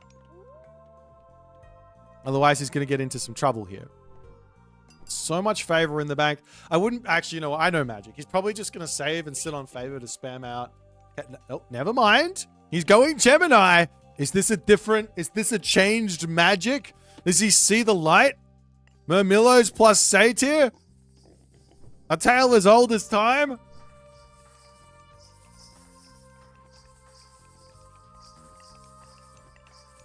Well, we'll see. Chariot Archers pulling forward. They see all of those Murmillo heroes there as Magic looking like he wants a lot of damage here, but double Migdol's up for Matreiuss. He doesn't have Sun-Dried Mudbrick, so they don't have the extra defenses, and it was a little bit more expensive than it otherwise could have been. But Magic is searching up to the top, looking for more things to attack. Matreiuss coming down to the bottom here, looking to potentially push off of this gold mine, but I mean, for the time being, these Camel Riders don't really do anything for Matreiuss. I'm a little surprised to see him even building them. He's probably scared of potential for a Contarius tech switch, but fact of the matter is, you don't even want Camel Rider versus those Contarius. You actually want to go into Spearman 9 times out of 10. Here it's just full Chariot Archers and Axemen and sit back and make Migdols. Migdol gaming is the way. Of course, Magic is going to be going for his palace. He's got himself set up with a lot of heroes. We'll see where he's going to go to next. He's giving Matreiuss so much time, and Matreiuss here behind 2 Migdols and with counter units, he might feel like he can get to the Mythic Age. A Rain here and Osiris. Don't know if Osiris is actually the right pick though. Horus simply makes sense because this army is so expensive for Magic, and you can almost erase it with Tornado. Whereas Son of Osiris doesn't really do a whole lot here unless he can somehow sit back and just be perfectly defended. These priests getting caught out as in comes the Magic army. A couple of units will come over here and defend, and Magic will pull back. No real problems there, but Osiris still not quite in for Matreiuss. This is... Oh, and he does pick Horus. I think that's the better call. He's also got access to... He's also got access to Eclipsed Avengers. Now, I was talking about you get 1 chance with the Egyptians for a ball of myth units in a game. Right now, there's too many Murmillo heroes to really make myth units work. But if you combine Tornado, Eclipse, and Go, that's going to be something special. Another Migdol from Matreiuss to come through. Up to the top. Harako Sphinx spotting this Sky Passage, wanting to take that out as Magic could retreat with the Citizen and try and get another Sky Passage up onto this top corner. But Magic going to be getting some repairs in, keeping it alive as no Sky Passages in the middle for Magic just yet to deal with this. And I think the Sky Passage is going to be going down. That's a big reaction here from Magic to move up to the top. So we'll dive into the mana, and then the Sphinx says, okay, bye-bye. And I think behind this here, Matreiuss can wander forward and grab his own town center.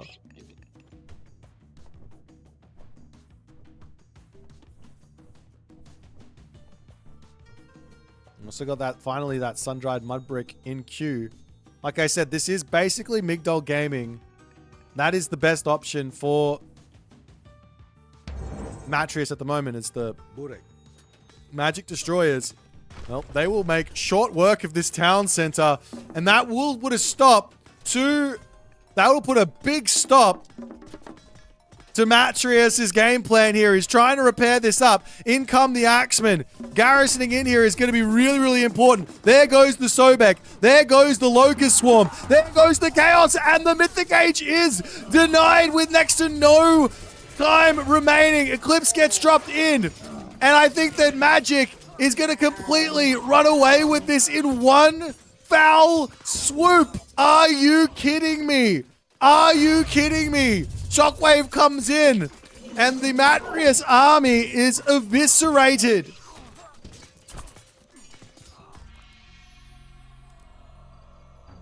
The 99% Mythic Age kill. Are you kidding me?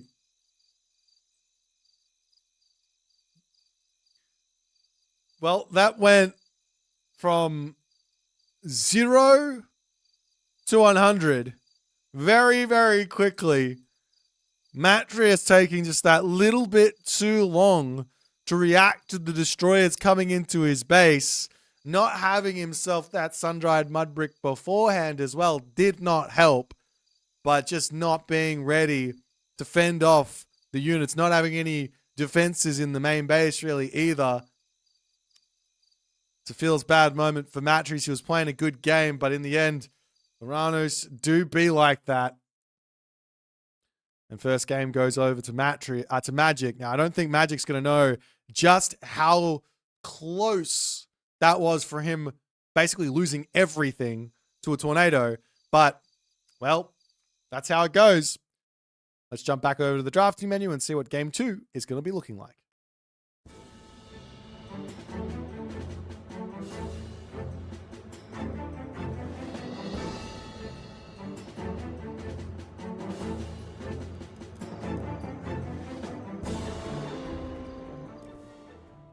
Alrighty. Well, first win in the books.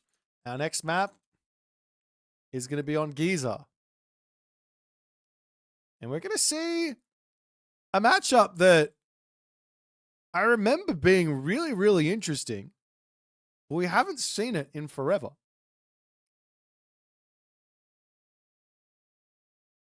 Hades versus Shenong.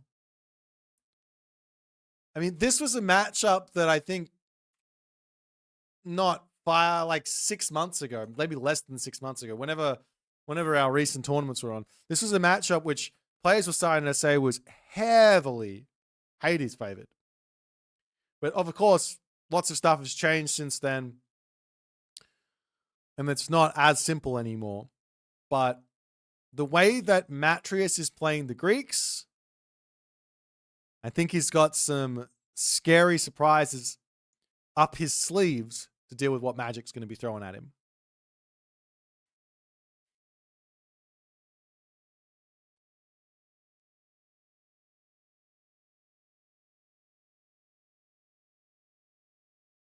All right. What's happening with these guys? Have they started their game just yet? Or am I going to have to... They're off to the races.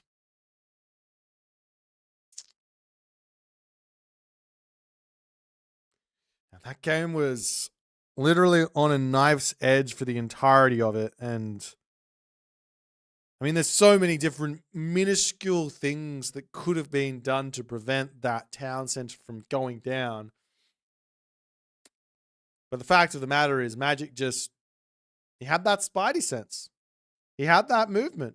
And those army movements, I've got to be honest, those type of army movements are basically the difference between being a top 4 player and being a top 10, 20 player. Literally, those army movements can be. Of course, there's a whole bunch of other stuff, but that's one of the big ones. Being able to find where the weaknesses are in your opponent's position and punishing them. That's tough. And Magic is so good at it. Now, this time, it's Shenong versus Hades. And I don't even know where to start with playing Shenong in this matchup. Matreiuss can go for a 1 town center fortress in your face type idea. Matreiuss can play 2 TC types ideas and again Underworld Fortress. Playing for New Bar here with Shenong might be the right play. I really don't know. Maybe Cyclops from the Hades going Ares here could work.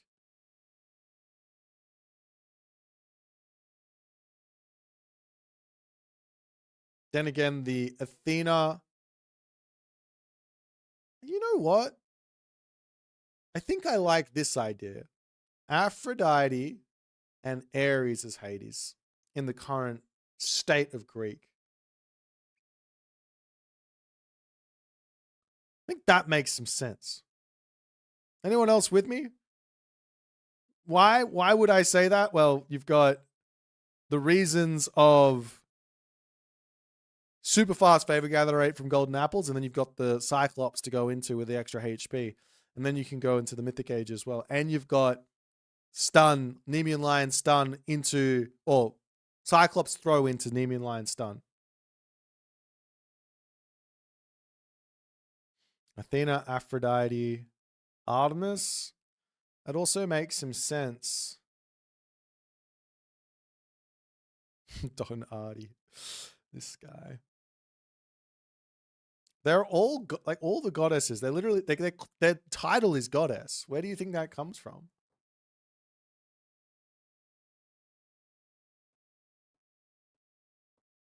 Nemean plus Cyclops, one day I will do it. True, one day.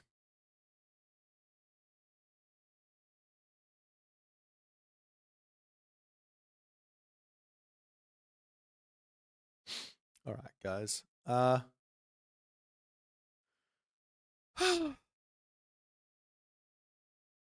What a time to be alive. Can you imagine growing up as a kid, playing Age of Mythology, and thinking to yourself,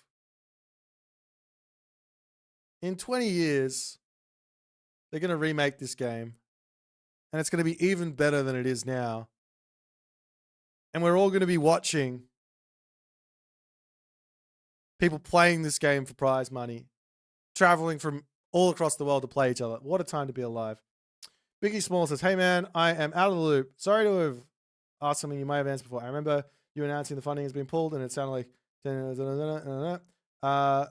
basically the money was found. That's all I'm gonna say. Money was found, and they put it into the thing. Not really much else to say about it.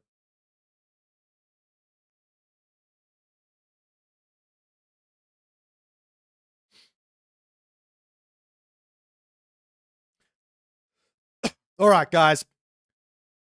Get strapped in. Hades versus Shenong is about to come in.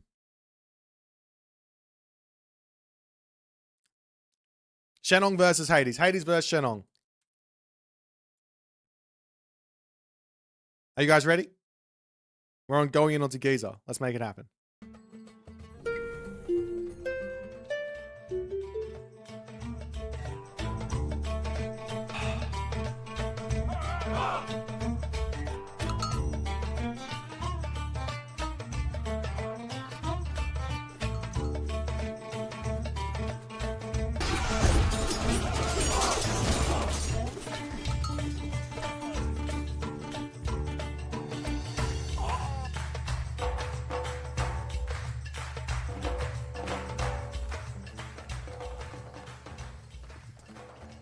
And off we go into game number 2 in the right side. Matreiuss playing as Hades. And the left side, Magic playing as Shenong. Relics! Let's check it out. We got the Great Sompantley over here.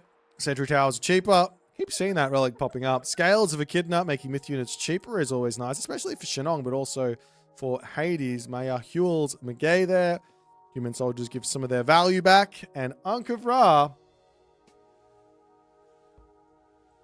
plus 0.06 favor per second. As Matreiuss is going to be dropping his temple nice and quick. It looks like he's going for a fast advance, actually. Not going for the... Or he's going for a relatively fast advance while also grabbing his technology. Okay. So there is this Vaults of Erebus thing. So 3 villagers on the temple, 1 villager on wood while sharing the storehouse and herding. Means he's going to get the 200 wood in very, very quickly. His 15 favor in really quickly. And he's going to be getting Vaults of Erebus. And his food income is going to go sky high at the moment too. Which should result in a fairly competitive advance time, which might allow him to get some early game hero pressure in. Now, so far, I gotta say, this tournament has a curse on the finals. The first final was 4-0. The second final was 4-1. The third final was 4-0 again. So, we're in the fourth final at the moment. This time, Magic and Matreiuss. It's 1-0. Are we going to see... Are we going to see it get... Are we going to see the curse get broken? I kind of hope so.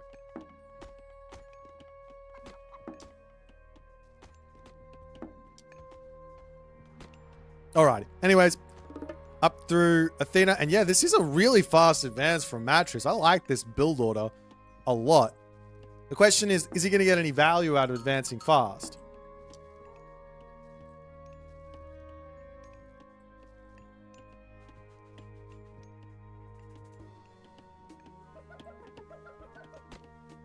In comes Chi Yao as well from Magic. No surprises there, though to some degree, the how-to option is a little bit more standard versus Greek because it shuts down the early hero harassment.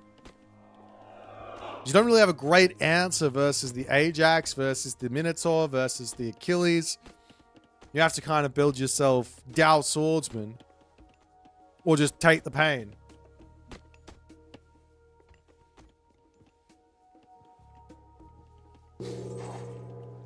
And immediately, Achilles will be on the way as the Sky Lantern goes down. Main base for Matreiuss is looking relatively safe. The only issue is that if you do go for the early game hero harassment, that of course Matreiuss wants to do, you will end up getting into some troubles versus this bad boy. The Yatsa can come around onto the side and come around into the main base, and if you're attacking with your heroes, then you're getting attacked by the myth units, and life is tough. Some walls will come up though from Magic, just to defend himself, and he can get into an interesting unit choice to start off the game. Wuzu Javelineer. And behind this, it looks like Matreiuss is going for a second talent center. So he gets himself out the Achilles, sending that across the map, looking for any amount of damage early on. The villagers coming over onto the town center to grab that. And this Yatsa, well, he isn't checking the town center. He's coming back home. You have these, this Minotaur claiming some goats over here. Goats over there getting brought in. These goats gets grabbed from Matreiuss, stealing off a couple, but Magic claims those, and the Arts are for the time being searching, and I think this is what Matreiuss wants. He's going to be 2 TCs. He's got Magic stuck in his main base, and from here, what can you realistically do versus Hades with this army? Watchtowers, sentinels, defensive play, back goldmine. There's Hunt Hero as well. One little cheeky wall. As we see a military academy coming up, it's going to be Hoplites, it's going to be Hippias, classical fight, defense.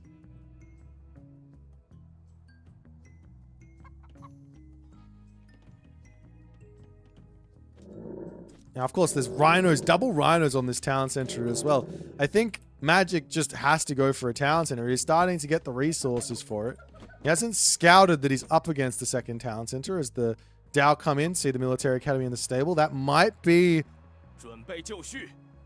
confusing to see because it shows that he's trying to build units, right? But Magic is not going to get phased by it. He will drop the town center and he will be chasing the Matreiuss economy here in this game.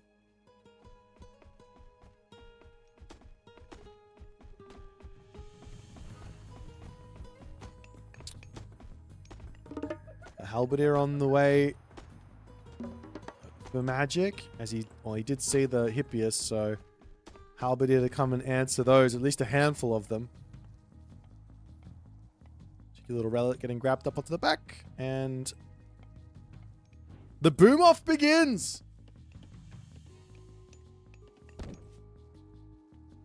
And the question is, like, how long do you stay in this classical age for if you are Matreiuss? There's not really a huge necessity to stay in the classical age. Get heroic age, get access to the Peltas, the Pacifist, the Fortress.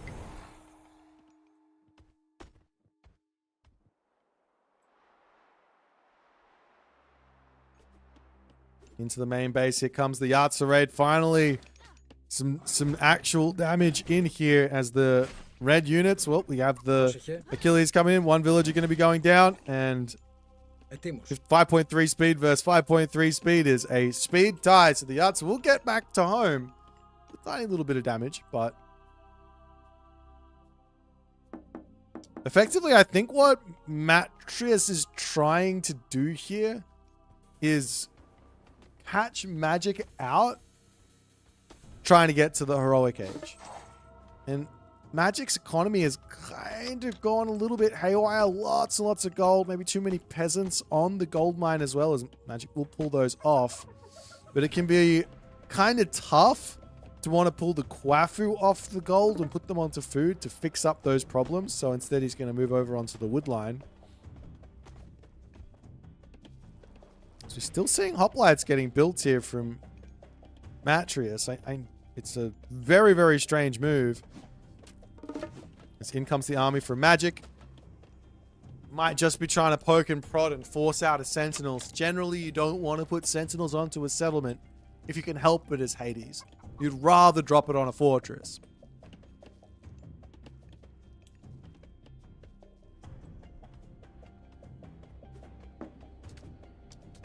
There's a Pegasus flying over onto this side. The Kwafu onto the back market coming up this wall over here. A little bit of poking and prodding. Still as the... Yats. What are you doing over here, Yats? I'm pretty sure, yeah, the Hippias are faster than it, so we'll be able to take that one down as the heroes up to the top. Matreiuss trying to get there. I mean, he's not going to be able to. I guess he will. There he goes. Dead. Yatsa. Main base. HUSKSUPPE is dead. Machine Workshop up. Roshol is on the way. And Apollo will be the god of choice here for Matreiuss. Whether he goes into Manticore or not remains to be seen, but an Underworld Fortress shenanigans has been so standard in this matchup for so long. I'd be surprised to see Matreiuss not do that. The other alternative is to say, hey, let's just play a very late game. We'll just go to the late game. Matreiuss has played more late games than most people, Magic too. So they're probably happy to just go for that. But I think Shenong has got a little bit of an edge versus Hades in the late game. If you go Hephaestus, if you go Artemis, might be a little bit more equal. If you go Artemis, you don't have the sort of timing advantage or whatever that comes from Forge of Olympus. As Matreiuss charging in onto this gate, looking to get some damage onto the economy of Magic. Magic's army coming through here, and of course Matreiuss will respect that as in comes the Fey Beasts, and I think that's going to be a lot of dead units of Matreiuss, and he just goes, okay, we lose all those. The heroes as well are going to be dying on the back. He gets away with a couple of units. He can drop a Temple of Healing here as well and maybe get them back up to full HP, but Fey Beast gets a small amount of damage done there. Do they tell you exactly how much they did?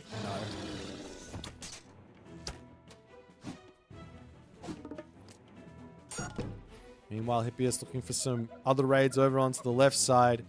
And a temple coming through. Matreiuss, Temple of Healing does need to come in though.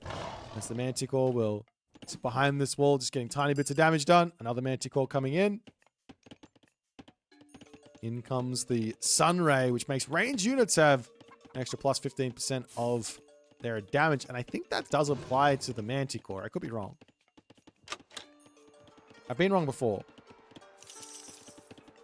12 damage. Staying at 12 damage. 12 damage. Up 13.8. It does. There you go. One of the few technologies that helps that out. We will see the Temple of Healing getting those hoplites back up to full HP. Magic, of course, is going to take the opportunity to set up on this position with the ballet.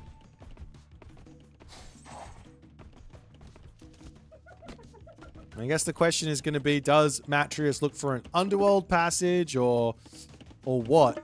For the moment, it's just pure Manticore spam, full speed ahead, play defense, and wait.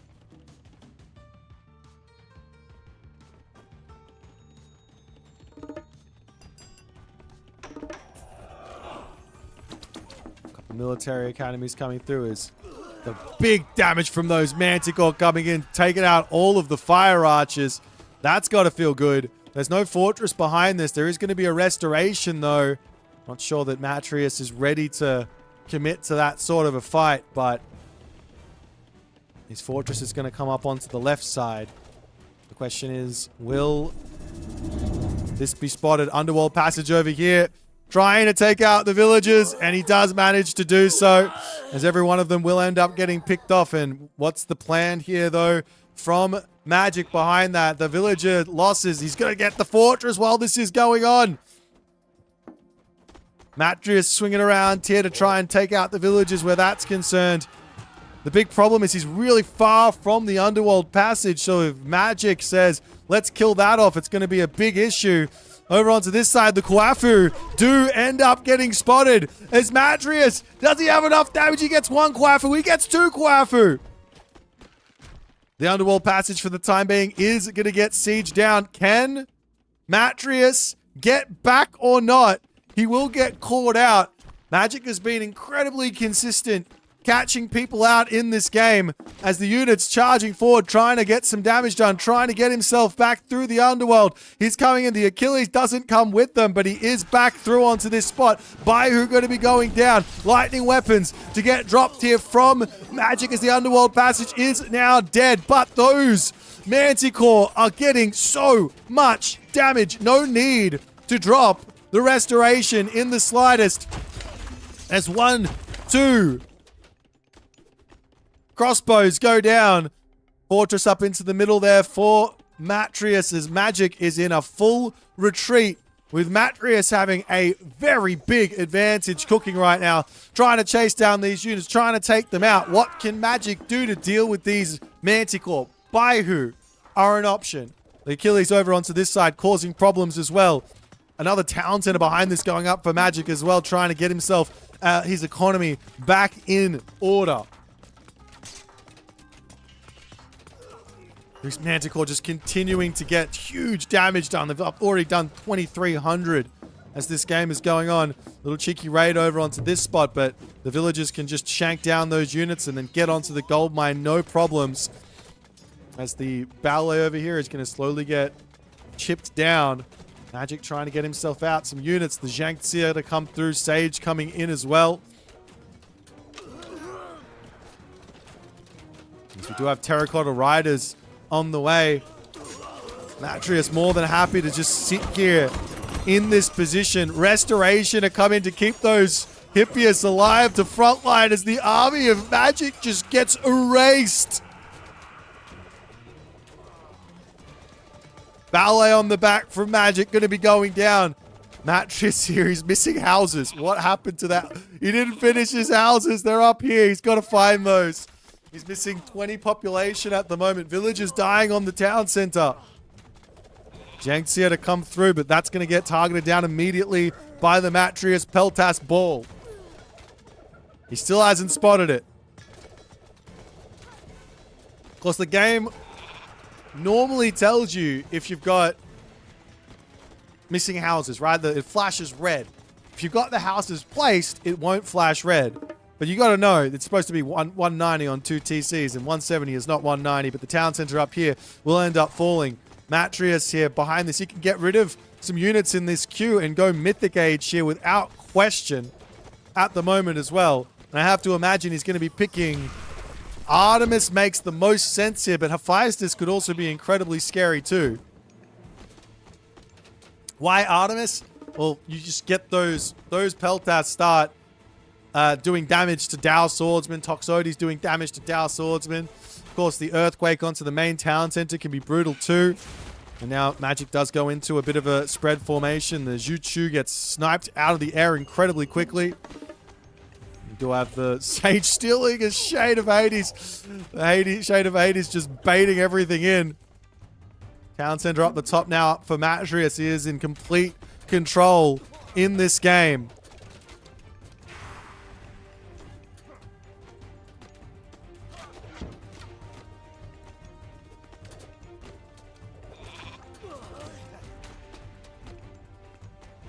Another ballet in the middle for Magic as he is desperately trying to just stabilize here. He is fine on village account. He's just behind on tech, behind on military value, behind on everything. And Magic, he's about to be under the pump with a forward temple coming up, healing up these units. Potential fortress to follow afterwards to grab this town center.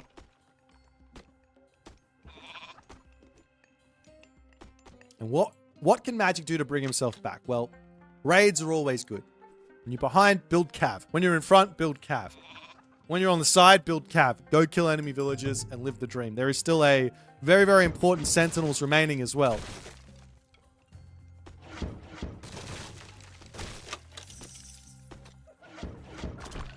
But Matreiuss has let Magic a little bit back into the game with the military div. The other thing here that I notice so often from Greek players is you just kind of forget to add infrastructure. So the top villagers getting targeted down over here, and the villagers on this side checking things out. Ballistics to come through from Magic as well.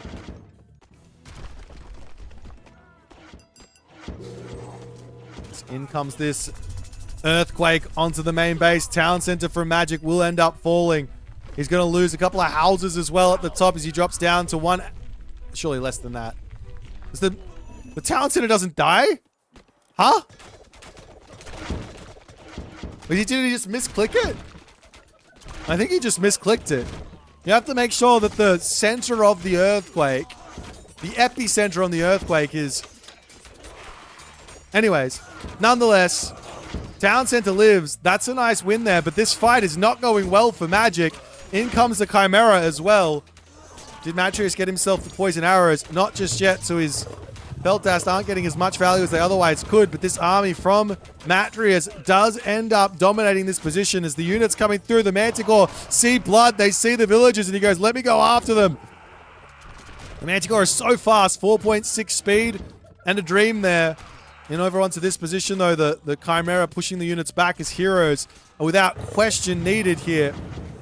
One Kwafu ends up dying as the army of villagers pulls back into the main base. Over onto this side, vintage Matreiuss here with the forward fortress, the forward walls, and the town center getting sieged down. Peasants try to come in here to help. Shank this down, but Zom comes down and those villagers will be taken out incredibly fast, and the Petropoli can get back to taking the town center down momentarily.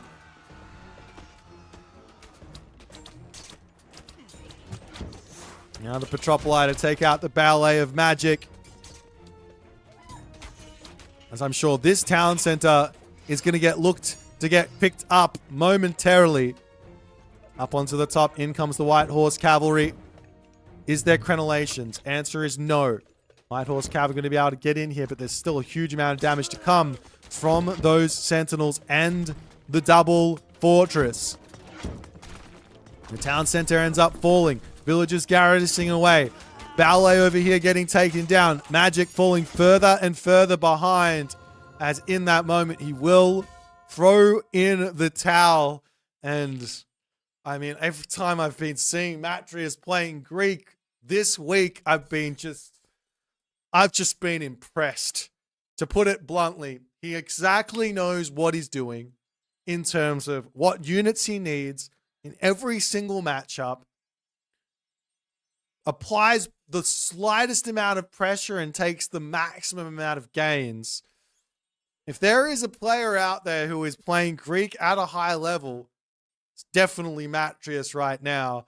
And Magic, well, he is now going to be shocked because I don't think he's been playing too many people who have been playing this style of Greek. And this is the style of Greek that I think is what is powerful right now in Age of Mythology Retold.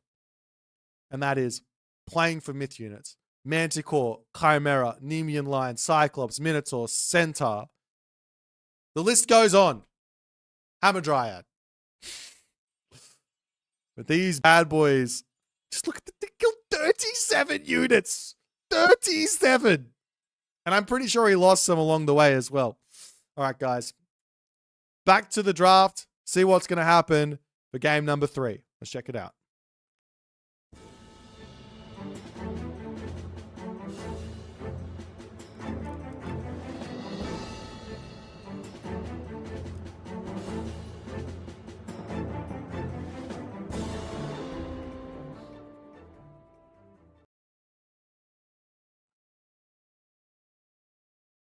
All right, guys. Into the next one we go. As our next game is going to be a Zeus versus Freyr on Budapest. Now, this one is another matchup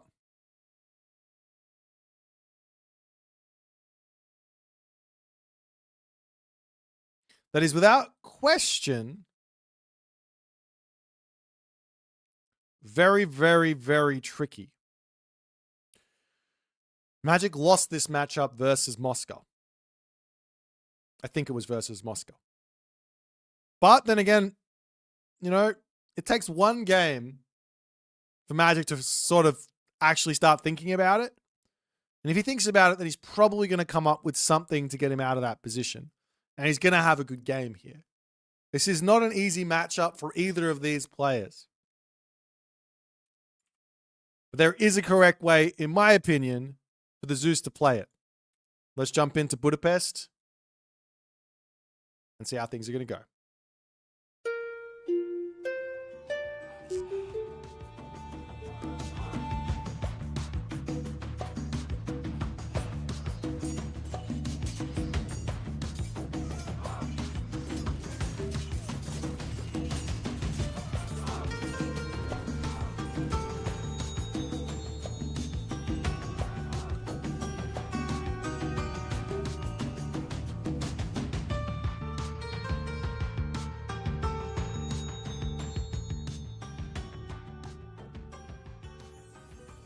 Off to the races we go. Right side of the map, Matreiuss. Left side of the map, Magic. Map, Budapest.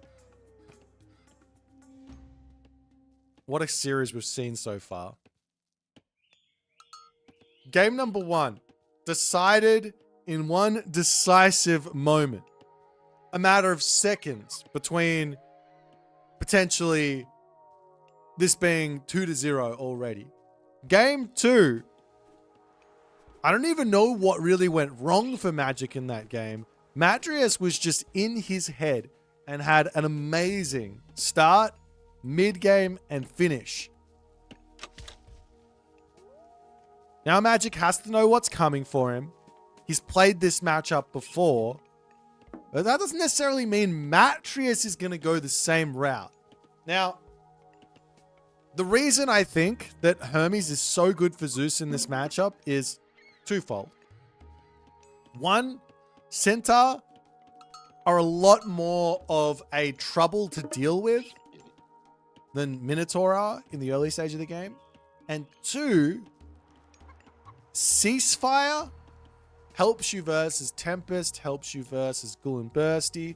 And actually, you know what? 3, Spirited Charge Hippias are very, very valuable versus the new Norse.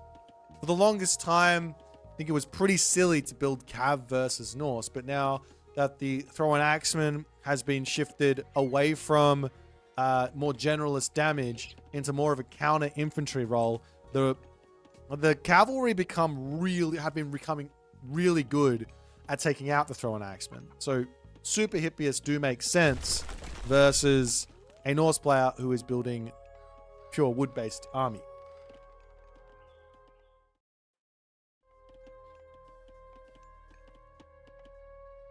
Let's have a look over at the relics. Armor of Achilles, huge relic here actually for Magic, also for Matreiuss if he does spot it. Move on to this side, Shenong's Aqua Whip there for the plow, irrigation, and flood control. Getting a bit better. Oseberg Wagon. Caravan's getting a little bit of extra move speed. We have yet to see a Budapest go hyper late game, but if it does, it's very important. And 9 Cauldrons here is a huge relic for Magic, as he's going to be wanting to get some of those Huskarl in. And we are indeed seeing Matreiuss picking Athena. And this here is the Matreiuss style. Very different to the Moska style, apparently. But I gotta say, I find playing versus Athena as Freyr much more simple than playing against Hermes. But also, on top of this, hang on. Matreiuss is already advancing. This is a fast advance from Matreiuss. What the hell? Dot coming up onto this side as Matreiuss says, hey, I really like being aggressive. I don't know if you guys have sort of caught on to this, but all Matreiuss does is goes and be aggressive. He's in. He's getting himself his Juggernaut through, and he's going to look to take this position out. But while this is going on, Magic just says, hey, I'll just put another dock down. It's fine. This isn't going to be that important. That being said, Matreiuss, he's got a little bit of an inkling here as he's going to charge over here with the Jason. You can't bolt a Berserk until it's in the classical age. 5 seconds remaining on this one. The dock will be up. As hoplites are going to be coming through, we do have another dock coming down onto this bottom side. As Magic can say, it's fine. You invest all these resources into killing the top side. I grab the bottom side. Fair trade.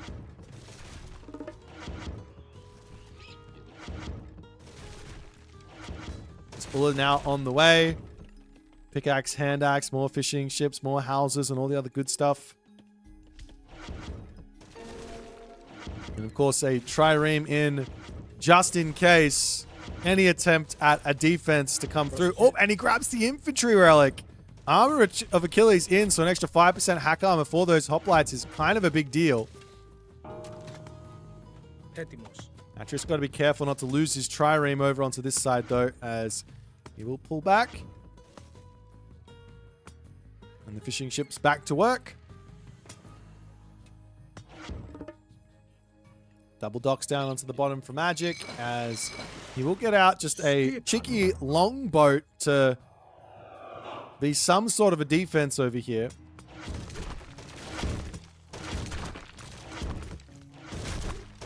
But I think Matreiuss has basically gotten what he wanted out of this early game. The problem is that he invested a whole bunch of extra resources to get himself his water, which I think generally you don't need to do.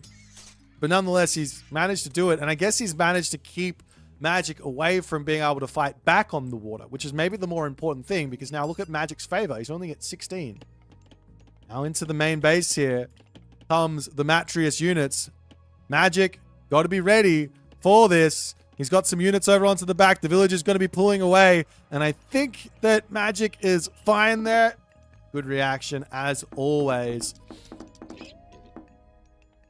He's going to pull away. And it's kind of a fight here that Matreiuss can take. But the less fighting you do versus Norse early on, the better. You don't want to give that favor in. He will turn around and take it. Picks off one berserk. More hoplites on the way as the fishing ship are now basically all in. And Matreiuss does also have himself first seen. Same too does Magic have that technology in as the hoplites charge forward. Now there's still an axeman in onto this fight. Probably don't want to be here. And that's going to be a dead hoplite. So a little bit of an overchase there from Matreiuss as Magic gets some return fire in. Just also picks off the HUSKSUPPE there. As Matreiuss will pull back home. And I wouldn't be surprised to see a heroic age coming through. It's an armory will get dropped. And there is really only... Oh, actually, you know what? Apollo sounds absolutely fantastic here. You know how I was saying you need ceasefire for Tempest? Just use Underworld Passage to run away from Tempest, Ghoul, and Bursty. And then you go into Manticore and you're fine. Right? Over onto this bottom side, though, the hoplites, they've got ideas of their own. Take out the docks. Stop this fishing ship shenanigery. As Magic says, fine. It's fine. I'm going to get my hill fort up on my gold mine. We're going to be all good. Never mind. Dionysus coming in for Matreiuss. I like the Apollo idea. I think Apollo made sense. Apollo made sense. What can you do?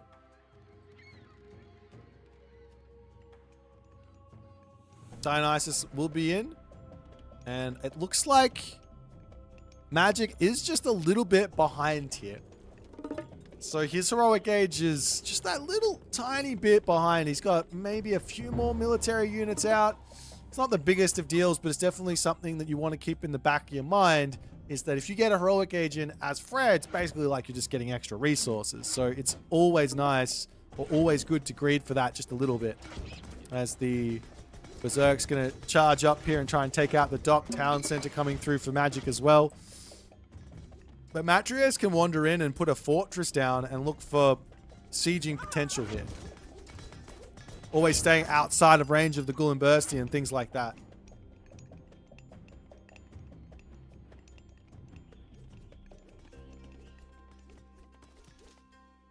You see a little cheeky dock over here from Matreiuss. He might be looking for some Skylar to target this position down. As now the Pacifists come through. Berserk's checking around onto this top side as Magic can look for some side builds and things like that. But at the moment, second town center up for Magic. Heroic Age is going to be coming through momentarily. We do have a Hydra in for Matreiuss, which You know I love. The only issue is can't really retreat with Hydra. And retreating is almost part of the game plan versus Frere.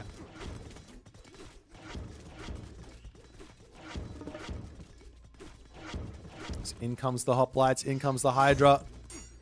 Gonna try and take out some of this position, picking off a cheeky little berserk deck. Magic keeps it alive with 3 HP. We're also going to be seeing chthonic rights here as well to try and keep those Hydras alive and healthy. As the dock up onto this side, still getting targeted down. Matreiuss behind this. Got to be careful. Very, very important. The micro here, though, now for Matreiuss. Hursa will take these Hydra down quickly, but they also get taken down really quickly by Hapaspist. On top of that, Heroic Age is going to be in, so Ghoul and Bursty is going to be a thing too. Of course, Restoration and Run. That can be an idea. There comes the Chthonic Rights. There's some buildings into the main base going down. You've got to be so careful here if you are Matreiuss to not go too close to this position, because then the Ghoul and Bursty Tempest comes in. You can get a lot of value here sitting behind this as the Peltast will be into snipes to throw an Axeman. Up to the top side as there are a lot of units over here as well. Is Magic going to potentially try and do a sandwich here? Or maybe not. Yes, a sandwich. Attack from the top, attack from the bottom.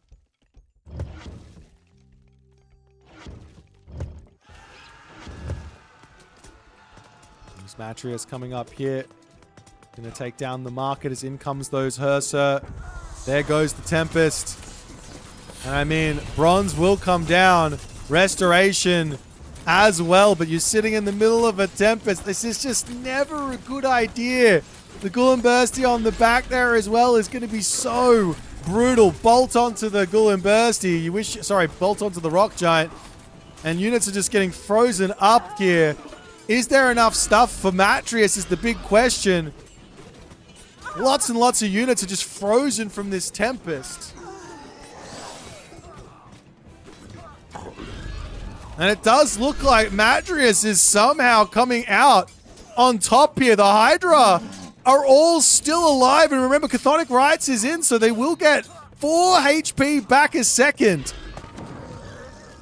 Somehow, some way. I don't believe what I'm watching. That, like, Matreiuss wins the fight. Are you kidding me? The other Hydra getting pulled back.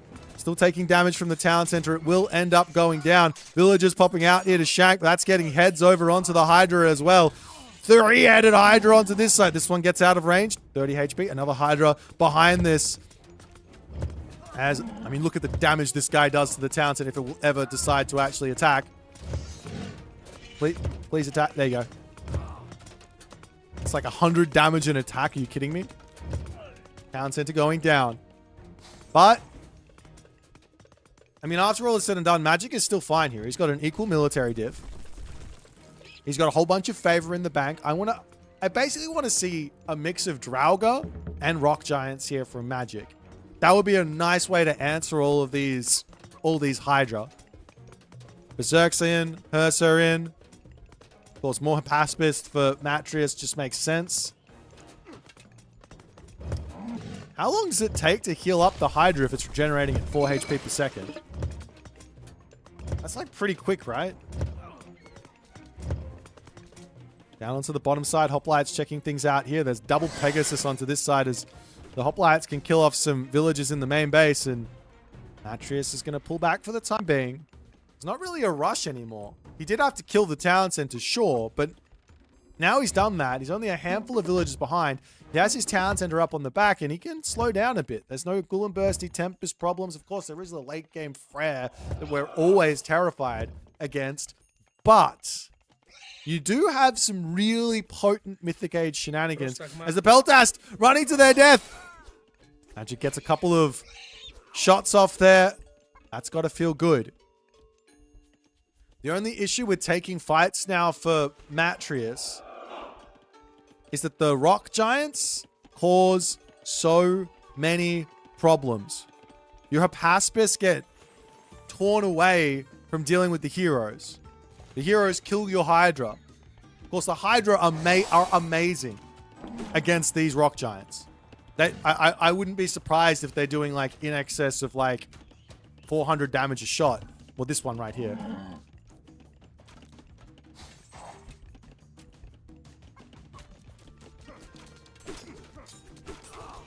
As Matreiuss does say it's time to go, though the taunts come in. Bolt onto one of the rock giants there. HUSKSUPPE, they're getting damage done, but where are the Hypaspist? He's got the micro on this one, pulling it away. The Hypaspist over here are targeting down the rock giant there. This Hydra deals with the rock giant on the middle there. HUSKSUPPE over here cleaning up the last, or the second last. Oh, there's still 3 Hydra remaining. There's still 3 Hydra remaining. A big fight, but I think Matreiuss comes out in front on that one. Especially because Magic had the population advantage. Fortress coming down for Matreiuss now as Hera is pre-queued. And the question is this time, does Magic have any of that magic? Hillfort coming up into the center. What do I mean? Can he stop the Mythic Age? Can he stop it is the big question. More Hydra coming in. The armory gets taken out. That hurts. That's going to be... oh, never mind. Pulling back as the Peltaster come in and try and take out those throw-in axemen. They are only at medium, so they're missing a range that they could potentially have. As the Peltaster sniping from afar, getting as much damage they possibly can done. It's just so close to this Mythic Age coming through for Matreiuss, but... well... he'd rather stay 200 food away from it than get to the next age. Doesn't have a market. Putting villagers over onto the berries. And a town center on the right coming up. Magic is going to take all the time to just enjoy map control and everything else. This is not this is not the time to be delaying your Mythic Age. Magic can swing in onto this side, get walls down here, spread out with the HUSKSUPPE. Playing late game Greek versus late game Norse in general is, I mean, in terms of winning the fights, it's fairly simple, but winning the side build game, that's tough. You need to get everything walled up. Meanwhile, Matreiuss sees his opportunity to strike. Asgardian Hillfort will get torn down as the army is all sitting over on this spot watching that happen. Town center on the back there will end up going down as well. And of course, what Matreiuss wants here, first and foremost, is he wants Magic to come and fight this army in about a minute, just under a minute, so that Lightning Storm can clean everything up. But Magic, he senses something is afoot as the army wandering into the main base. Is the town center going to get taken out again is the question. Matreiuss trying to come back. He gets spotted and Magic does say, okay. No problems. There is about 5 favor remaining until restoration is available as well. Into the middle of the map to potentially take out the hill fort. Town center survives. And Matreiuss will get his Mythic Age off this time. Meanwhile, the units for Magic still trying to just avoid the army.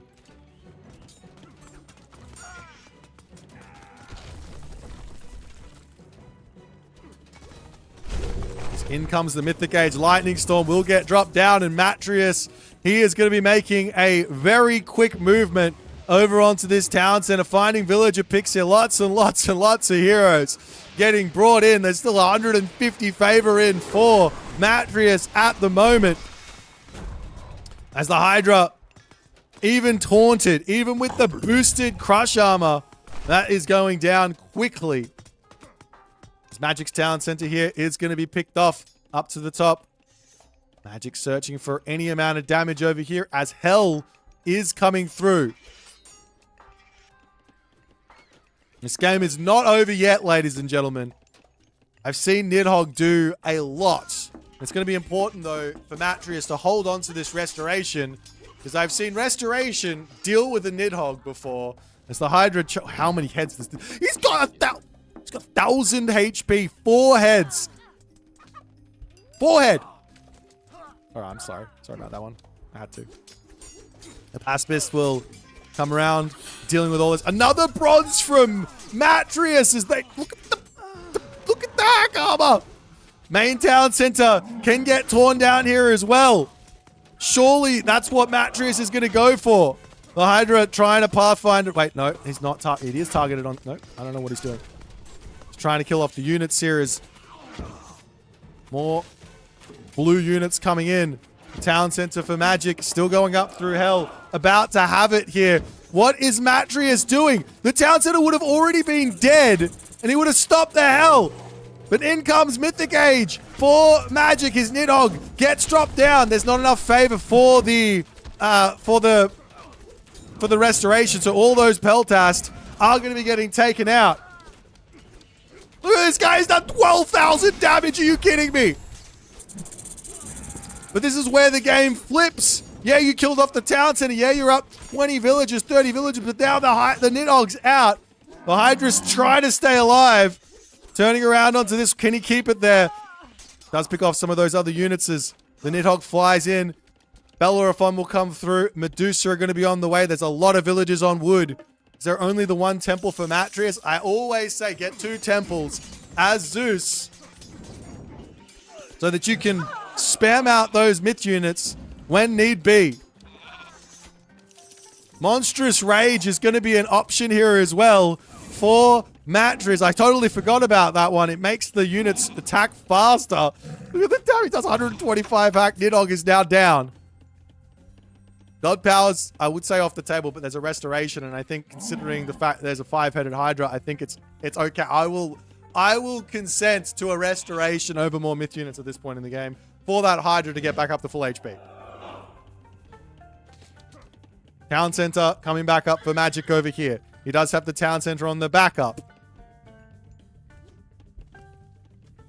What this Hydra is... Does he have enough? Does he have enough? Like, oh, he almost stays alive. So Celine Dion, too strong. Longhouse is going down over here. Armory's going down. More Peltas coming in. Heliopolis on the way from Matreiuss too. Now the side builds coming up onto this top side. Matreiuss still poking and prodding in onto this position. As the Heliopoli will be on the way. Restoration is now available to boot. And Bellerophon sees the opportunity here, charging in onto this side. Nope, no, not selling the opportunity at all. Magic has the defense.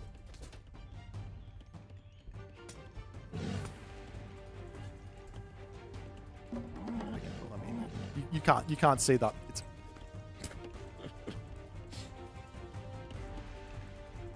I mean, the Hydra is back up to 500. This was at like 20 HP. This was literally at 20 HP, and now it's back up to 600.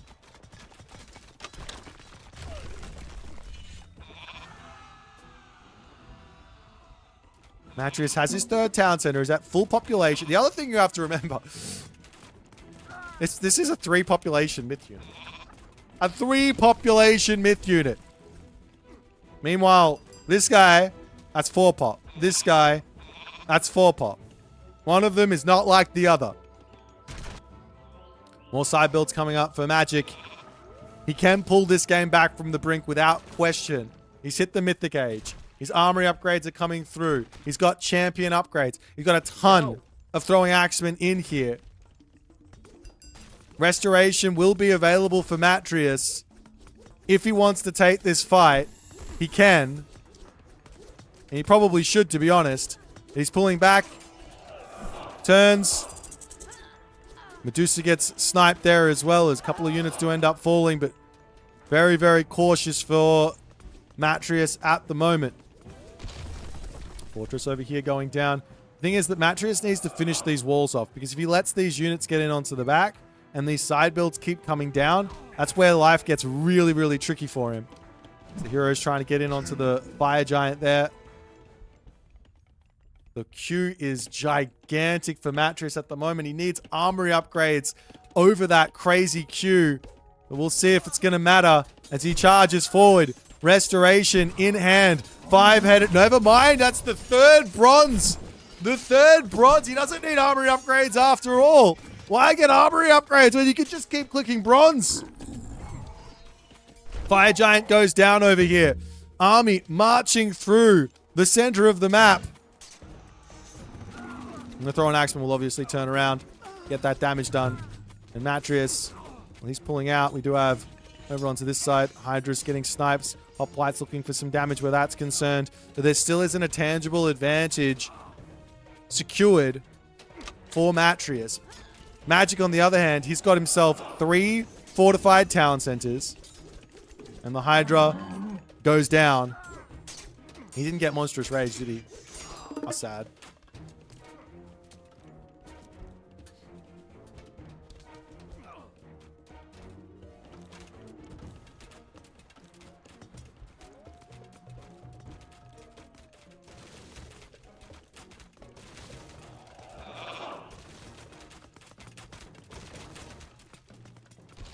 Magic, Hillfort Gaming starting again. Realistically, the game plan here for Matreiuss just needs to be to kill this town center. And then he's good to go. The other option is you can throw like 50 villagers onto Favor and look for another Lightning Storm or something like that. That's a lot of units here for Magic. He really doesn't have a lot of economy. It's just one good fight for Matreiuss, and I think this game might be over. But Magic just, I mean, he's got fully upgraded units. He doesn't need an economy. Peltas going to be getting a lot of good damage done over here as the town center getting targeted down. Bellerophon gets pulled over here to try and take out the Bergrizi. In onto this side comes the Haspist as Magic says, I got to get something happening here. Town center, no Masons in just yet, but the repair rate is fantastic as the units will pull away. In onto the main base, the Hydra tanking up for days, though a Bergrizi on the backside will get that taunt in. Bellerophon dives forward to try and take out the Bergrizi. Plenty of hill forts remaining into this main base, though. As up to the top, all the blue units can do nothing but just chase because Matreiuss hasn't walled up just yet. The Hydra with 1,000 HP finished up. Finally, the Hydra numbers have been taken out. But Matreiuss is moving away from what was working so well from him, which was making myth units.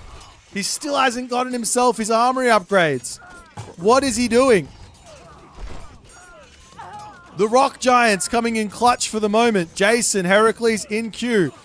The Paspis coming through up onto the top side, though. The army of Matreiuss of Magic managed to get away, going after villagers. Magic is able to keep himself basically at population for the time being, somehow, some way. The trading is going pretty decently as a mountain giant on the way there from hell to try and take out some buildings. Where are the armory upgrades for Matreiuss? How do you forget them? This is the only reason I think that Matreiuss is losing these fights is he doesn't have those upgrades. Villagers looking for gold mines. This is the last one that he's actually got security of.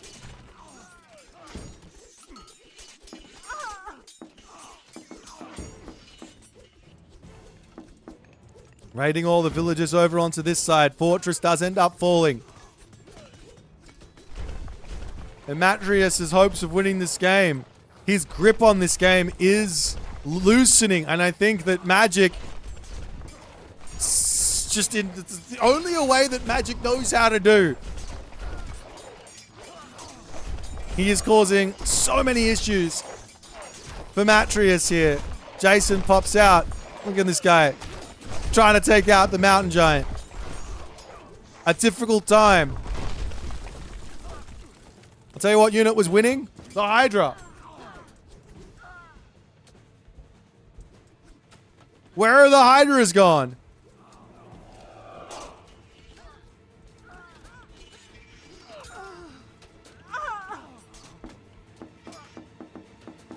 Magic, he can move back up and hit this gold mine again.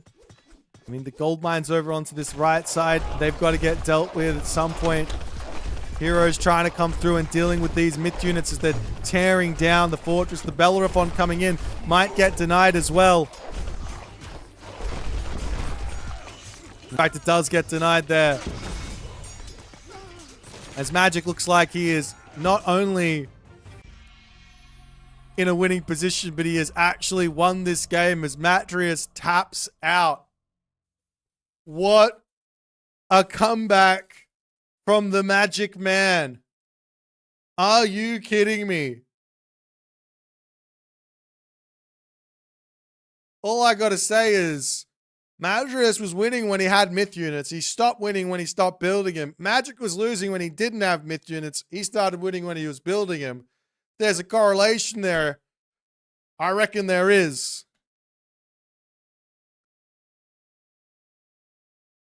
Matreiuss missing killing the town center and stopping hell as well. The game was done. The game was done. All he had to do was right click on the town center. But Matreiuss here, for some reason, no iron weapons, no iron mail, at 30 minutes into this game is inexcusable.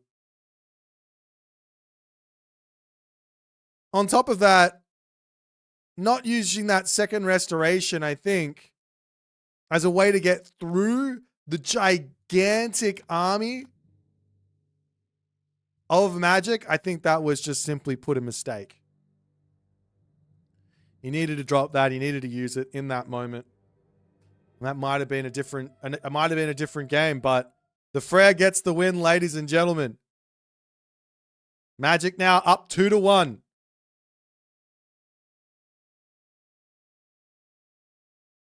Let's jump back to the drafting menu and see what the next game is going to bring us.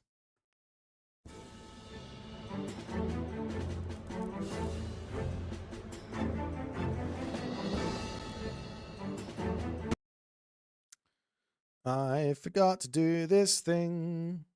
Oh well. I'll do it next time.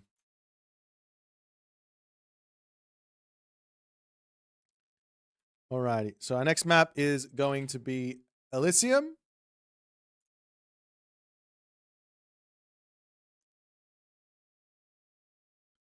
And it is going to be a Poseidon versus Gaia matchup.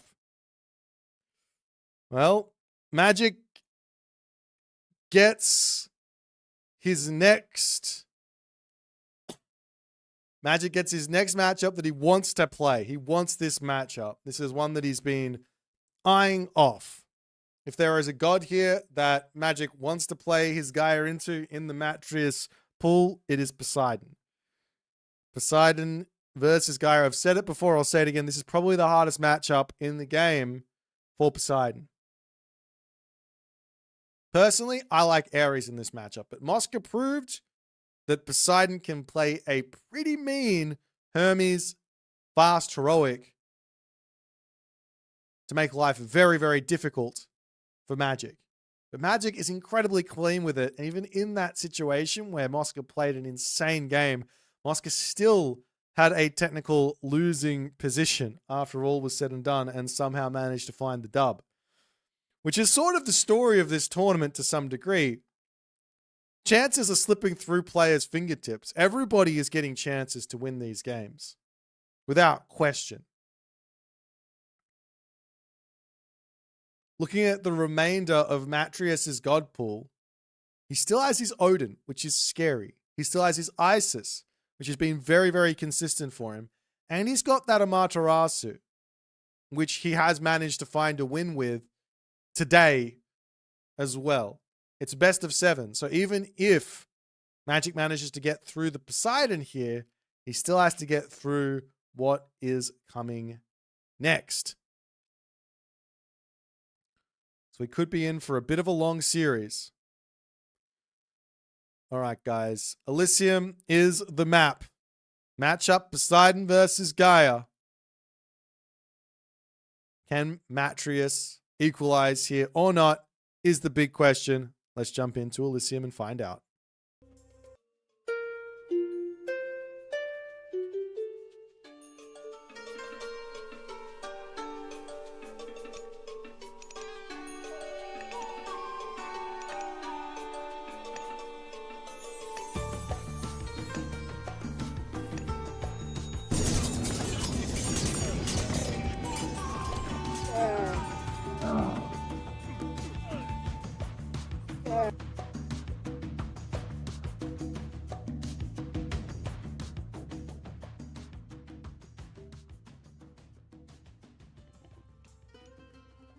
And off we go. Game number 4. Best of 7. It's been a hard-fought series thus far. Both players are incredibly close in skill, it seems, in this matchup, in this entire situation of games. But Magic, he is just inched ahead. It's time for Matreiuss to strike back, but he's going to have a very difficult game of it. He's got his Poseidon. It's his pride and joy. It's a god that has stood by his side for many tournaments in the past. Tournament wins in the past as well. The map is Elysium. Let's take a quick look at it. Town center on the right has got some side crowned crane. Not the best, but not the worst. He's got this forest here that's sort of blocking the gold mine, and it's very open on the front.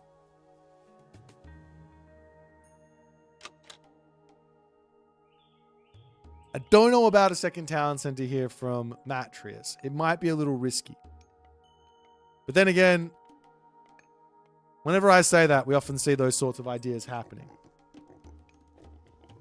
On the left side here for Magic, he goes for his economic guild. I imagine he's going to start with units you generally want to deal with any sort of early game harassment. Let's check out the relics. Nine-tailed fox charm. Making myth units regenerate a little bit faster, or just making them regenerate in general. Great. Some Partly here. Golden wood cost minus 15% on the towers. Pandora's box for the myth unit. Cost reduction.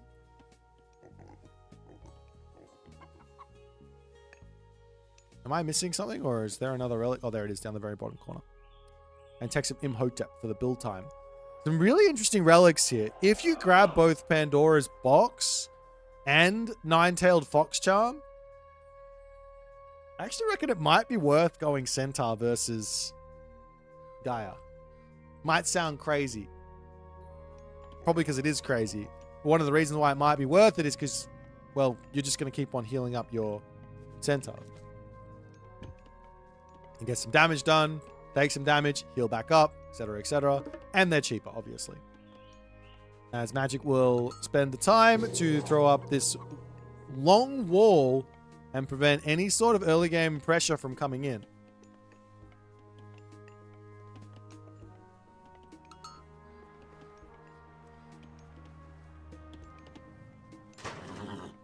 There's the stable coming up from Matreiuss on the front. Centaur going to be riding forward here as well, as we will see the Oceanus, Husbandry, Oracles coming through from Magic.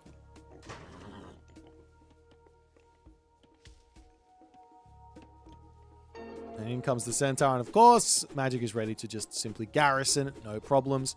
Backside of this position, he's going to get some more defenses, and he could also, if he really wants to, he could look to throw a couple more walls in here and just block this off.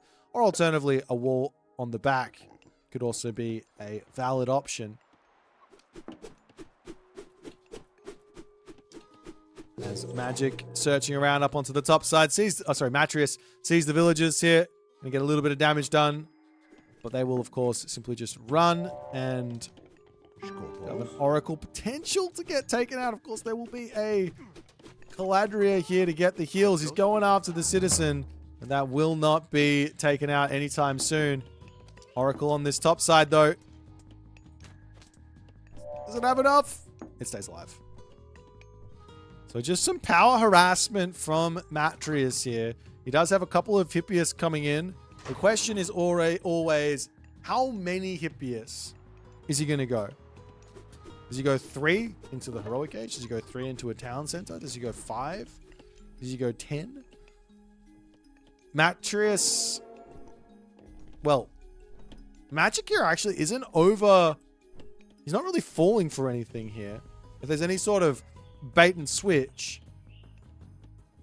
where you go a couple of units into a town center, there's only the one military barracks, which might bode well for Matreiuss in a way if he wants to keep on pumping units out and keep up the pressure. Counter barracks now up for Magic as the Hippias were shown. Potential for some catapulties to come in, and it will be the town center option. Great, Som Partly coming in. There is that Pandora's box there. There's Matreiuss still just looking for any idle time he can force. He is getting a fairly decent amount of it here.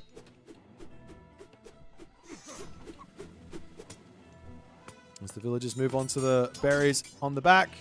Great control from Matreiuss as always, as the Carnivora will get dropped down, and I don't believe it gets anything. You can animation cancel and basically guarantee you're going to kill off a unit there, but Magic was not able to do that.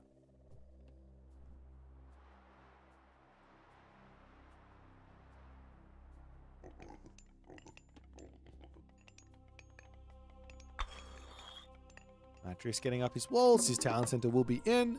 And generally speaking, behind this, you normally see a heroic age as well. So he's just going to keep on putting pressure. Magic is technically... I don't know. Is he just going to go all in? The all in option makes sense here. Walls coming up onto this side as well from Matreiuss is going to take a lot of time as tries to turn around. Got to be careful here with how everything moves. And we got channels this time. Magic got the channels upgrade. His units are going to be very, very quick on that lush. Last time I saw him play Gaia, he ignored that upgrade. I got very upset with him. As the walls on the way up onto the top side. Archery range coming in. As the main base now will be under attack. Hippias coming through. Going to look to get a little bit of defensive action happening. Hippias and Toxotes is going to be coming through as well. As, I mean, of course, you want that next age if you can. Does he get the snipe on the Murmillo? Yes, he does. Does he get another snipe on a Catapulti? Oh my god, Matreiuss is so good with these cavalry. Can he get out of here? He does. And the hero Murmillo goes down as well.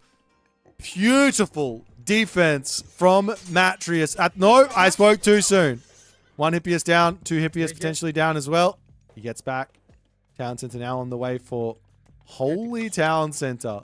That is 8 citizens in a dream for Magic. As Magic is like, hang on, there's no way I'm playing anything but a town center at this point.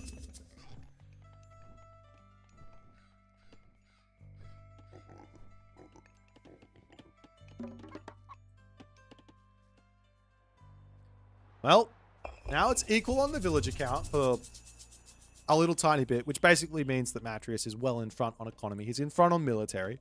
He's looking for more pokage over onto this side. One of the best things you can find in these sorts of situations is oracles. If you can find them, you live the dream. Happy days. Matreiuss searching around onto this side again, but the defense is a little bit too good here, and I imagine the game plan from both players at this point is, let's just get to the heroic age. Magic is going to be getting himself his economic upgrades. He's already got himself Shaft Mine into Bowsaw as well.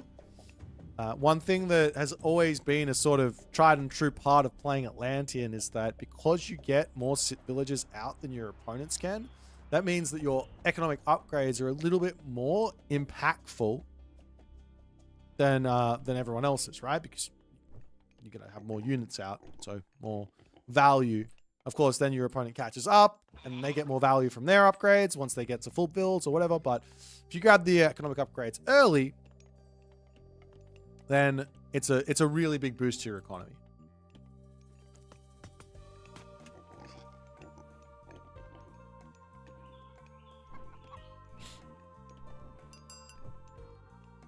There's Matreiuss Magic pulling back for the time being. Magic feels like he's got something happening here. He's stepping on the gas. But with some Toxotes on the way, Dionysus coming through behind this as well. I mean, Matreiuss has got to be careful here. Just invested 1,200 resources into the heroic age, and pushing forward is always dangerous. This villager over onto the left side, slowly starting to get his walls set up.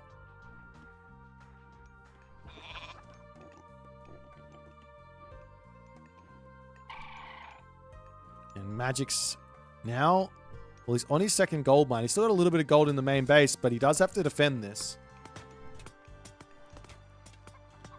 And in comes the units of Magic. The Carnivora comes down. One Centaur gets sniped there. It's these Toxotes.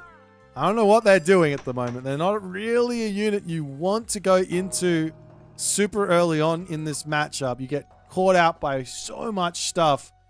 And now Thea is on the way for Magic. And of course, for Matreiuss, some of the things he needs to be focusing on right away is just get those economic upgrades in. He's already got the walls set up. He's going to be able to make Prodromus to deal with any sort of Contarius raids. The Paspis to deal with the really strong infantry of Gaia. And then go from there.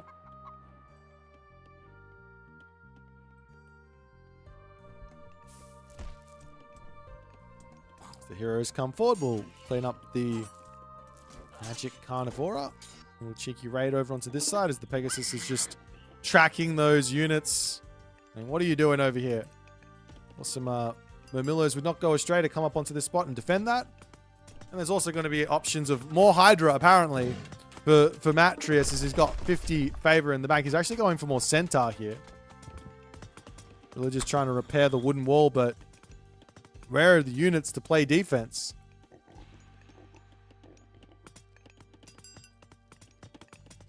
He's still trying to just repair this up. Does he have enough stuff? Answer is no.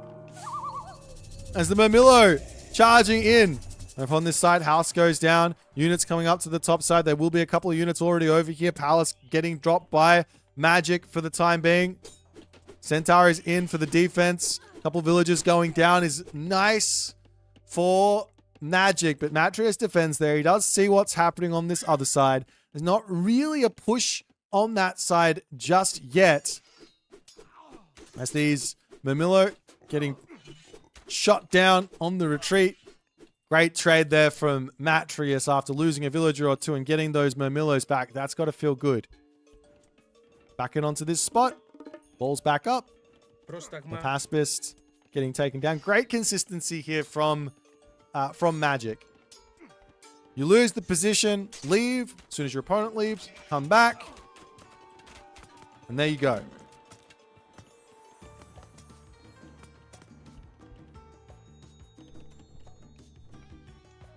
Arcus on the way for Magic at this point is a little bit of an interesting move. Of course, there are the Paspists, and Arcus are perfectly fine versus a Paspist. The Thracian horses, Spirited Charge from Matreiuss does mean he really does want to go into a lot of cavalry. But behind this, he's actually saying it's time for Hephaestus, and, well, Magic sees the fortress and goes, "Ooh, do I want to fight that? Not just yet." There is also a ceasefire. There is a ceasefire available for Matreiuss as well. So Matreiuss is doing what we in the business call power greeting at this point. He doesn't have any units to really stop the army from charging in and killing him.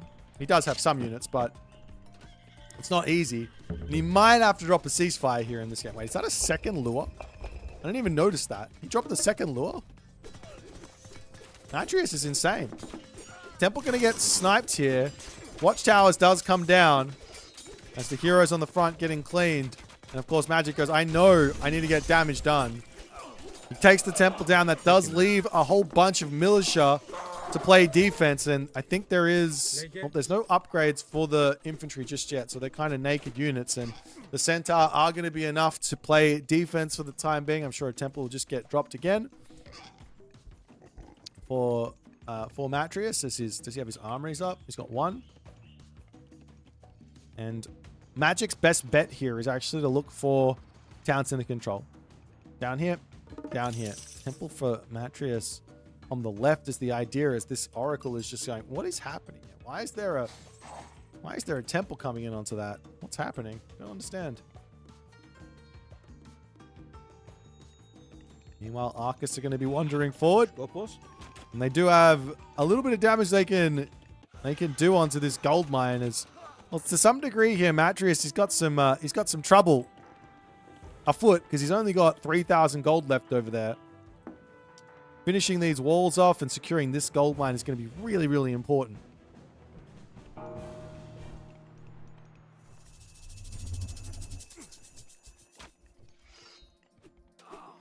The Stymphalian Bird, Caladria just chilling onto this side. Medium Archers now coming in. We've also got the Bite of the Shark on the way. Carpenters to come through too. Town Center number 3 on the way, but, well, Matreiuss is going to be absolutely gigantic very, very shortly. He's managed to get through all the problems of the matchup. He's not that far behind on villagers. He's got a plenty vault. So, I mean, if you look at it, it's 86 to 92, which basically puts Matreiuss in front on income.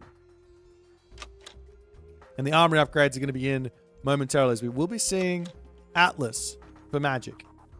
Now, last time I saw this matchup, bronze was already used. Implode to counter bronze is without question a thing. So Matreiuss has got to be careful not to drop bronze with that implode impending. Now full bronze is on the way. If we flip over to Magic's armory, Magic is now getting himself full copper, but he's only got the one armory.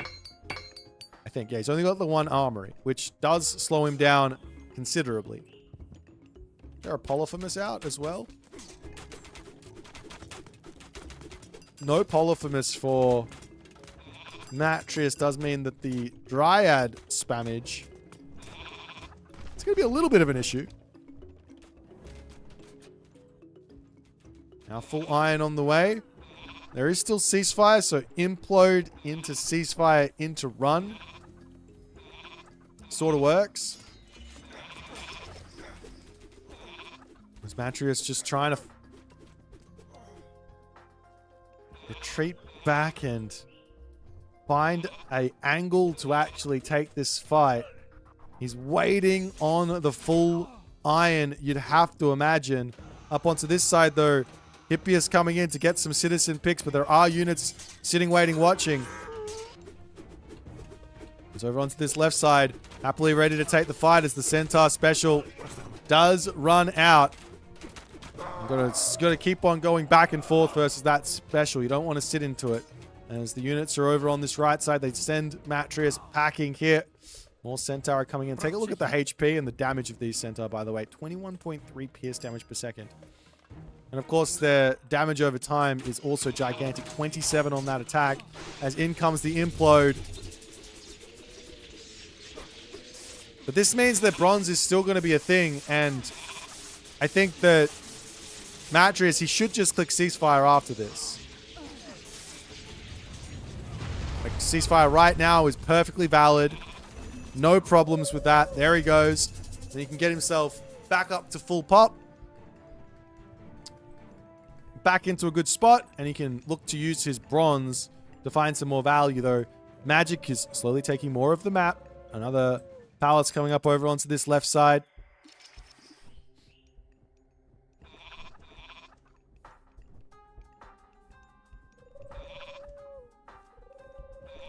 And there basically has to be a bronze push here from Matreiuss. Turns around onto this one. Sitting inside of the Argus. Spin is not what you want to do, though.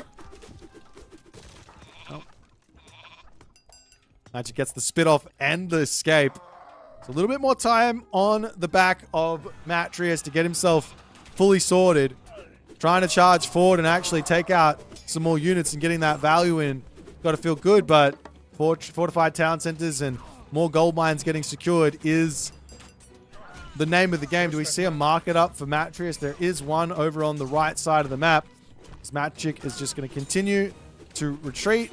He's got himself up to full bronze now. Still has a little bit further to go as the citizens popping through the palace. But that will be at least one dead palace there.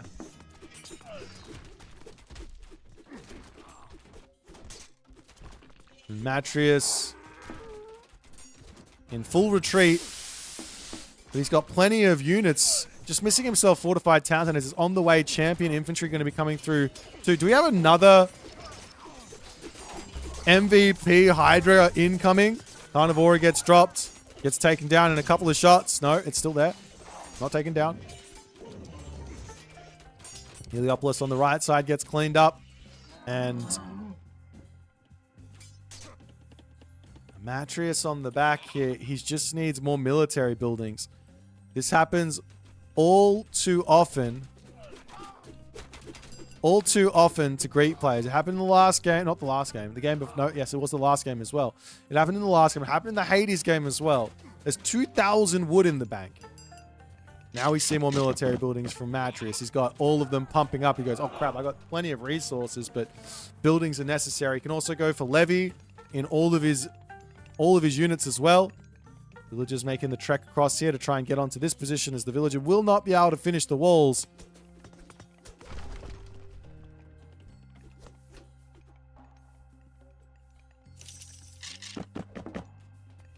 Champion archers on the way. Magic now looking over to the right side to enter and cause some problems onto potentially this town center here, as the villagers will pull away. Want to chop down those trees or anything like that. Units over onto this left side, looking to put pressure onto the town center here, as Matreiuss still struggling to get himself back up to full population. While this is going on, iron weapons, iron shields, and iron armor all in the same armory there from Magic. You can build more than one armory. There's no problems where that's concerned. So units onto this side, trying to take down the town center. Villagers pop out to repair this one up. Masons must need pick up at the moment, as the army of Magic cleaning up units here beautifully.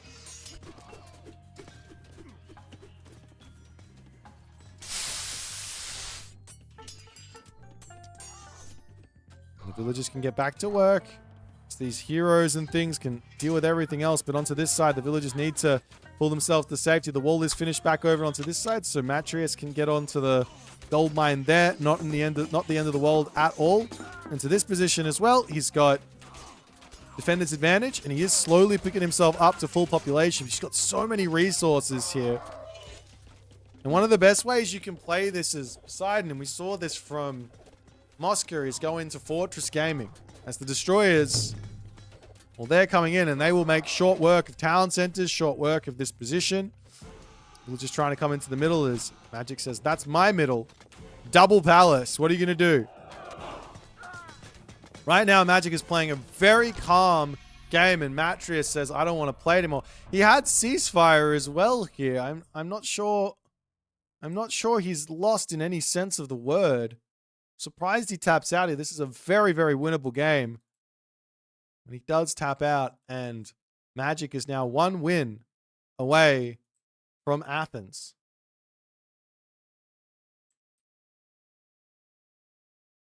One win away from Athens. Well, a really solidly well-played mid-game onwards from Magic. He fell behind at the start, but he didn't let that shock him or anything. He just kept on taking the small advantages, building on them, taking the map, claiming that, and great army movements as well from Magic to just catch Matreiuss's Death Ball army out. As we do move into the draft. One more time.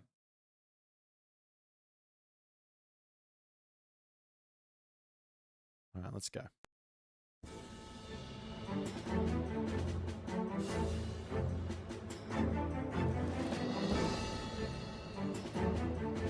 Oops.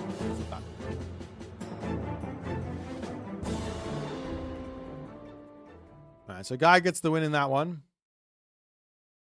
And our next game is going to be an Isis versus Quetzalcoatl on Blue Lagoon.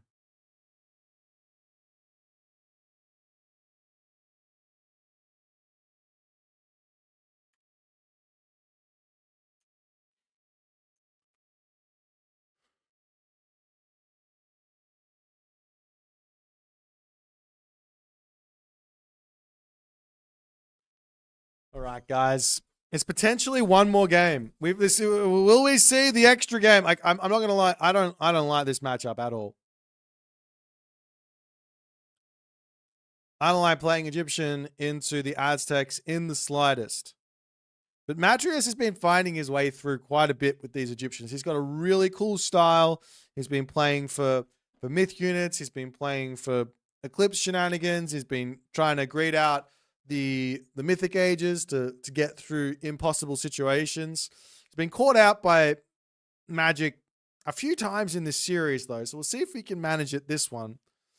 But this is definitely not the easiest of matchups for the ISIS, in my opinion.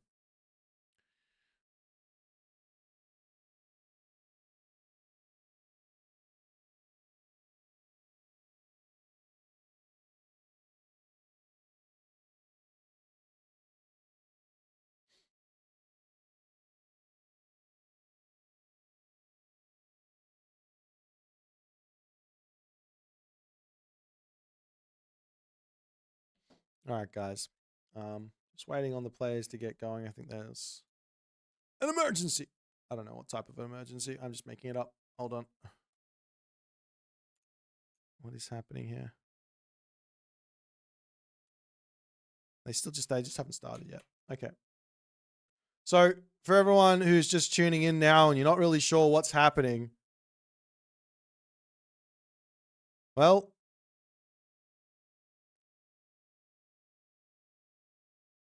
this is the playoff number 4 out of 5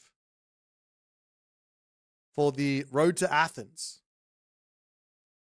We have a land tournament in Athens, Greece, in the Taekwondo Olympic Stadium. It's at the biggest gaming event in Greece called Gameathlon.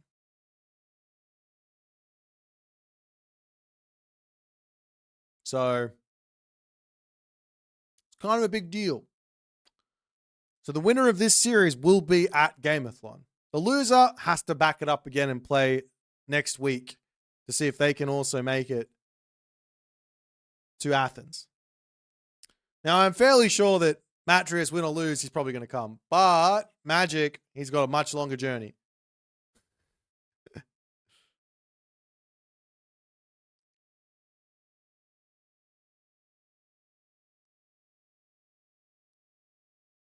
Also, if anybody out there wants to support the stream, wants to support the event, any donations helps. If you want to pick up merch, you can. That also helps. If you want to pick up merch and take it to Athens, you can definitely do that too. I will sign it, and I'm sure the other players as well will sign it.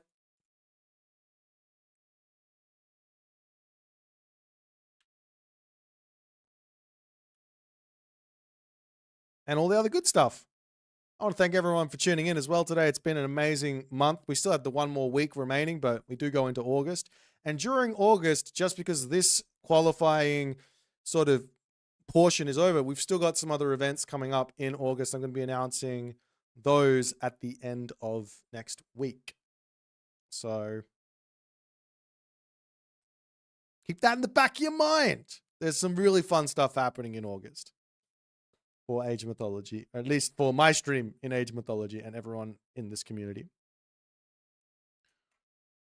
All right, guys. Game number 5. We have yet to get past a game 5. We are yet to get past a game 5.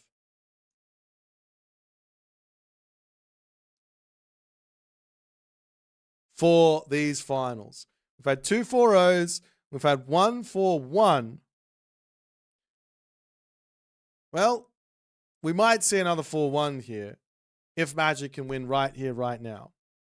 But Matreiuss, he might have a little couple of tricks up his sleeve left. So the question is what they might be.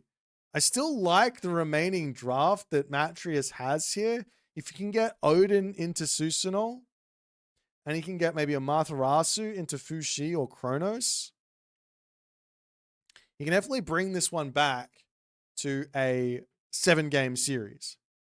But he has to win a really difficult... Oh, I'm not even going to say. He has to win this matchup. Otherwise, well, he can't win the 4th playoff. He's going to be defeated. All right, guys. It's now time. Thank you for waiting. Thank you for your patience. Let's jump in to Blue Lagoon One of the OG, well, not even an OG map, but one of the OG Voobly maps. Let's check it out.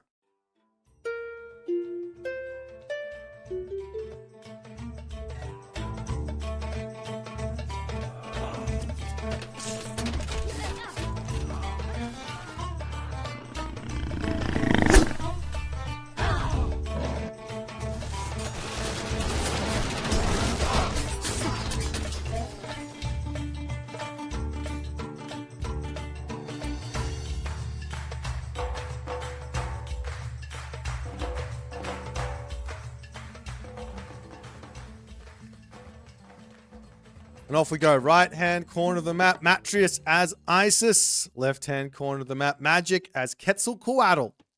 Game 5. Match point. It's match point from here on out. Matreiuss can't lose another game. Magic, on the other hand, well, he's not going to want to lose this one. It's a really, really, really good matchup for Quetzalcoatl, because the Eagle Warriors are incredibly difficult to kill. That being said, Magic, not really known for micro. Magic is more known for decision making, smart army movements, strategic sort of things. The micro sort of stuff, that is not his bag. So there's a world here where maybe Matreiuss here has got an advantage in playing for Isis in this matchup. If you can't use the Eagle Warrior, well, it's not easy to take out Chariot Archers. Now, I've seen Magic able to use the Peltas before, so I know he can use them. So we'll see how things are going to go. We've got the Ankh of Ra on this side. Favor trickle rate plus 0.6. Over on this side, we have the 9 Cauldrons, which is damage vulnerability to hack and pierce minus 5% of fortress units. And we have the Cathar of Apollo on this side as well, for villager movement speed. And the Scarab Pendant here for siege bonus damage. The big one is probably over on this side for the 9 Cauldrons. If either player picks it up, it's going to be nice for Sean One, Taunton Smashers, Jaguar Riders, for the Aztecs, and of course the Isis is going to want to build those Migdol units as well. Chariot Archers, Camel Rider, War Elephant.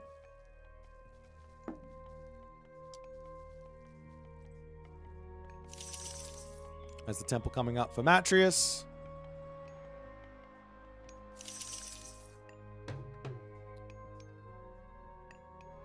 And we will see Bast as the god of choice. I'm not surprised to see Bast. I mean, Matreiuss has been incredibly consistent in picking Bast with Ra and Isis in this tournament, in this playoffs. He's been having a lot of success with it. He's been getting good positions. We'll see if he can continue. We will have Patacatl coming through for Magic. And honestly, like recently, I know we've been seeing a lot of Aztec bans. We haven't been seeing a lot of Aztec wins in this tournament thus far. Is this one of those things where the players are just sort of just don't want to play versus the Aztecs? Or maybe the Aztecs aren't quite as consistent as people think they are? I don't know. But Magic now roaming across the map. He's got his Warrior Priest. He's going to be looking for early game pressure. We do see Obelisk coming up onto the top side. This town center is amazing. A couple of elephants here. Town center can get grabbed. But it's going to be immediately into the barracks for Matreiuss. The issue for Egyptian, at least in the early stages of the game here, is in order to kill the Warrior Priests, you kind of have to build Spearmen. You can't build Axemen. And Spearmen, 1-for-1, don't actually beat a Warrior Priest. Now, the Warrior Priests are a little bit more expensive than the Spearmen at 100 resources. So, there's that. But if you get out, say, 2 Spearmen for 1 Warrior Priest, you will start winning those fights. But then, behind that, you might see the Quetzalcoatl player going for Jaguar Riders. Which then means you have to build Axemen, and then things get a little bit wonky. The Sphinx coming in, sort of trying to drag those warrior priests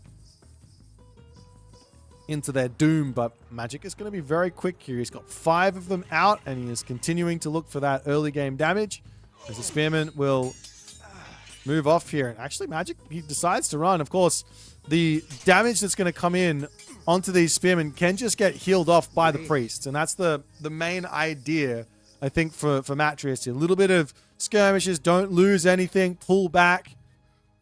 And behind this, we actually see a town center from Magic. Wild.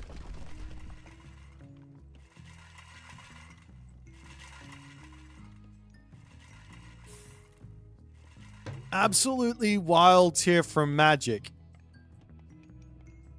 The town center has back zebra. It's got all these. It's possible to move through here and hit those two.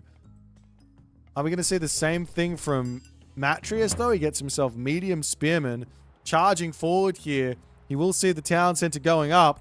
10 seconds remaining. The warrior priests are in to defend, so there's not going to be a whole lot that Matreiuss can do about it.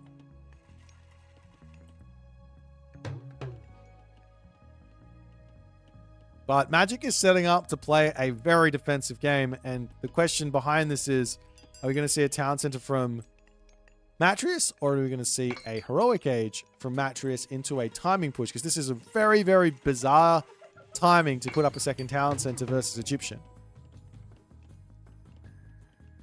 Spearmen attempting to sneak around the back as the walls are going up, and these Spearmen might get caught in onto this position. As Matreiuss, he does come through, takes a lot of damage, but as long as he doesn't lose any Spearmen, it doesn't really matter. Into you. This one here, 5 speed, does pull back, will get out, and he will be able to heal up onto this side, putting some more pressure on over there. And the priests will have got their work cut out for them to get all these units healed up and back to work. And is this a town center, or is it going to be the elephant? Not sure just yet. But behind this, the main thing I think that Magic is going to want is that heroic age. He's only gone 1 war hut. He's bumped out a very large amount of warrior priest. And there goes the town center for Matreiuss. So Matreiuss is going to be behind the 8 ball a little bit on the second town center game. He didn't manage to get the revenge damage, or the little damage in that he potentially could have got.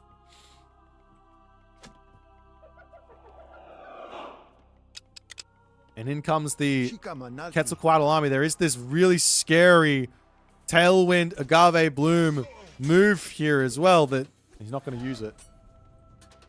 That's the Tequila Archers. A little bit of damage. Still no units getting picked off.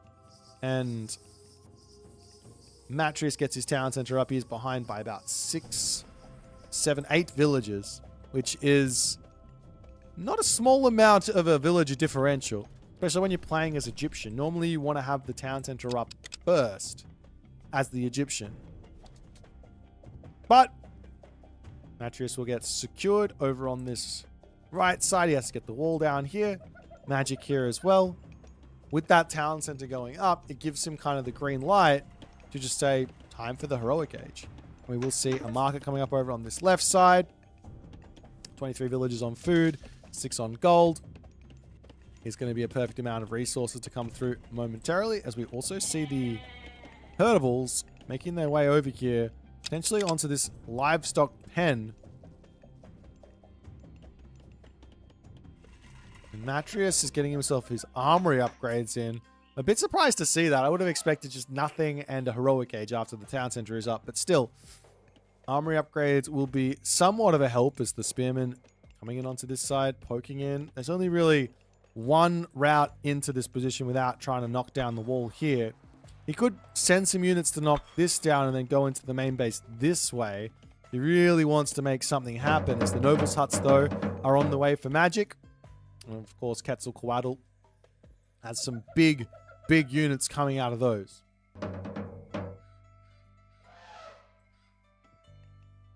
Now, Nephthys, they got a choice for Matreiuss. The thing is, right, you've got the Scorpion Man, which is going to be nice with Eclipse to catch up to the Eagle Warriors. But the problem with that is the Eagle Warriors are going to have Tailwind. They'll just run away. So I don't think you're ever going to get those Scorpion Men to get that splash damage onto the back line.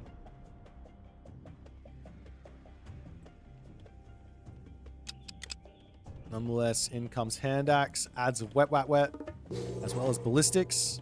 As Coatlicute in from Magic. And Magic might be looking for a forward palace, or not a palace, a great temple. Any sort of damage here is going to be really, really nice.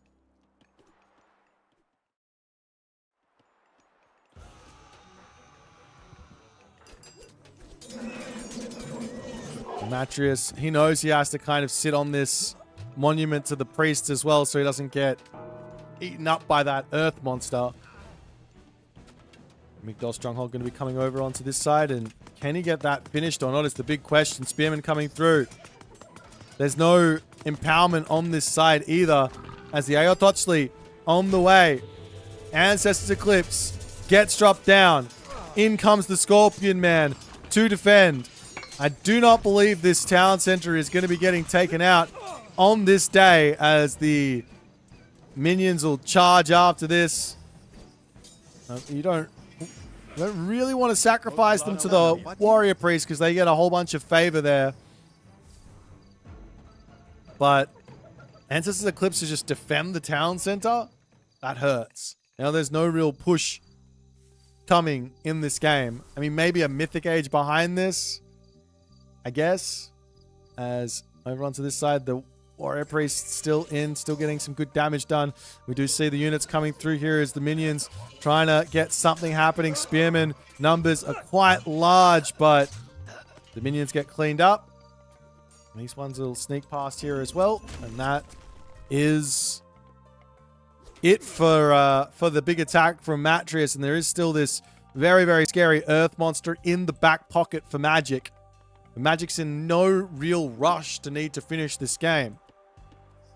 But Matreiuss has been really consistent, maybe to a fault, of trying to get himself out a Mythic Age versus Magic. And Magic has caught him every single time. Every single time. But this time, it looks like Magic wants the same thing. Nearly 1,200 food in the bank. 1,200 gold in the bank going to be coming through as well fairly shortly.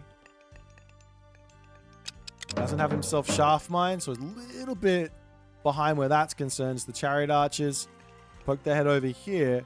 The Spearman could come in and actually break this wall down, potentially hit this position, but both players hitting a Mythic Age shortly, or at least in the next 2.5 minutes, 3 minutes. Means Pillar of Tlalocan, means probably a Meteor from Matreiuss. I imagine he goes Thoth and he wants to go into Elephants here. But Tlalocan is on the way. Sorry, Tlaloc is on the way. And a fairly big advantage. Look at the difference in military. Mythic Age coming. Military advantage, villager advantage. And a lot of that military advantage is basically just cooked up from the faster town center and the lack of real harassment that's been able to happen in this game as the Scarab gets taken. Not the Scarab, the Sphinx gets sniped.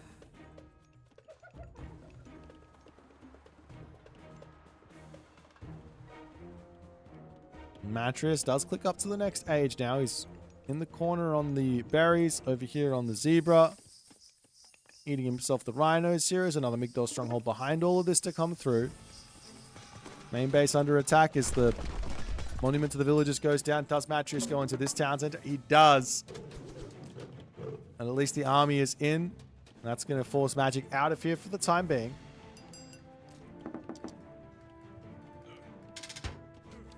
There's a couple of siege works to come up. Now, siege towers to sort of tank up those Eagle Warriors is a feels good idea until you realize that the Eagle Warriors have some crush damage, which can be sort of powerful with the String of Hearts tech there.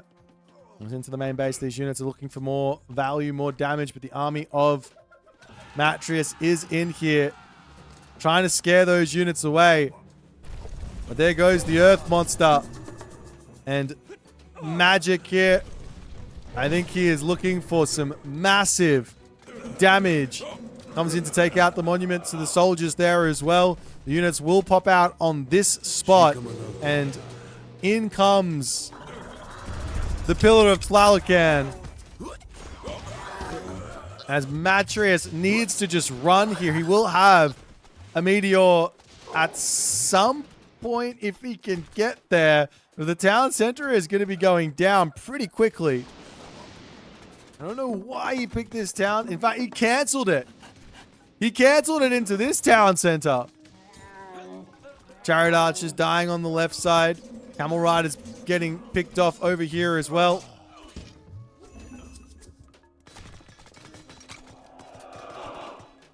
The town center is down.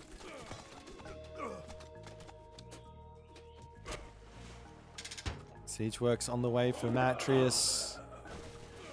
HUSKSUPPE over here causing some issues, and I think Matreiuss is just fallen so far behind. He's got no military presence. He's got so many resources here, but what can he build? Elephant? I don't know. He can send the siege tower at the very least to kill off the pillar. Mythic Age with about 30 seconds remaining on it. String of Hearts not yet in, but as soon as it comes in, that town center is going to start dying very, very quickly. Matreiuss still just trying to hold on behind all of this, but he's getting picked apart. String of Hearts is almost in. Thoth, moments away. Thoth, moments away. One meteor could turn the tides here. If he can get a good meteor off. Now, there he goes. In comes the defensive meteor. The Eagle Warriors get sent. Can he actually kill more of them, though? They're just running away from it. Town center falls. And the army of Magic is still very much alive here. And the Camel Riders are going to get taken out. And Matreiuss says, yep, that is the game. That is the series. And that is Magic. As he successfully manages to get his ticket to Athens. Couldn't be happier for him. He's had a tough couple of situations in this playoffs, and he's come out and he's been playing well. He's been training, and he has managed to do it. So, welcome to Athens, Magic. We will see you there. Really, really nice series here. I mean, Battle of Inches, if you just go through it, game one could have gone the other way. Like a 99% Mythic Age through Horus. Could have gone the other way. Second game, the Hades from Matreiuss was just ridiculously good. Third game, Town Center could have gone down. The Hydra were literally there. Matreiuss just had to right-click on the Town Center, and there wouldn't have been a Mythic Age. There wouldn't have been a Hell, and there probably wouldn't have been a Magic win with that Frere. Next game, Poseidon versus Gaia. I mean, credit where credit's due. An amazing comeback, but Matreiuss, without question, had a good position in that game.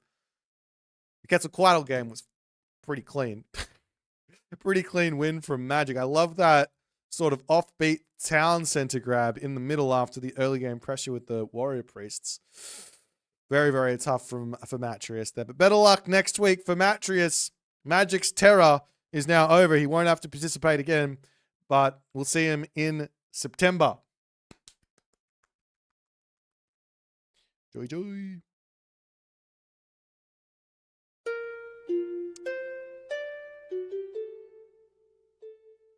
Oh, I did not mean to hit that button. Let's try this other one.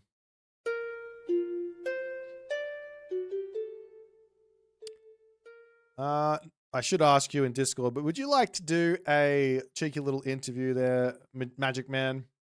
If you're too busy and you need to go off and do something else, I understand. But if you would like to, you can have a little chat. Anything. Holy moly. All right. I'll give you a phone call.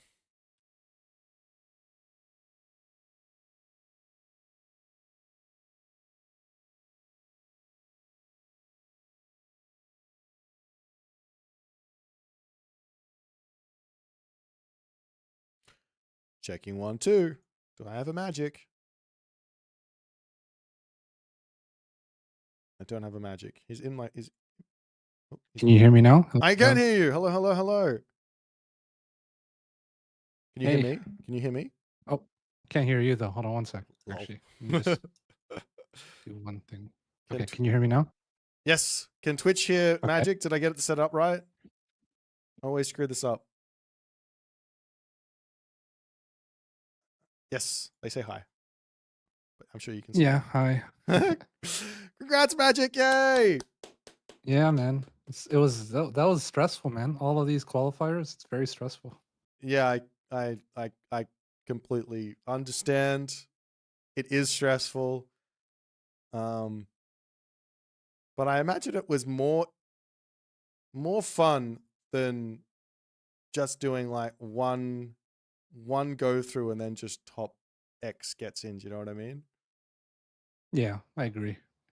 Yeah. Like a lot of the time, we can talk about this if you like. A lot of the time when we play these tournaments, and I saw it with when I go through the head to heads.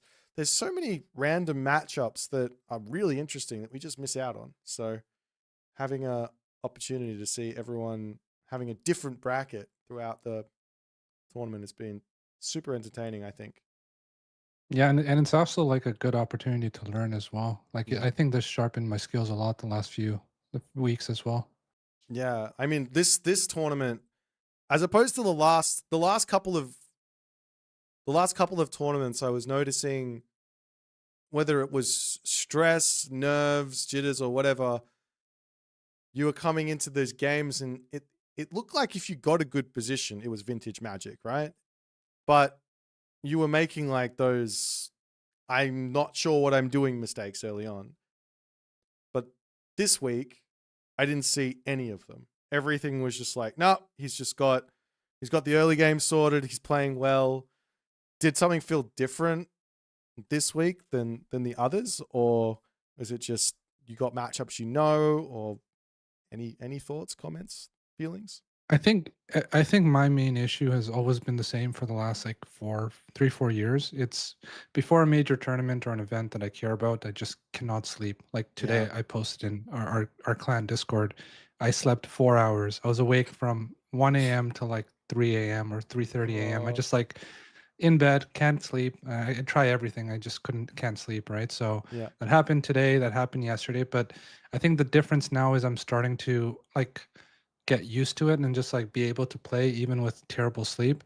Like right now I just feel completely numb. So everything is like automatic. I'm just doing what I practiced and rehearsed and I just not overthinking anything. So I think I'm getting better with the circumstances that I have. But yeah, it's a really bad issue that I have right now that I'm trying to fix. Yeah, this sleep thing is tough, man. There's not really much you can. Lots of people have had this issue through the tournaments. I know I had it at some point where I was like, I just can't get to sleep. I'm too like nervous about this thing that's upcoming. And yeah, I mean, the only real way to get around it is either you just get the good sleep or you, like you're doing, you just go, well, I'm just going to get used to playing without sleep, which sounds wild. Yeah. It's weird because I never used to have this in my younger years, right? I would just like sleep like 8 hours straight right before a game. I didn't care at all.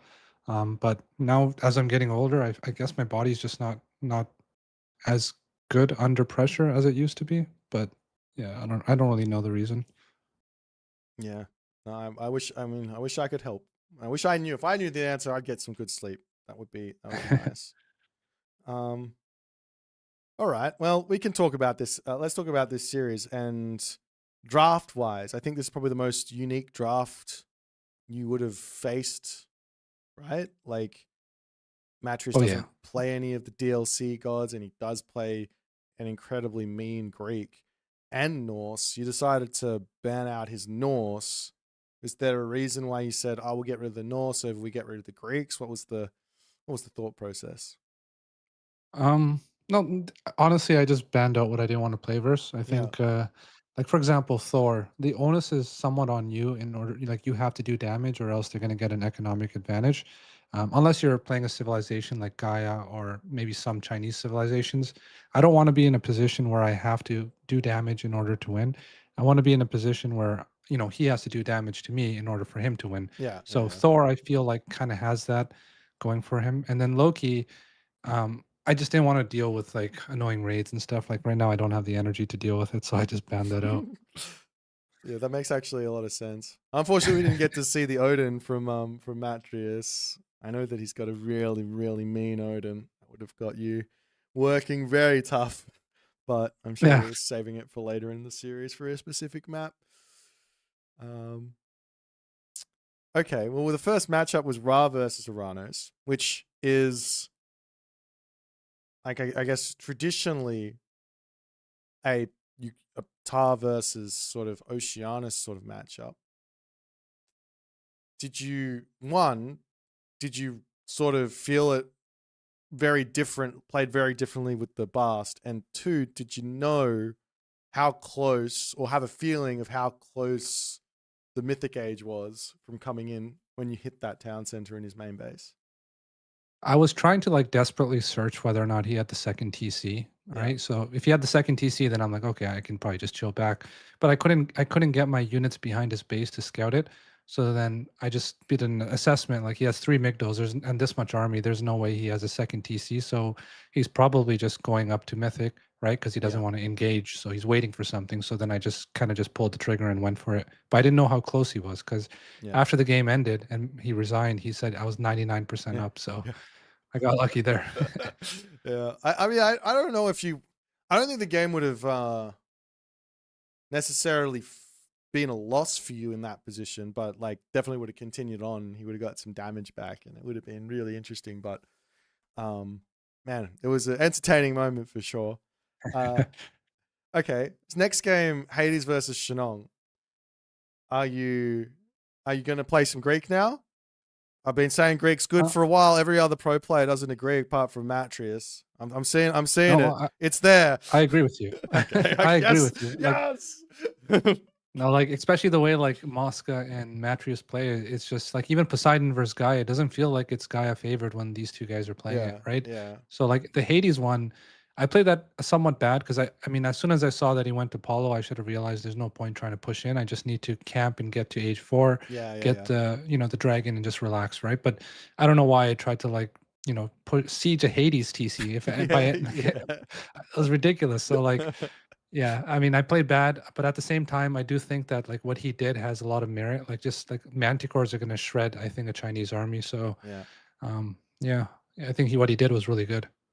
Yeah, it was fun to watch. Yeah, but like, yeah, it's that Hades mental thing of like, oh, I can't. Can I attack the Hades? I don't even know. Am I allowed to? Is it? Anyways, oh, Zeus versus Freyr on Budapest. What a fucking game! What a comeback! You were like dead to rights in that game, and you pulled it back from. You know, the worst feeling, the first worst feeling you can have in a game is when you have so many resources, and then you try to like shift click the unit, try to make as many as you can, Yeah, and then you realize, wow, there's 10 queued in one racks because you yeah, destroyed all your buildings. yeah, yeah. That happened to me, and I'm like, shit, am I dead? Like, then yeah, I don't know how I came back from that. Like, I think it's more of him messing up than I'm coming back. But yeah, like if he pulled the trigger, and I think he was a little bit more aggressive and didn't let me get like all my production buildings back up, I think he would have cleaned me up there. But I need to rethink that map because I don't think Freyr is actually as strong as I thought especially versus Zeus. Yeah, well, that specific one, I think the Hydra, I had him selected. I think it had 15,000 damage on it. Yeah, it's It was crazy. the King Hydra. He got that Chthonic Riots tech, and I didn't even realize it regenerates at 4 HP a second, which is kind of cracked.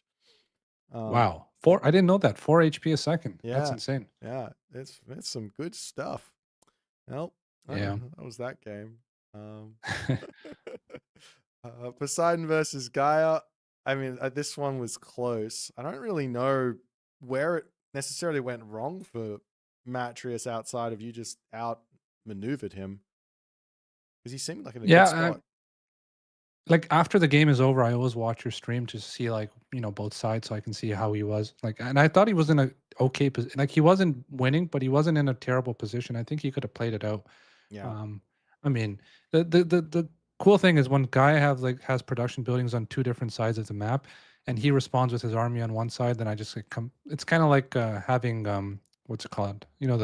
What does Oranos use to Stat teleport his units? passages. Yeah. Yeah, yeah. So that's how I was gonna try to play that game out and just keep on attacking both sides until he like runs out of resources, Yeah. like a war of attrition. But yeah, I don't think he was in a terrible spot. I think he could have played that out.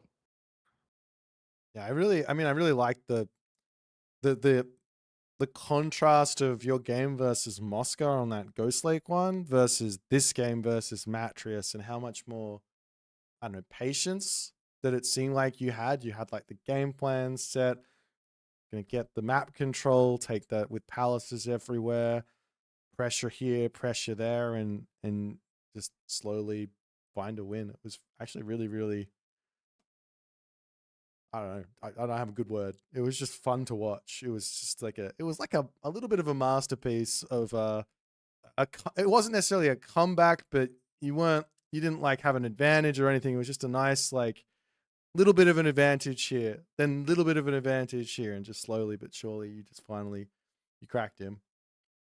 Yeah, because he wasn't giving me many opportunities, and his units are faster, so he can just kind of like disengage whenever he wants. So like, Yeah. I had to find small wins, right? Especially like, I saw okay, he made like two Hippias, and there's nothing for him to attack. Let me go and get my shaft mine, and then I just started slowly trying to inch a little further ahead from him. But yeah, he wasn't giving me many opportunities that game to come like, make a big lead, take a big Yeah. lead. And last game was ISIS versus Quetzalcoatl. I don't have much to talk about. I think this was just it was just a well thought out, well planned game. I don't know if you plan to go for a warrior priest into second town center type idea, but it's very, very Norse esque, right?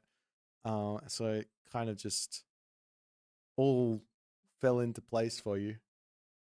Yeah, like honestly, I don't. I with Quetzalcoatl and with Aztecs in general, I think it's really good because you can kind of just make this unit, see what your opponent's doing, and then you can, based on what you scout, you can decide what's in your best interest, right? Yeah.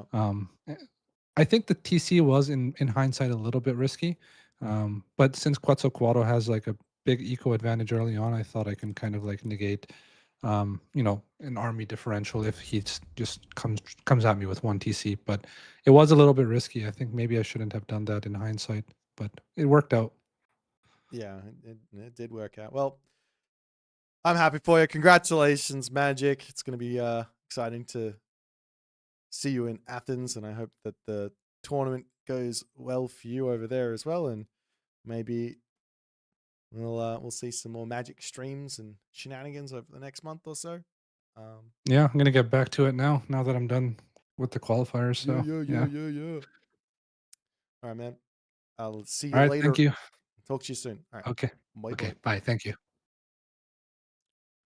All right, guys. Thanks to everyone. Thanks to Magic as well for the interview. Again, better luck. Good luck again next week for Matreiuss. There is one more qualifier, one more spot remaining, and one more chance. I am going to send you guys over to, let's go with Neymar, who is currently streaming. And I'll see you guys later. Have a fantastic rest of your day, night, evening, and I'll see y'all probably tomorrow for our regularly scheduled content. Bye for now. Bye bye.